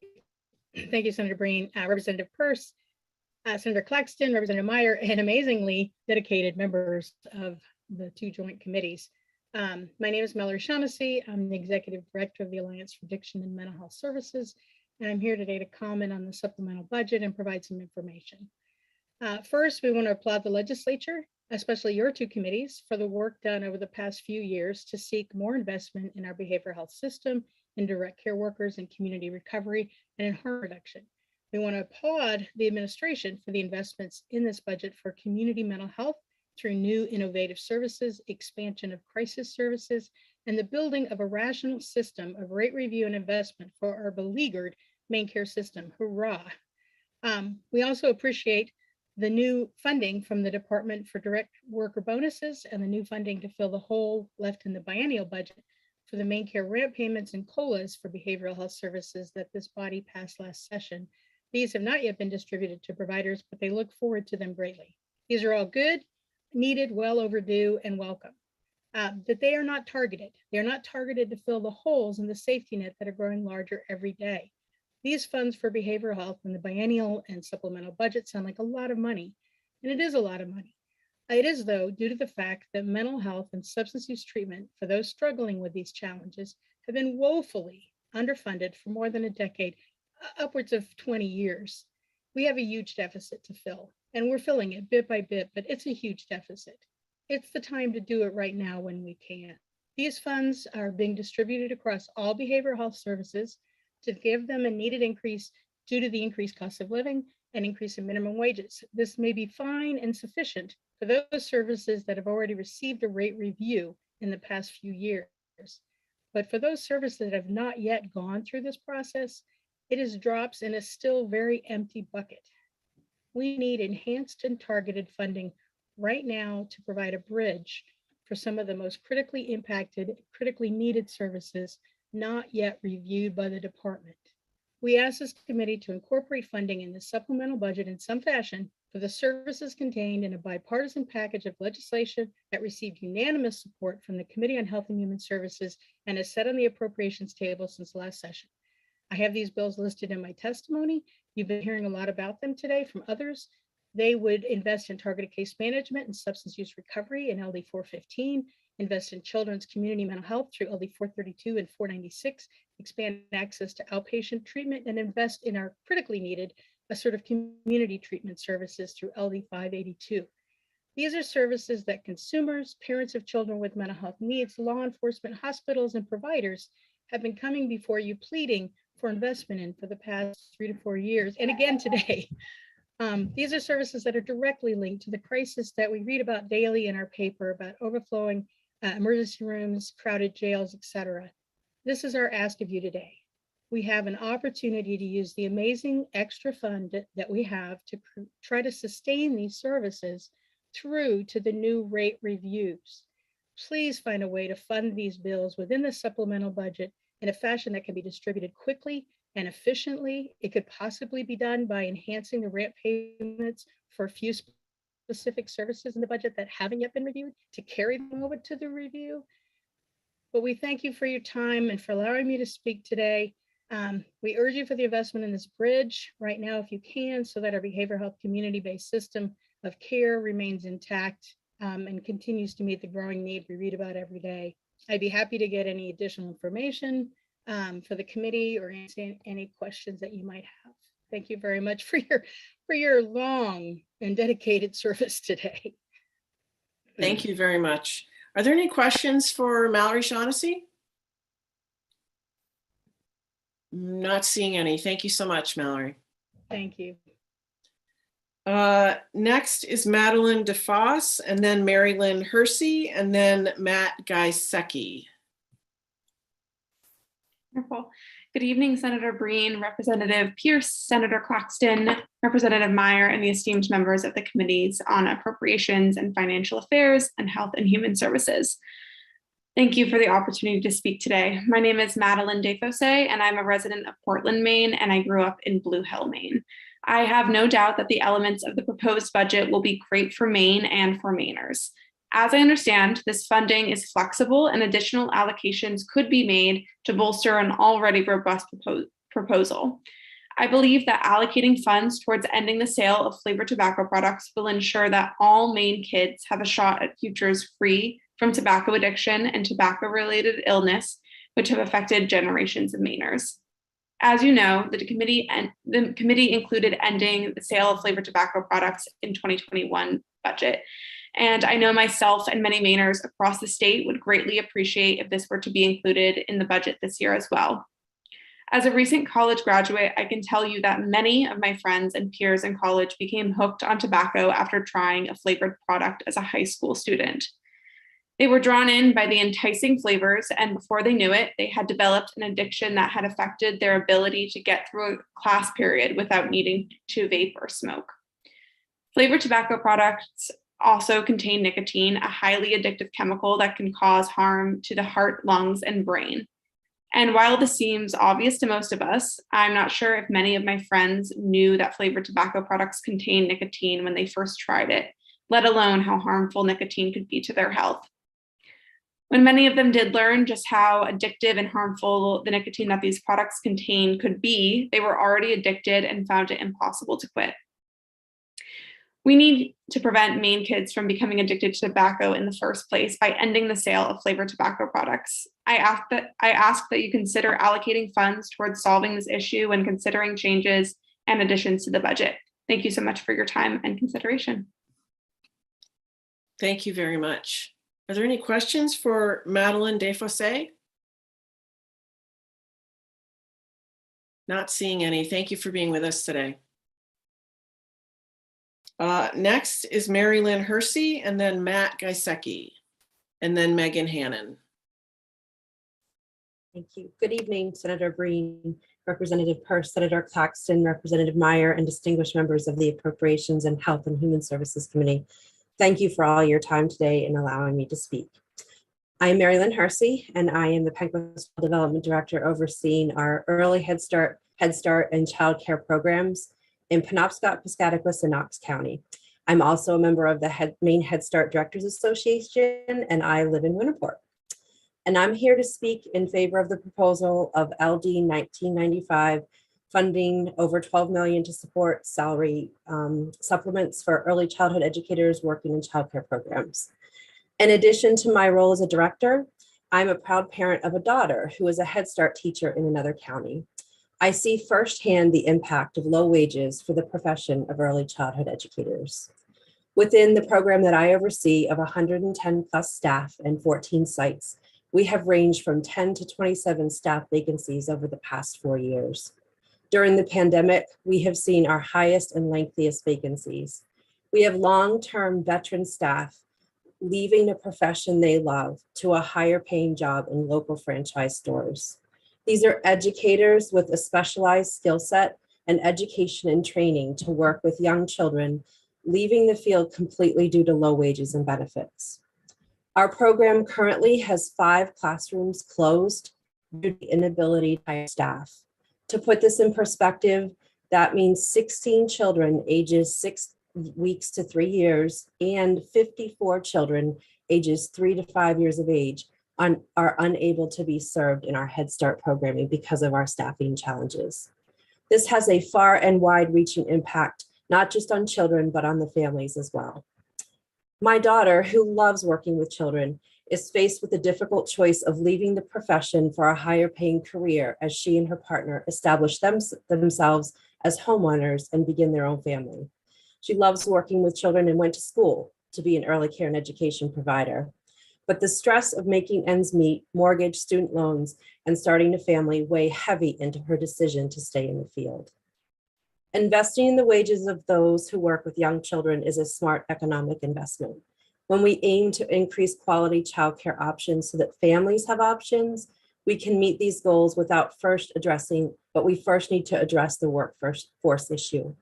Early care educators are among the bottom 2% of earners in the United States, Yet the vital nature of what early care and education means to all industries economically is of a very high value.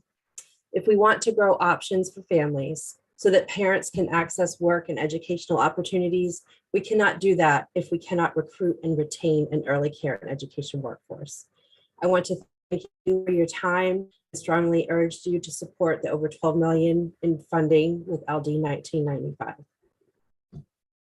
Thank you very much. Are there any Thank questions for Mary Lynn Hersey? All right, thank you for being patient and hanging in there with us. Next is Matt Gaisecki, and then Megan Hannon, and then Melissa Hackett.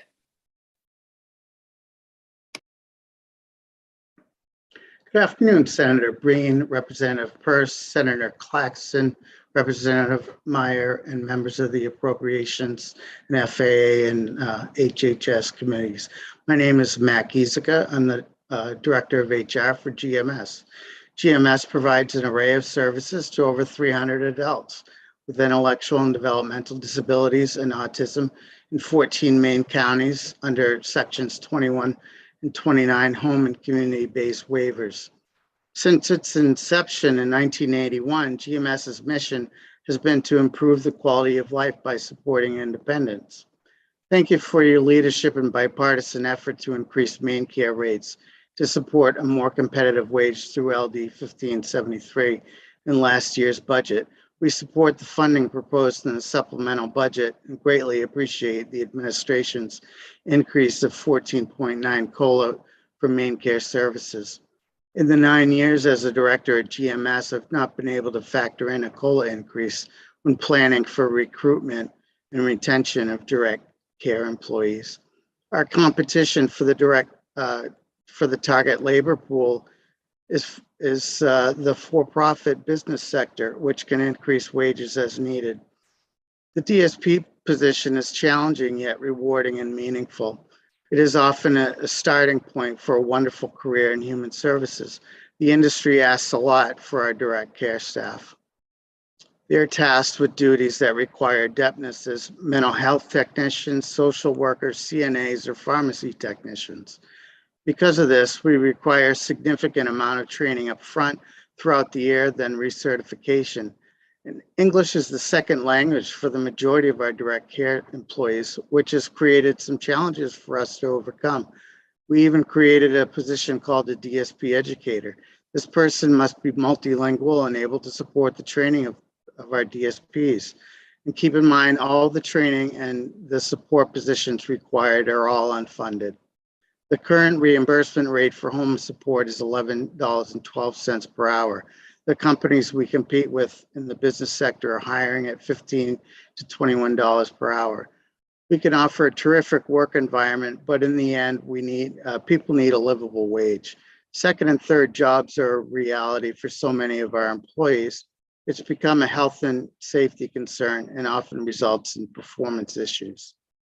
At the start of the pandemic, March 2020, GMS had 149 employees. GMS currently has 118 employees. From March 2019 to February 2020, our turnover rate was 45%, which is just over 2% above the national average for DSPs. A year later, our turnover rate jumped to 59%, and nearly 80% of those departures were people who left for either higher paying jobs or jobs less risky due to COVID. For nearly 2 years, GMS has been dealing with critical staffing shortages, which has led to the closure of 4 group homes in the greater Portland area and our day program. The approval from DHS to operate at 70% authorized staffing levels has allowed us to continue to successfully manage our remaining homes. Thank you for your efforts. Thank you. Thank you for allowing me to speak today. Thank you very, very much. And I'm sorry I mispronounced your last name. Can you say it again for me, please? Giesica. Thank you. Giesica. Thank you. Are there any questions for Matt Giesica? Okay, not seeing any. Thank you so much for being with us today. Next is Megan Hannon, and then Melissa Hackett, and then Meredith Inocencio.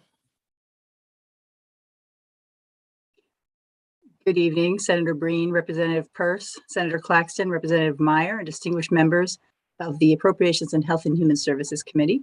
My name is Megan Hannon. I'm the Director of the Maine Community Action Partnership and the Advocacy Director for the Maine Head Start Directors Association. There are several areas of LD 1995 that we support. Also, one thing we noticed the governor overlooked and hope these committees will not. LD 1501, an act to protect oral health for children in Maine, passed the Committee of Health and Human Services unanimously, with a fiscal note which, in Senate budget and state budget terms, is tiny, only $464,000 in FY23 and $587,000 in FY24-25. I'm not going to repeat my testimony from the hearing in April. You know the issue and why it's so important to our children to have access to comprehensive oral health care and what it means to their lives as they grow. We also strongly support the $5.2 million to grants to renovate, expand, or construct child care facilities to increase availability of accessible and affordable child care. The Head Start facility near me, for example, has a large second floor that would be perfect for expanding classrooms, office space, and other uses, but has been deemed a fire hazard, and the cost to renovate is more than the program can afford. A grant like this would double or more the number of students they could serve. We also know the original investment to support the early childhood workforce was imperative in building the system to support the entire workforce in Maine, and the additional $12 million proposed here will continue that. Parents cannot work if they do not have safe, accessible, affordable childcare. Over the last several years, Maine has experienced a decline in licensed childcare facilities.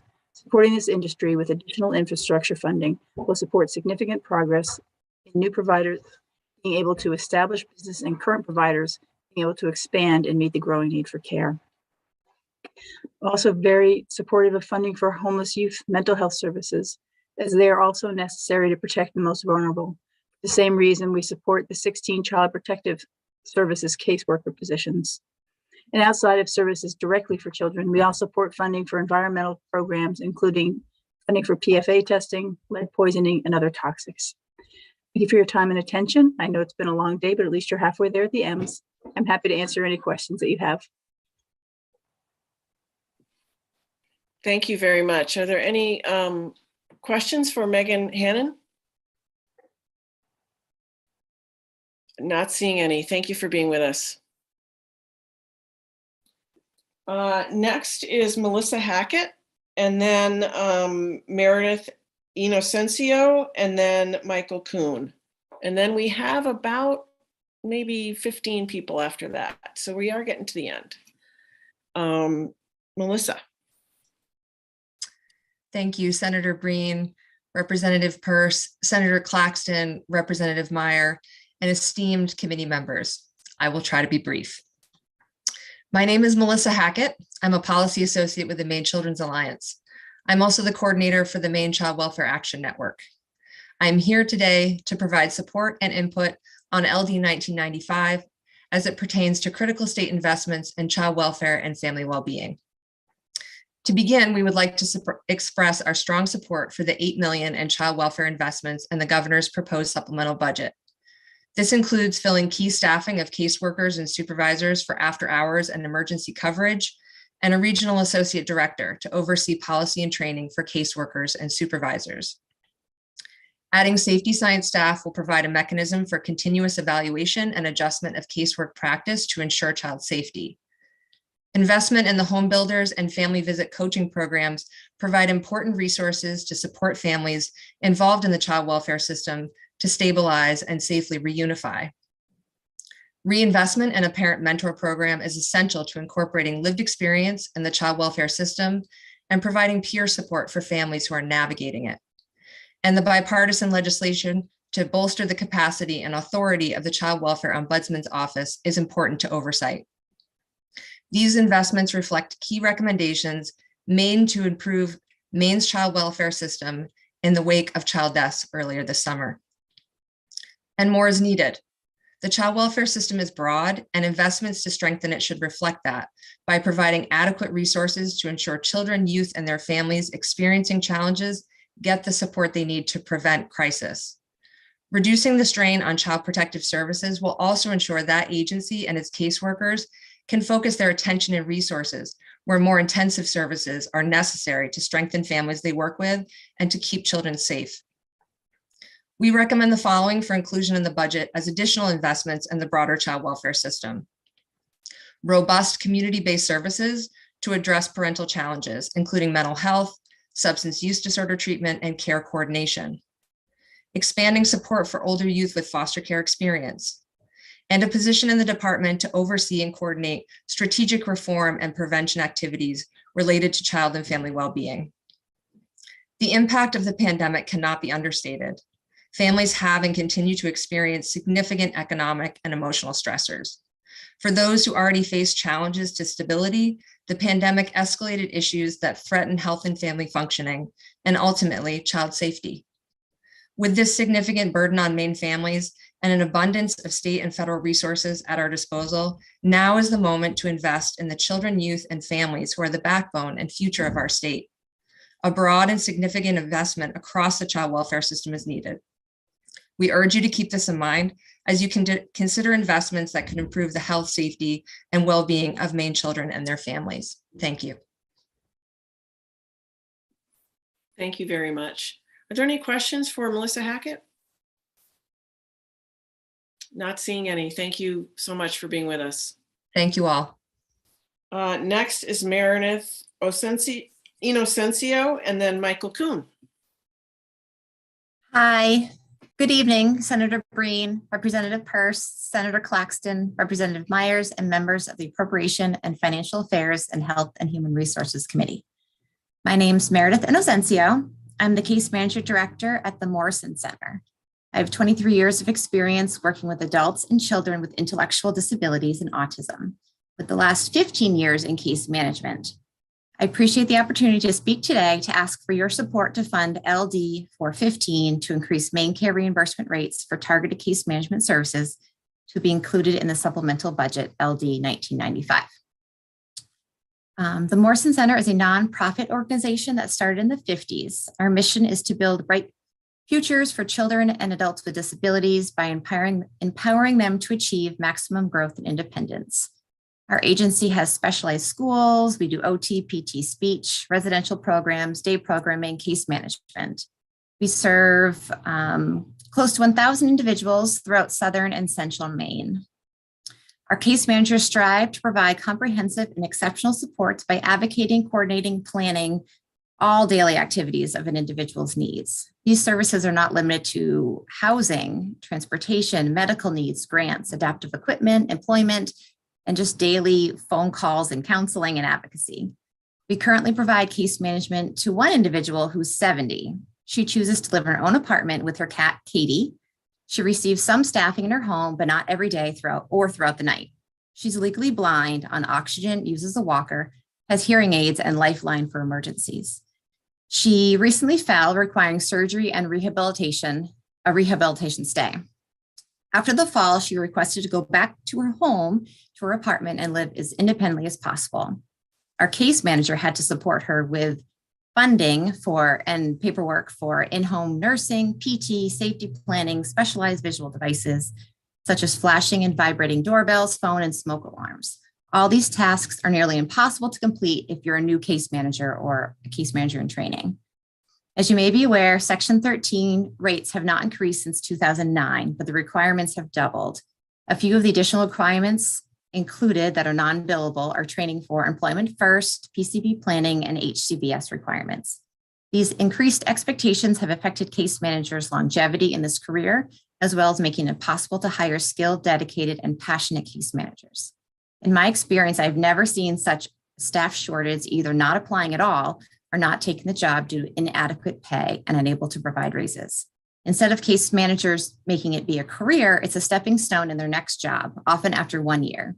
Individuals and families are extremely frustrated, tearful, and feel hopeless at the turnover rate of case managers for their loved ones. Families and individuals are exhausted from meeting new case managers, some 3 or more in 1 year. This is a direct impact on the individual's services, as case managers are unable to support the person with their goals in a timely manner, or the case manager is new and unable to perform the tasks as they have not learned the job responsibilities yet. Without an increase to offset over a decade of inflation, our agency is unable. Hi, sorry. Your time is coming up soon. Yeah. I apologize for mispronouncing your name. No, it's okay. We just urge the inclusion of LD 415 to the supplemental budget. Thank you so much. Thank you very much. Are there any questions for Meredith Inocencio? All right, thank you for hanging in there. Next, we have Michael Kuhn. Good evening, Senator Breen, Representative Pierce, Senator Claxton, Representative Meyer, and distinguished members of the committees. My name is Michael Kuhn. I'm the VP of External Relations for Volunteers of America, as well as the Interim Executive Director for Equality Maine. I appreciate the opportunity to come before the committee to provide testimony on the supplemental budget LD 1995. I'm here today to ask for your support to fund LD 415 in the supplemental budget, which would provide a long overdue increase to Section 13 case management service rate. I'm the parent of 3 adopted children, 2 boys and a girl. They came to my family as biological sibling group at the ages of 1, 2, and 3, and now they're 20, 21, and 22. My youngest son is autistic. Throughout the years, we've relied on case management services to help him thrive and become independent.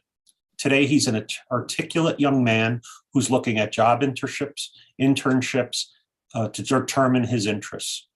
Although I'm proud of all my children, I'm especially proud of the progress and growth that my youngest son has attained with the guidance and assistance of the case management services he has received throughout the years. For many years, my son had a youth case manager and recently transitioned to an adult case manager. Without their help, I would not have found most of the services we received for my son. Our case managers have been there every step of the way. They've helped me with paperwork, know the services we could utilize, and made sure to check in with us on a regular basis. They were part of IEP meetings, service provider meetings, and any group meetings pertaining to my son's care. They knew the right questions to ask. I consider them part of our extended family. Case managers are vital to coordinating and connecting adults and children with intellectual and developmental disabilities to critical services and support such as housing, food, and medical care. As I get older, my son's case manager will become increasingly important to making sure he is safe and well cared for. The reimbursement rate for targeted case management services has not been adjusted since 2009, despite the rising costs of wages, health insurance, technology, and travel and other costs. My family is part of more than 250 families on the Section 29 wait list, and targeted case management is the only connection to support. The service wasn't not included in the 125% initiative and is not scheduled for a rate study and has not been adjusted in over a decade. Without an increase to offset more than a decade of inflation, providers are unable to maintain the capacity needed to ensure individuals with disabilities have access to care and support they need to live and thrive in the community. I urge you to include LD 45 in the supplemental budget. Thank you for your time and consideration of my testimony. Thank you very much. Are there any questions for Michael Kuhn? Okay, not seeing any. Thank you for being with us today. Next, we have Michelle Raymond, and then Mike Stair, and then Molly Glidden. Good Go ahead, afternoon. Michelle. Good afternoon, Senators Breen and Claxton, Representative Peirce and Meyer, and distinguished members of the Joint Committee. My name is Michelle Raymond, and I'm the Chief Executive Officer at Northern Maine General. Northern Maine General is a not-for-profit social services organization that's been serving individuals in Aroostook County for 114 years. Our mission is to provide individuals with the highest standards of care and help all of the people we serve enjoy life to their fullest potential. We provide a wide range of services to approximately 300 individuals across a variety of programs. Historically, we've employed between 250 and 300 people. Today, our numbers have reduced to less than 150 employees. And we are finding it increasingly difficult to retain and recruit the quality of staff needed to serve all of the individuals in need of such supports. So first, I'd like to thank you for your hard work and your support toward increasing the Maine care rates through the adoption of LD 1573. I also appreciate administration's increase and application of the 4.9 COLA for most of our main care services. I have 3 requests for you today, and I do support the supplemental budget. The first would be to make up the Section 21 agency home support rate shortfall in this budget so that we can meet the full 125% of the minimum wage. The second would be to fund LD 415 to raise case manager rates for these workers who were not included in the 125% initiative and whose rates have not been adjusted since 2009. And the third is to give sections 20, 21, and 29 community support service programs the same COLA that all other HCBS services have been budgeted to receive. And yes, for the sake of time, I'll give a few examples from the home support model, and you can review my written testimony in full for additional information. Since 2018, we've been forced to close 3 group homes that provided agency home support around the clock for individuals with intellectual disabilities. The most recent closure was June of last year. We were forced to close a home that was developed specifically on request from the department to support 2 high need and complex individuals. We opened that particular home, and 17 years later, we needed to close it due to staff shortages. This person who had been with us for 17 years, had made great gains, had developed his own community, was forced to move 300 miles away from home just outside of Portland.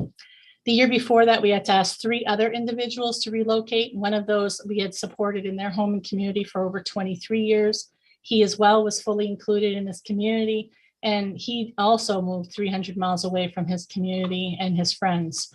And this, of course, was very disruptive to the clients and their families, but also created some heartbreak in the community and the staff that were left behind. The closing and relocating of individuals has been a direct result of not being able to recruit and retain appropriate levels of staff, both just before and during the pandemic. And while I appreciate the hard work of last year's passing of LD 1573, it was too late for those people. And so Ms. Raymond, your time has been in. And I am concluding. So at this point, I just wanted to thank you for your time and recognize that today's been a long day for all of you. So thank you. Thank you very much. Are there any questions for Michelle Raymond? Thank you for being with us today. Next is Mike Stair, and then Molly Glidden, and then Morgan Hind. Good evening. I want to thank everyone for their time and dedication today. It's been a long day, and I want to thank you not only for your dedication today, but also throughout the length of your terms, and some of you multiple terms. My name is Mike Stair. I'm Chief Integration Officer of Androscoggin Home Health Care and Hospice. I'm the former president and CEO of Care and Comfort, following Androscoggin's acquisition of Care and Comfort earlier this month. I come to you today as Secretary of the Home Care and Hospice Alliance of Maine, the trade group that represents Maine providers of home-based care who serve tens of thousands of older Mainers and adults with disabilities every year. I testify in request of the inclusion of LD 1528 in the supplemental budget. This is in follow-up to Lisa Harvey McPherson's request near the end of her testimony earlier today. This is the resolve to adjust reimbursement rates for certain home-based services, specifically nursing rates for sections 19, 96, and state-funded 63. The department has indicated that providers should not expect to receive increased funding for nursing rates in sections 19 and 96 for another 4 to 6 years. The plan is to begin a rate study in state fiscal year 24 with 6 to 9 months for development and completion of the rate study, followed by approximately 12 to 18 months for the state plan amendments and rulemakings. This puts money in nurses' paychecks in state fiscal year 26 to state fiscal year 28. In the meantime, we are paying nurses right now based on wages from 2014. Wages from 8 years ago do not allow us to hire nurses in 2022. We don't need to worry about 26 or 28. Providers will have stopped offering these services long before then. Without a significant adjustment to these nursing rates, these services are just not sustainable. We cannot hire RNs and LPNs at these reimbursement rates. patients are going without care. I want to thank you for the opportunity to testify today, and I'm happy to address any questions. Thank you very much. Are there any questions for Mike Stair? Not seeing any. Thank you for being with us this evening. Thank you all. Next is Molly Glidden, then Morgan Hind, and then Nicole Hoagland. Thank you. Senator Breen, Representative Peirce, Senator Claxton, Representative Meyer, and distinguished members of the Appropriations and Health and Human Service Committees. My name is Molly Glidden. I am from South Berwick, but I currently reside in the town of Strong, Maine. I'm a current student at the University of Maine Farmington, preparing to graduate this May. I am here to testify in favor of LD 1995. When I was only 4 years old, my mother opened a family childcare in our home. Over the years, I've had the pleasure to watch my mom follow her dreams and move that family childcare into 2 centers. I have also had the pleasure to work alongside my mother for many years. Just 2 weeks ago, I was offered a position as a lead preschool teacher starting a few weeks post-graduation in Franklin County. I had to turn that position away, but to me, I was not turning any position away. I was turning away the opportunity to aid growing minds, to the chance to build my career out of something I am passionate about and love doing. I had to make this devastating decision due to the low wages. Being paid less than $13 an hour for no more than 40 hours a week was not enough for me to support my financial commitments, such as repaying my student loans.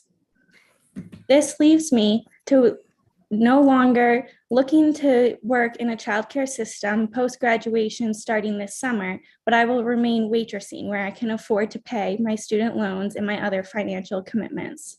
It is critical that we act now and prevent this from continuously happening, not only for our workforce, but for the children that are the up and coming generation of you.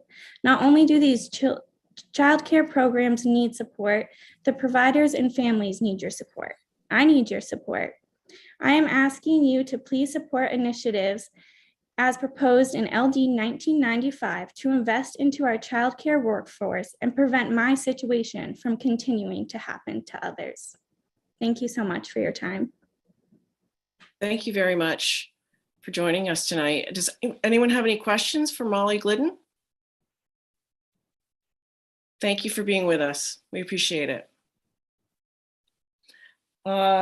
Next is Morgan Hind, and then Nicole Hoagland, and then Nicole Jordan.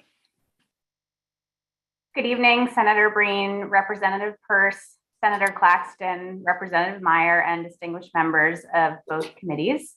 My name is Morgan Hind. I live in Warren, and I am the director of the Bingham Program, a charitable endowment held at Tufts Medical Center, established in 1932 to promote health and advance medicine in Maine. I'm here today to add my voice to the number of folks who have spoken to you today with a request to include funding in the supplemental budget for LD 1501, an act to protect oral health for children in Maine. LD 1501 received a unanimous vote, which most of you know, out of the Health and Human Services Committee, because it has a common sense goal of restoring the state oral health program coordinator position and expanding the school oral health program to all schools in Maine. This bill requires a relatively small investment, about $300,000 over the next biennium, for what could amount to a significant savings in the long run for Maine Care, private insurers, and most importantly, for Maine families. One of the foundational components of the school oral health program is the application of fluoride varnish to children's teeth. This simple procedure saves twice as much in dental bills as it costs because it results in a 76% reduction in cavities. Simple prevention strategies like this can make the Maine Care program more sustainable over time, which is a critically important consideration as the new adult dental benefit is rolled out. Just as important is the reinstatement of the state oral health coordinator at Maine CDC. This position is what makes it possible for the state to draw down federal dollars to maximize oral health promotion efforts. We have gone without it for almost 10 years and have missed out on hundreds of thousands, if not millions of dollars in federal funding that could have been working to improve the health of Maine children for all these years. Instead, we have another lost generation of children who will suffer the long-term, expensive, and incredibly painful consequences of poor oral health. I ask you to please make this modest investment that will quite literally pay dividends to our state through savings to the Maine Care program and through an infusion of federal dollars that can support this program and other oral health promotion efforts long into the future. I thank you for your time, your consideration of this important piece of funding, and thank you so much for sticking with us all this time. I appreciate it. Happy to answer questions. Thank you very much. Are there any questions for Morgan Hind? I am not seeing any. Thank you so much for joining us this evening. Next is Nicole Hoagland, and then Nicole Jordan, and then Norma Desjardins. Hello, Senator Breen, Representative Purse, Senator Claxton, and Representative Meyer, and the distinguished members of the Appropriations, Financial Affairs Committee, and the Health and Human Services Committee. My name is Nicole Hoagland, and I am the owner and director of Portside Learning Center. Portside Learning Center has served Greater Portland and Cumberland County families since 1989. We currently have 65 families, 17 teachers, and staff members. I am here surrounded by the early childhood professionals that LD 1995 was drafted to support. This group represents master's degrees, bachelor's degrees, associate's degrees, CDAs, and more than 70 years of collective experience. These professionals with me and behind me take an equivalent of 2 college courses per year. They are mandated reporters, which are frontline eyes to the Department of Human Services for reporting suspected abuse. They are CPR certified, they are fully vaccinated, and they are here day in and day out to ensure that the littlest of minds are educated, loved, and protected, and most importantly, cared for. This group represents what our future will be. They were deemed essential during the pandemic, but they've always been essential. They feed hungry children, they clothe children that might not have shoes that fit, all while making sure that the critical years of 0 to 5 are filled with as much education as humanly possible. We are all here to support the over $12 million proposal in LD 1995 to support wage supplements for childcare and early childcare professionals. We would welcome any questions. We've been on the call since 9:30 this morning, and we are proud to represent the early childhood education profession. Thank you so much for joining us today. Really appreciate it. Are there any questions for Nicole Hoagland? Sorry. Not seeing any. Thank you so much for hanging in there today. We really appreciate it. Next is Nicole Jordan, and then Norma Desjardins.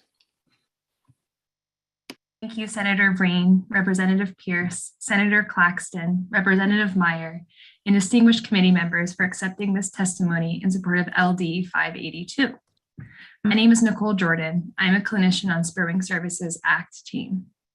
You may have noticed media coverage in recent weeks about increased aggression in hospital emergency departments and long-term boarding of behavioral health patients with complex needs. This due to a lack of community-based behavioral health treatment options. Assertive community treatment, ACT, is a critical tool for addressing this problem. ACT is an evidence-based practice for individuals with serious mental illness. It is comprised of an interdisciplinary team, which has multiple contacts a week with program clients. It is ideal for people with multi-system engagement and complex needs, including homelessness, co-occurring substance use, justice system involvement, and high crisis emergency department and hospital utilization. The state is working together with providers to strengthen our community mental health system. They have begun a complicated system-wide rate reform process, funded pilot programs like Spurwing's newly opened Living Room Crisis Center, instituted COLA rate adjustments, and issued ramp payments to help stabilize programs. For ACT, COLA increases in ramp payments will result in an estimated 9% rate increase. LD 582 originally asked for a 25% rate increase. A 9% increase is not enough to keep more ACT programs from closing. Currently, all ACT providers have double-digit, months-long wait lists. Wages have increased and hiring is incredibly difficult. Our own ACT team census has contracted by 30% due to staffing in the last year. Many programs are running unsustainable 6- and 7-figure deficits. Without additional support, programs will close in the next year. The state is working diligently to address these challenges. We respectfully request the legislature help stabilize and preserve ACT services by amending this legislation to make a one-time allocation to ACT providers, equivalent to a 16% rate increase. This gives the state critical time to complete the rate review process and ensure long-term program sustainability. Your support of this legislation would help vulnerable Mainers with serious mental illness, substance use disorders, and complex needs lead healthy and engaged lives in their home communities. It will decrease unnecessary and expensive emergency room visits, hospitalizations, and incarcerations. Thank you for your time, consideration, and efforts to help us preserve this valuable service. I'm happy to answer any questions you may have. Any questions for Nicole Jordan? I have a quick one, actually. You said that the stuff we've done, so the one-time things we've done thus far are 9% increase, and you're requesting a 16% increase. Is that on top of the 9%, or is it Yeah, does it include the 9%? Yeah, if this passed, it would bring us up to the 16%. If that makes Okay. sense. Thank you. Yeah. Thank you for being with us tonight. We really appreciate it. Next is Norma Desjardins, and then Pamela Bird and Ray Nagel. Hi, this is Norma Desjardins. Can you hear me? I can, but we can't see you. Do you want to turn on your camera? How do I turn it on? Oh my word, I've been here all day. It's okay. And I just asked, how do I turn it on?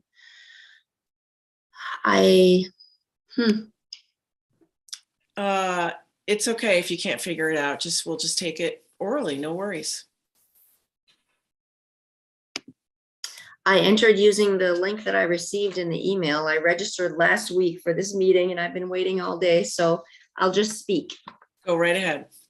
Senator Breen, Representative Peirce, and honorable members of the Appropriations and Financial Affairs Committee. My name is Norma Desjardins. I live in Van Buren. I'm a general dentist, director of the St. Apollonia Dental Clinic in Presque Isle, and president-elect of the Maine Dental Association.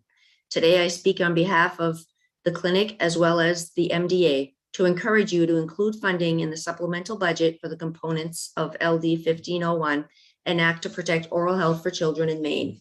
This bill received unanimous support in the HHS committee and simply awaits funding. Funding LD 1501 would greatly help children's oral health by expanding the school oral health program, as you've heard, and by restoring an oral health coordinator position at Maine CDC. It would instruct Maine Care to pilot a value-based purchasing initiative for school oral health services to explore ways to invest in these services differently and maximize federal match dollars for them. This bill is a good idea for the citizens of Maine. In the first half of my career in private practice, I saw many patients and families who could afford to come into our dental office. Then, serving on the Health Advisory Council for ACAT, I soon became aware of the many 300 plus Head Start students who began the school year each year reporting they didn't have a dentist to go to. I decided to establish St. Apollonia Dental Clinic to provide a dental home for those children who didn't have access to one. In operation for over 9 years, we provide a full-time comprehensive dental home for over 3,500 children. Unfortunately, there are still thousands who we are not reaching. They are invisible to us. Some will never have a dental visit until they end up in the local ER. We need a system in place to locate and provide resources and services for these children and reach them where they are. Many children will benefit from having programs in schools, receiving consistent preventive care with a better possibility of being referred to and finding a dental home. An important part of this bill is restoring the oral health coordinator position at Maine CDC, which you've heard. It's critical to address the challenges facing the dental system. We have a lack of accurate oral health data and other systemic barriers that hinder our ability to reach those who need the most care. LD 1501 addresses a real problem and has real solutions. This might seem small in the scheme of everything you've heard about today, but I assure you that for the children not receiving services at a dental home, the invisible kids, funding this bill will have tremendous impact. I invite and encourage you to spend a day with us as we perform dental screenings and oral health prevention in schools, either in Aroostook County or in your own backyard. Thank you for considering funding this important bill, and thanks for your work and service on these committees. I'm happy to answer any questions. Thank you very much. Are there any questions for Norma Desjardins? All right, thank you very much. Thank you.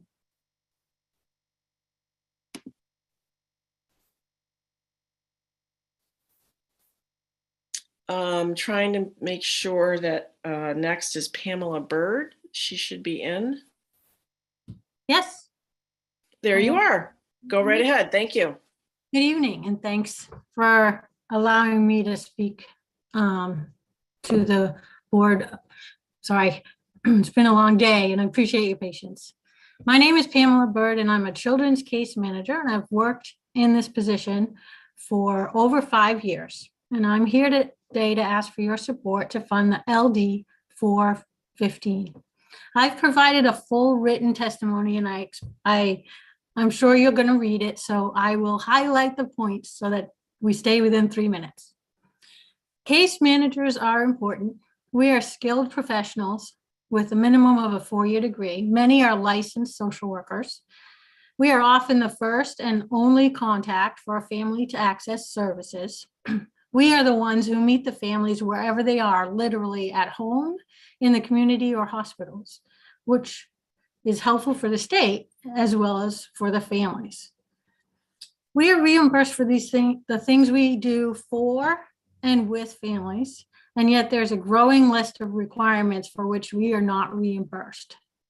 These growing requirements make our work harder. Reimbursement rates paid for our service have not kept up with inflation. And although we are very appreciative of the recent approval for the cost of living adjustment, it doesn't make up for the lack of rate increases for more than a decade.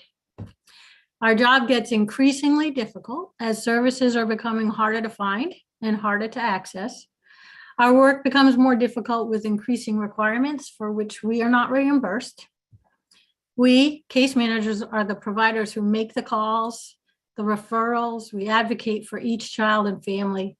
We search for all possible supports and opportunities.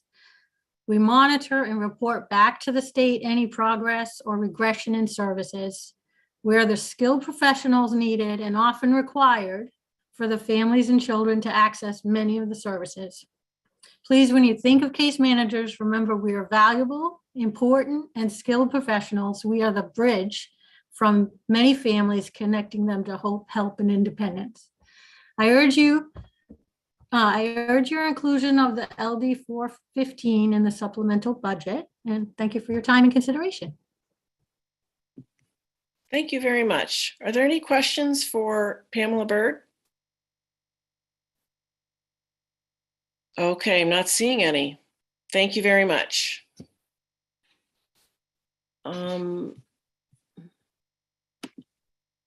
One moment.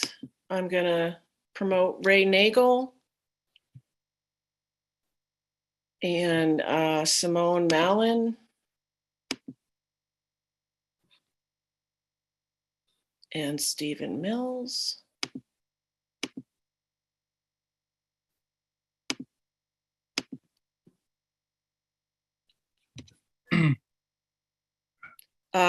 Mr. Nagel, we can hear you and see your square, but not, oh, there's your face. Great. Okay, great.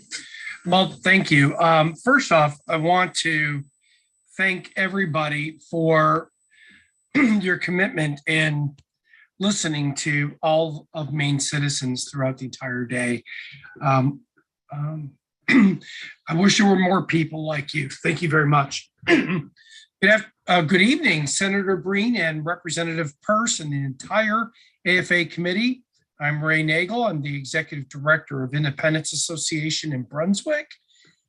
We serve children and adults with developmental disabilities and autism. I promise to be short. We provide many home and community-based services that have all been referenced before me. This is my input. First off, I'd like to note that tomorrow is the kickoff to National Developmental Disabilities Month. It's a field for which I strongly advocate and hope to bring a voice to people who do not have one. Number one, someone said it earlier, but I'm going to reinforce it. HCBS services to people with developmental disabilities in Maine is imploding, and I'm not exaggerating. Two, DHHS needs to make the hourly rate for per diem home supports right. They changed the methodology for reimbursement after we were promised a 125% increase for the labor portion. It needs to be increased by $2.36 per hour to make it right. Their change in methodology results in our agency receiving $365,000 less in funding. Please, I urge you to make it right. 3, community support should be included in the 4.9% COLA increases. This service is not performed in an alternate universe. The same increase in costs experienced by other services are experienced by community supports. I urge you to please make that right. 4, Section 13 case management. In 2009, the average cost of a home was $214,000. It's now $260,000. Eggs in 2009 were $1.66, and now they're $1.99. And a gallon of milk was $3.11 in 2009, and it's $3.80. In 2009, there were only 230 people on a Section 121 waiting list. Today, there's 2,000 people on that same waiting list. We need to increase the revenue that is paid to the case managers. Many of those 2,000 people only received the Section 13 targeted case management. Case managers are superheroes. They deserve an increase. I urge you to make that right as well. Thank you for hearing me, and have a good day. Thank you very much. Are there any questions for Ray Nagel? Okay, not seeing any. Thank you. Next is Simone Mallon. Hi, Simone. I swear I'm going to court tomorrow to change my first name to an A name. Didn't know that's how you went through the list because I've been here all day long. I didn't either, but that's the way they appear. So that's what I went with. I figure a little brevity right now is a good thing. Good evening, Senator Breen, Representative Peirce, Senator Claxton, Representative Meyer, and esteemed members of AFA and HHS. My name is Simone Mallon. I live in Winthrop. I am the Executive Director for the Consumer Counsel System of Maine. For those who are not familiar with that organization, you probably just recently last week got a big report in your mailboxes. We are an organization that represents people with lived experience in the adult mental health, public mental health system. And our role is to advise government and the legislature in matters that relate to us specifically. And we wanted to come talk about the budget, and I will be incredibly brief. We are not experts on the money. And we can't tell you if there's enough money or too much money, but we can tell you there's some major concerns in the system that you've already heard about: wait lists, emergency rooms, lack of services, providers leaving the field. That only has to give you just a snapshot of some of the issues going on in the world today. One I want to talk about in particular is the crisis system. So if you don't know, we currently have around 87 full-time crisis workers for the entire state of Maine in a 24/7 response system. On the other side, we have 2,500 law enforcement officers to cover that same 24/7 state response. 87 and 2,500. We can only assume who's handling most of the mental health crises in the state of Maine today, and that's law enforcement. There's no way, even in a great system, that 87 people full-time, 24/7 can handle the crises in our state. To that end, one of the solutions I would love to see is LD 1586, not one talked about really yet today, sitting on the special appropriations table around mobile crisis and peer support being added to the crisis response system. The Office of Behavioral Health will tell you that they're in the midst of reforming the crisis system, and I say we need an interim immediate plan that needs to address until whatever is coming gets here. The system can't wait. And I, like Joe Everett, will be a broken record till it happens.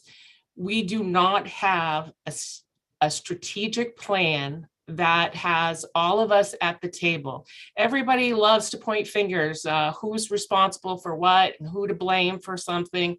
And I think until we truly collaborate as a state, and that's people with lived experience, that's providers, that's state government, that's legislators, if we are not, and all the other law enforcement, all the things. It's 3 minutes, yep.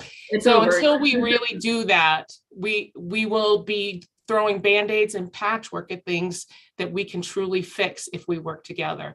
And I so ask you to really consider those things when you work on the budget. Thank you very much. Thank you so much, Simone. Any questions for Simone Mallon?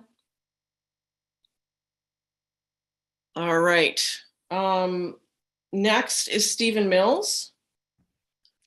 Ooh, thank you. Senator Breen, Representative Peirce, Senator Claxton, Representative Meyer, members of the committee. My name is Steve Mills, and I'm a board certified pediatric dentist. I have lived and practiced in the state of Maine for 35 years. During that time, I've tried really hard to be a good pediatric dentist, to be a resource to the dental community, but mainly to be an asset to the children of the state of Maine and to do what I could do to impact the oral health of these children. I'm in support of the passage of LD 1995, but I would like to request that you add necessary funding for LD 1501. You've heard this time and time again, so I'm going to kind of go off script here a little bit because some of you have already heard this from me before. I am no less passionate about this than I was the last time I testified about this.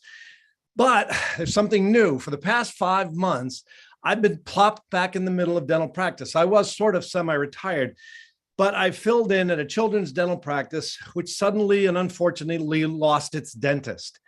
This once again made me so painfully aware of how we need to try innovative ways to see many kids in this state.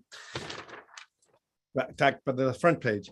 LD 1501 has the very real potential to do more than I ever could in my entire career as a single dentist. Access to dental care is complicated, but expecting all kids to be able to come to an office regularly is probably not realistic. LD 1501 does not wait patiently for kids to show up at my office or anyone else's, but to go where they are already in schools.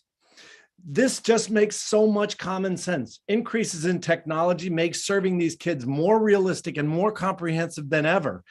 And it will obviously pay dividends for the children and the state over time, both in health and financially.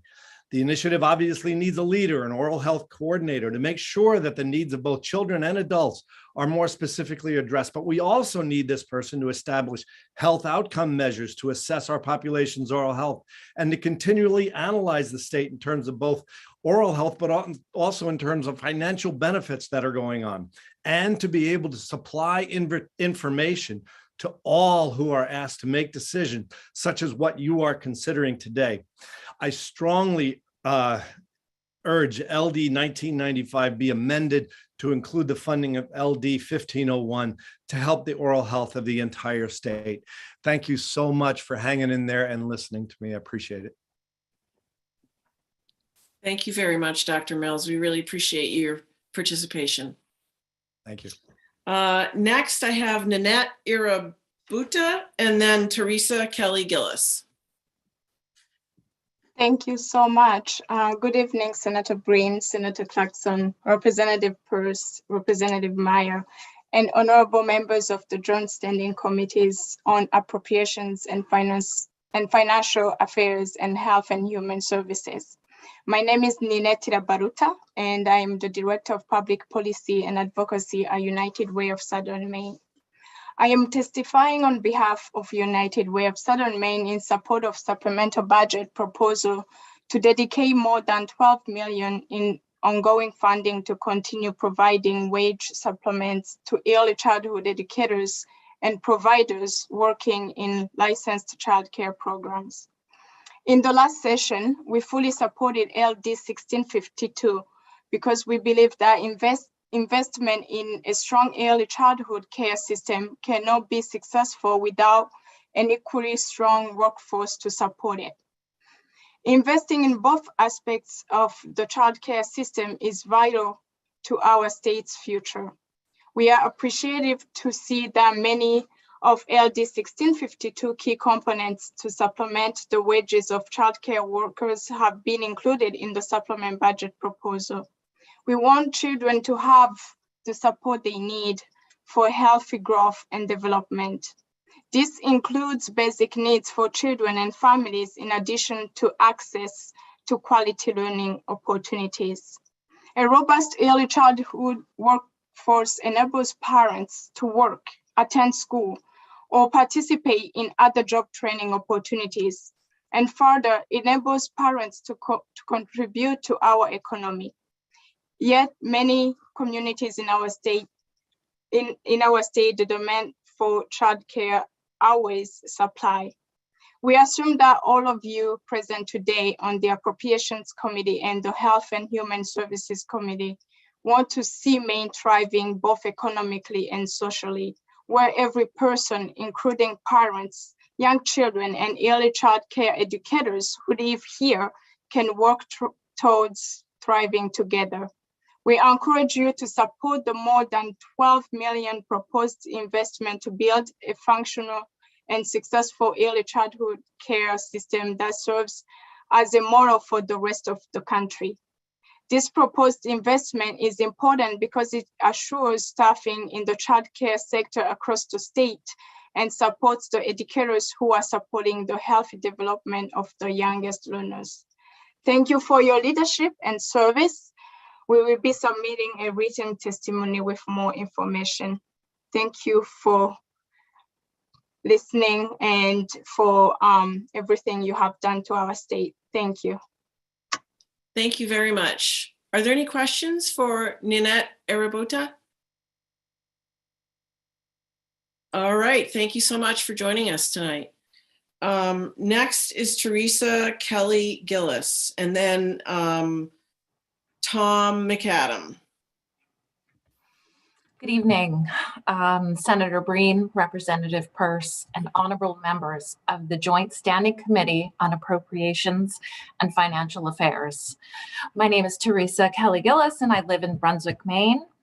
I am here to testify in favor of LD 1995 with the addition of ending the sale of all flavored tobacco products in Maine. I appreciate your time. I am here to read the testimony of a high school student in Brunswick. She and her friends know they would not start using tobacco products if they were not flavored products.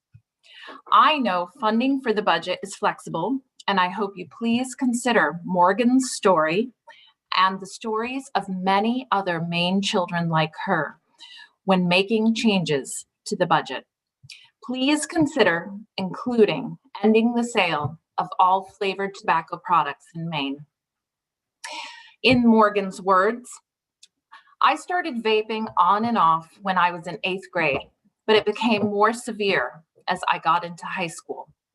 In my freshman year, I got pneumonia because I had compromised immune system from vaping. Vaping caused deep tissue scars inside my lungs to form from a harmful metals in all vapes and e-cigarettes. I was told to believe that it was better for you than smoking was, so it was okay. I was told that it was fun and I'd make more friends because everyone does it. But that was not the truth. I made better friends with my hospital bed and an inhaler than I did with the people that told me to do it. There was a time when I was handed a tobacco flavored vape, and it was honestly one of the worst things I've ever tasted. But they make other flavors that reel you in. Kids are enticed by good flavors and exciting packages, not by tobacco. By targeting my generation with these flavors, the tobacco industry is creating its next group of nicotine addicted customers. I am not willing to sacrifice my health or anyone else's to the tobacco industry. By ending the sale of flavored tobacco products in Maine, you'll prove that you aren't willing to sacrifice my generation either. Thank you for taking the time to hear my testimony. I hope you'll take what I have to say into consideration. I greatly appreciate your time and your commitment, everyone. Thank you. Thank you very much. Are there any questions for Teresa Kelly-Gillis? Okay, not seeing any. Thank you for being with us tonight. Thank you for having me. Next is Tom McAdam, and then Suzanne Farley, Rita Furlow, and Rebecca Patkus. And those are the last few people I have. And so if I've inadvertently skipped anybody, please raise your hand. Tom McAdam. Good evening. Nice to see you all. I haven't seen many of you for a couple of years. My name is Tom McAdam. I'm the CEO at Kennebec Behavioral Health, a large community mental health center in central Maine covering 4 counties. This evening, I'm here to ask your support for LD 496, which has been sponsored by Representative Gramlich, and LD 582, sponsored by Representative Madigan. The LD 496 is a bill that would look for rate increases for some of our key programs, all of which really you've heard this afternoon and this evening. In particular, outpatient, we have not had an increase in our rate for outpatient counseling for 14 years. Additionally, LD 586 would provide additional funding for ACT, assertive community treatment, which is a continuum of care that really impacts our agency and persons coming out of Riverview. I would urge you to pass these, even in light of the fact that the department is making a good faith effort to do rate increases and rate reviews, but that will not happen, we believe, in a timely fashion. I'll leave you with a couple statistics. This morning, we have 1,050 persons on our wait lists for children and adult mental health services. Approximately 400 of those persons are waiting for psychiatric service in our med management program. We have our wait list, our wait times are 20 to 34 weeks for next available appointments for persons receiving services. So thank you very much for your time. And I encourage you to pass these bills as part of the budget. Thank you. Thank you very much. Are there any questions for Tom McAdam? All right, thank you.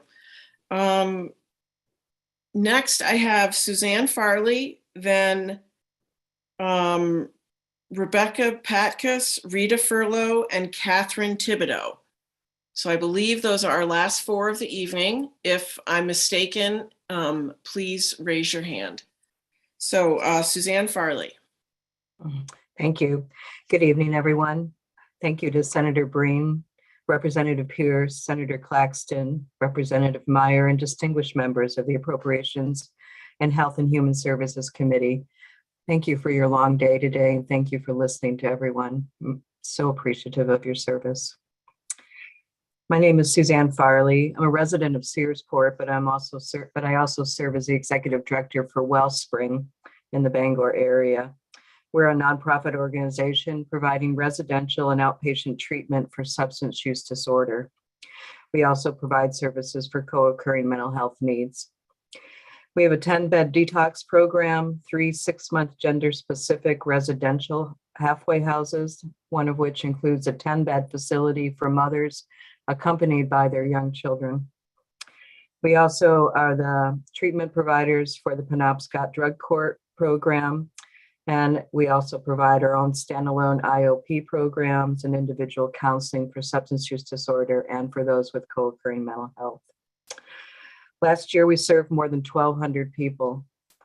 400 of those folks would benefit from including in the supplemental bill, which I do support, LD 415 as written. This bill is for targeted case management. As it's written, it would expand services for all adults diagnosed with substance use disorder. We're primarily a substance use disorder facility. Our clients are diagnosed with substance use disorder and co-occurring mental health. They don't qualify or are not eligible for main care reimbursement for this service.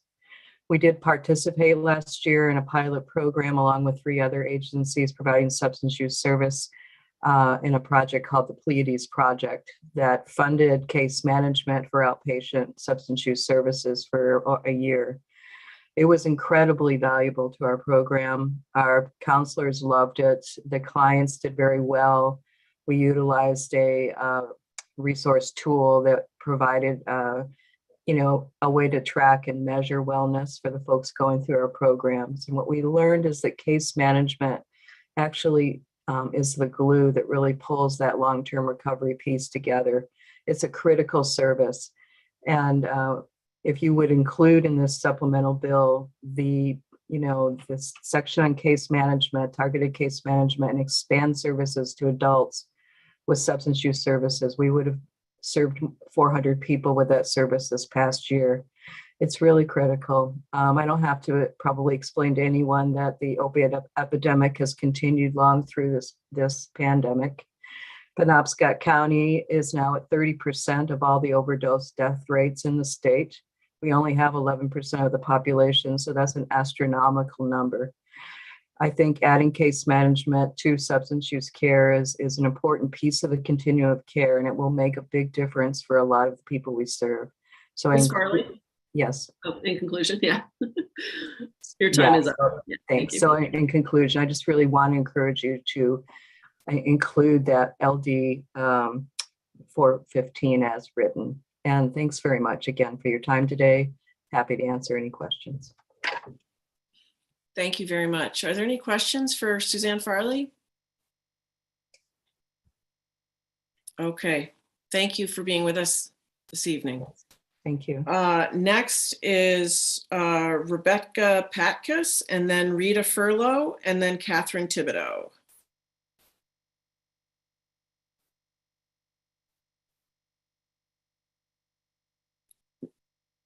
Is Rebecca, oh, did I not? Oh, I got to move Rebecca over. My apologies.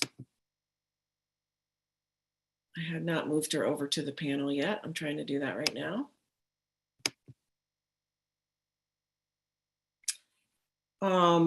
Rita, why don't you start and I'll keep working on the other person. Rita Furlow, thank you.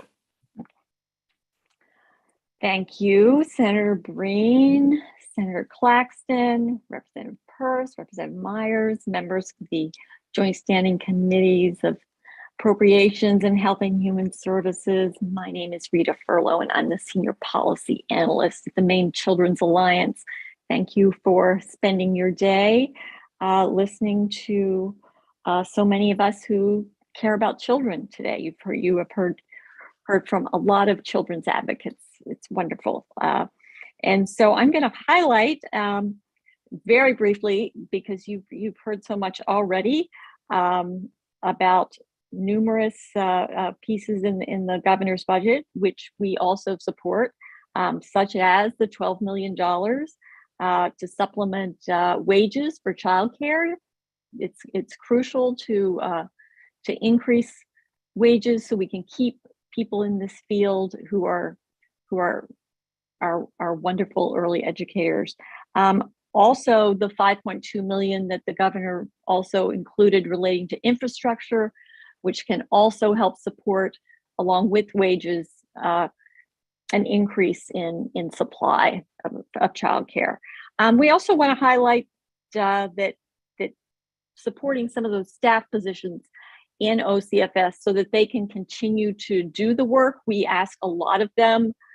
We often, really, in some ways, that office is really just supposed to be taking care of childcare licensing and administering the childcare development block grant. But because of the childcare crisis, we really have been asking much more of them, and we really need them to help coordinate childcare with early learning in the Department of Education, with other programs that are over in the CDC. And so we really think it's important to support that associate director position that they're asking for.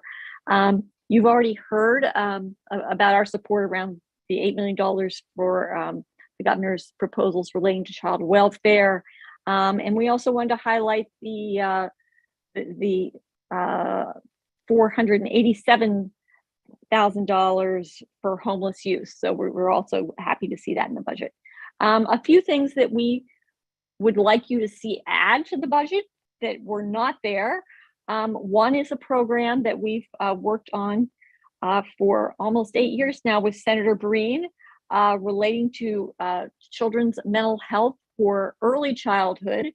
It's called an Early Childhood Consultation Partnership Program. It's recently gotten off the ground in the Office of Child and Family Services. Unfortunately, it's only reaching folks in 8 counties. And given the pandemic and really the children's mental health crisis that we have in this state, in this country, we think expanding that is important. I think you've also heard about expansion of the CHIP program. And we believe that is an incredible investment. We have the highest rate of uninsured children in New England. Rita, yes. Your time has come to an end. Okay. All right. Well, again, you've heard about oral health. You've heard about children's mental health, and you've heard about flavored tobacco.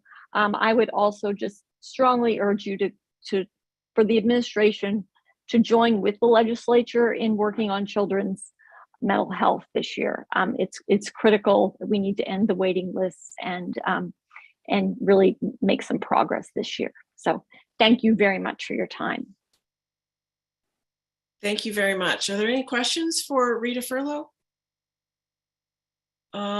Okay, before I go to Catherine Thibodeau, I just have to say I've been trying to get Rebecca Patkiss over into the panel, but it keeps coming back declined. So if you want me to move you over, please raise your hand. If you want me to just leave you where you are, then I'll just leave you where you are. So Catherine Thibodeau, thank you so much for your patience. The floor is yours. Great, thank you. Good evening, Senator Breen, Representative Peirce, Senator Claxton, Representative Meyer, and all of the distinguished members of the Health and Human Services and Financial Appropriations and Financial Affairs. My name is Catherine Thibodeau. I'm the Executive Director of Independence Advocates of Maine. Thank you for the opportunity to provide testimony on Supplemental Budget LD 1995. Our agency is a small nonprofit that has been in the service delivery business since 1980. We offer support to Mainers who have intellectual and developmental disabilities in the counties of Penobscot, Hancock, and Aroostook. I also currently serve on as the board president for MAXPE, an over 70 member trade association for community service providers who operate across our state. I want to thank and acknowledge your work towards ensuring that main care rates actually support the cost of providing services. I appreciate and support the funding proposed in this supplemental budget, but with this support, there are a couple of areas of concern that I'm hopeful can be addressed. The first is to make it right and fix the agency home support rate shortfall that was created by a change in rate methodology by the administration. And the other is for section 21, 29, and 20 community support services to be able to receive a cost of living adjustment. That is the only service under those sections where the cost of living adjustment was omitted. And, for me, when you single out, one service and keep it a flat rate, it's really, really a rate cut. All the other rates are increasing. I hung out so long tonight because I wanted to share with you, one of our DSPs had hoped that provided community support services had hoped to be able to testify. She wasn't able to because she was working. Her first name starts with an S, so I'm glad because the long wait, she didn't actually have to hop on and stay, and I did that for her. But I'm just going to share a few little bits of her testimony.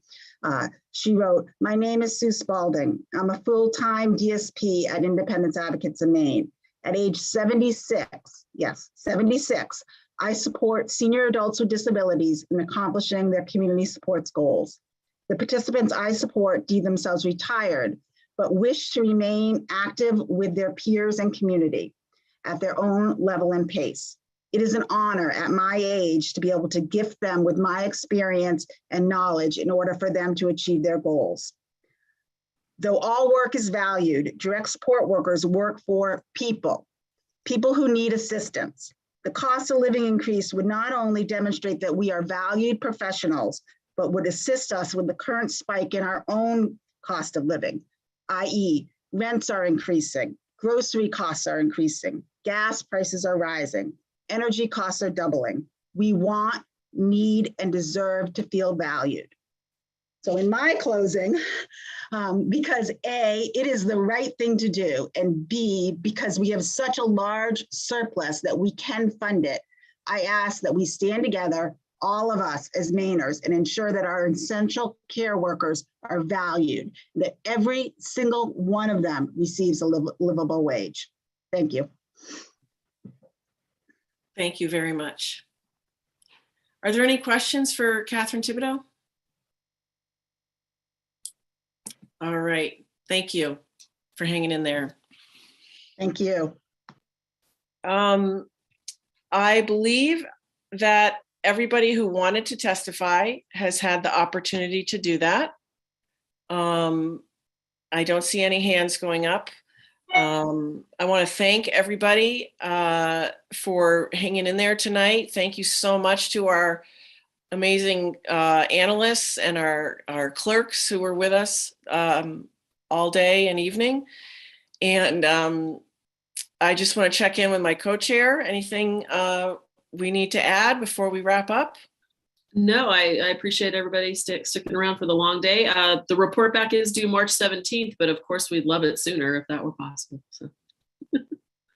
Thank you very much, Representative Peirce, for being the clock cop. And thank you everybody for being patient and steadfast and present for today's public hearings. We're going to move on to education tomorrow. And I'm sure Health and Human Services has a very full day ahead of them as well. Any questions before we sign off? All right. Thank you, everybody, and have a good evening. I'm closing the public hearing for tonight.